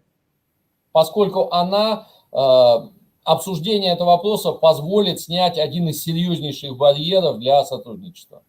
Because that would remove the obstacles in the collaboration and in doing business between countries. We need to unify the standards, the specifications of the equipment. Ну и, конечно, для всех российских участников электроэнергетического рынка было бы очень интересно, как устроена электроэнергетика в Эфиопии, и если бы соответствующий ресерч был доступен российским компаниям электроэнергетическим и производителям оборудования, и потенциальным инвесторам, это было бы здорово. Вот у меня... It's important that the Russian energy, the participants of the Russian energy market will understand how the Ethiopian energy market is working, and so such report being widely available will change situation, will make it much better. Вот у меня в руках информационная справка о гидроэнергетике Эфиопии, но хотелось бы, чтобы здесь, в России, существовали материалы и об остальных потенциальных направлениях развития гидроэнергетики. I have the report on the hydro energy in Ethiopia, but I think that will be much better if there will be reports like that on other sectors of the industry. And here I will just add that. One second, appear on the screen briefly.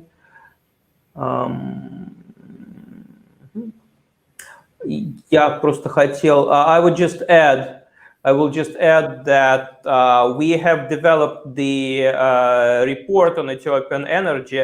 It's very, very brief. It's not that detailed one as the one on the hydro energies that I've seen earlier. But we developed the brief report, and it's available for everyone who registered to the event. And we will be distributing it, and we will be talking to the embassy how to make it better. Yeah, it's a very important step. It's hard to disagree here. Yeah. So back to you. В целом я считаю, что наш саммит удался. Мы познакомились, мы лучше узнали друг друга и можем намечать следующие шаг за шагом возможности для сотрудничества. Спасибо. Yeah, I will conclude saying that the event was successful, event was important. It's a first step, but it's important first step, and we should follow with the next steps and next ideas and next project for the enforcing the collaboration and the mutual activity. So, yeah, so thank you. Oops. Thank you, Vasily Alexandrovich. Спасибо вам. Now I bring His Excellency Alimeo Tegeno, and there will be the conclusion from the ambassador of Ethiopia to Russia. Thank you, Mikhail, and I would like to thank all participants, and special thanks to Professor Vasily for his good observation and conclusion. As we have heard and see the potentials Ethiopia has, very encouraging to investors, for Russian investor to invest in energy sector. With regard to information, all informations are available on the website of those sectors present their presentation. Ethiopia is a country which focuses on renewable energy development. It is already mentioned in the presentation: hydro, geothermal, solar, wind, waste to energy. In addition to this, as Rosatom team mentioned, we signed develop nuclear for energy purpose with Russia during the Sochi summit. We continue working with them to bring this project on the ground. From the Russian side, what they presented to Ethiopia is very important. There are a lot of encouraging things that I heard today.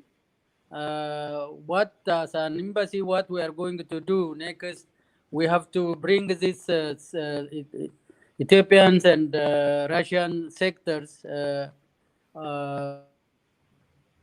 together and discuss on issues in details to do something on the ground. As it is already mentioned, 65 million of Ethiopians do not have access to electricity. So electric investment, energy investment in Ethiopia is very, very important. That is why we invite international investors to invest in Ethiopia. That is why we invite Russians to invest in Ethiopia. The other issue that I observed today, there are renewable technologies in Russia. So if this renewable technology more promoted in Ethiopia, for this, if those people, for those who has renewable technologies go to my country and promote these technologies, it will be very important. Very important.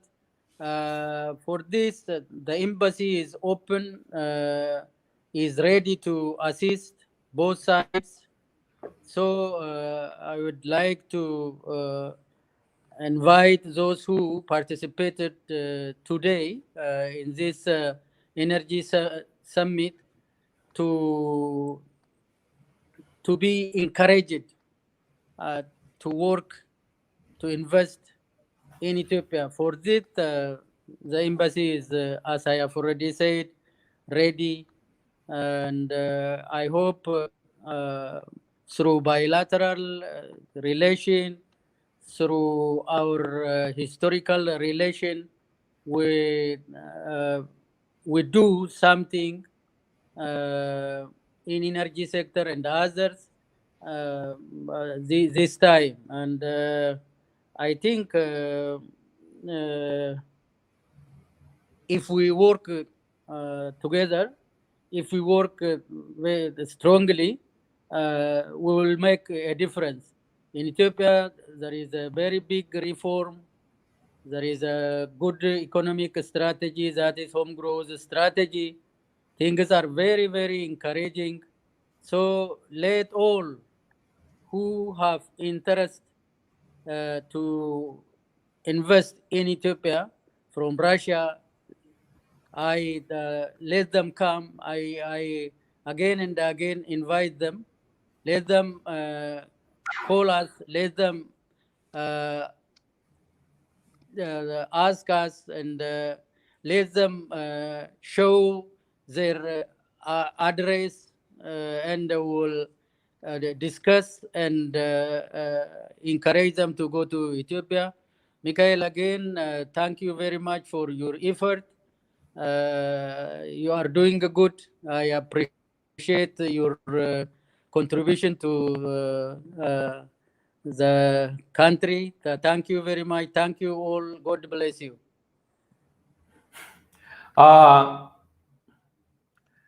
Your Excellency, thank you so much for your kind words, and we'll hope that the activity that we started at this event will see the extension in the Okay. We'll see the extension in the upcoming future and in the new projects, and we'll pencil the ideas and we'll do the follow-ups just maybe like a day or two, and we will be coming with the more ideas how to capitalize on what happened at the event, on the ideas that were presented by the people, and in many places I just see that we can connect like speaker number 2 and speaker number 11. That will be the least that we can do right now, and with the help of like speaker number 6, something like this. So I feel that it's important to start the process, to start the communication, to start the discussion, start the conversation. And everything will follow, because we have huge demand, like enormous demand for the energy. As Professor Zubakin said, it's enormous, it's incomparable with everything else. So it's just good business to help those who have the demand. It's a business question how to make it profitable, because one of the topics is, of course, the low price of the electricity in Ethiopia that makes the investment project like harder. But still, it's just an issue, and the business is something that knows how to solve issues. Actually, the tariff is a point of negotiation. There is no as such a problem. It is a point of negotiation. If any investor will go there, it is possible to discuss with the regulatory body and with utilities and Ethiopian electric power. Tariff is a point of negotiation. It is not as such fixed for private. It's very important to understand, and it's of course a very important success factor of the possible project of the intergovernmental activity in the energy sector, that Atoli Mayo is former Minister of the Water, Irrigation and the Energy. So he formerly was in charge for all the energy in the country, and now he's in charge for all the Russian-Ethiopian economic relationships. So we should just put 2 and 2, and we'll have the huge success for both our countries. Yeah. Okay. With that, thank you very much. we have to conclude. We worked for 5 hours and 20 minutes. It's much. So, thank you. Спасибо всем, кто нас смотрел. Спасибо всем, кто с нами работал. Спасибо. До свидания.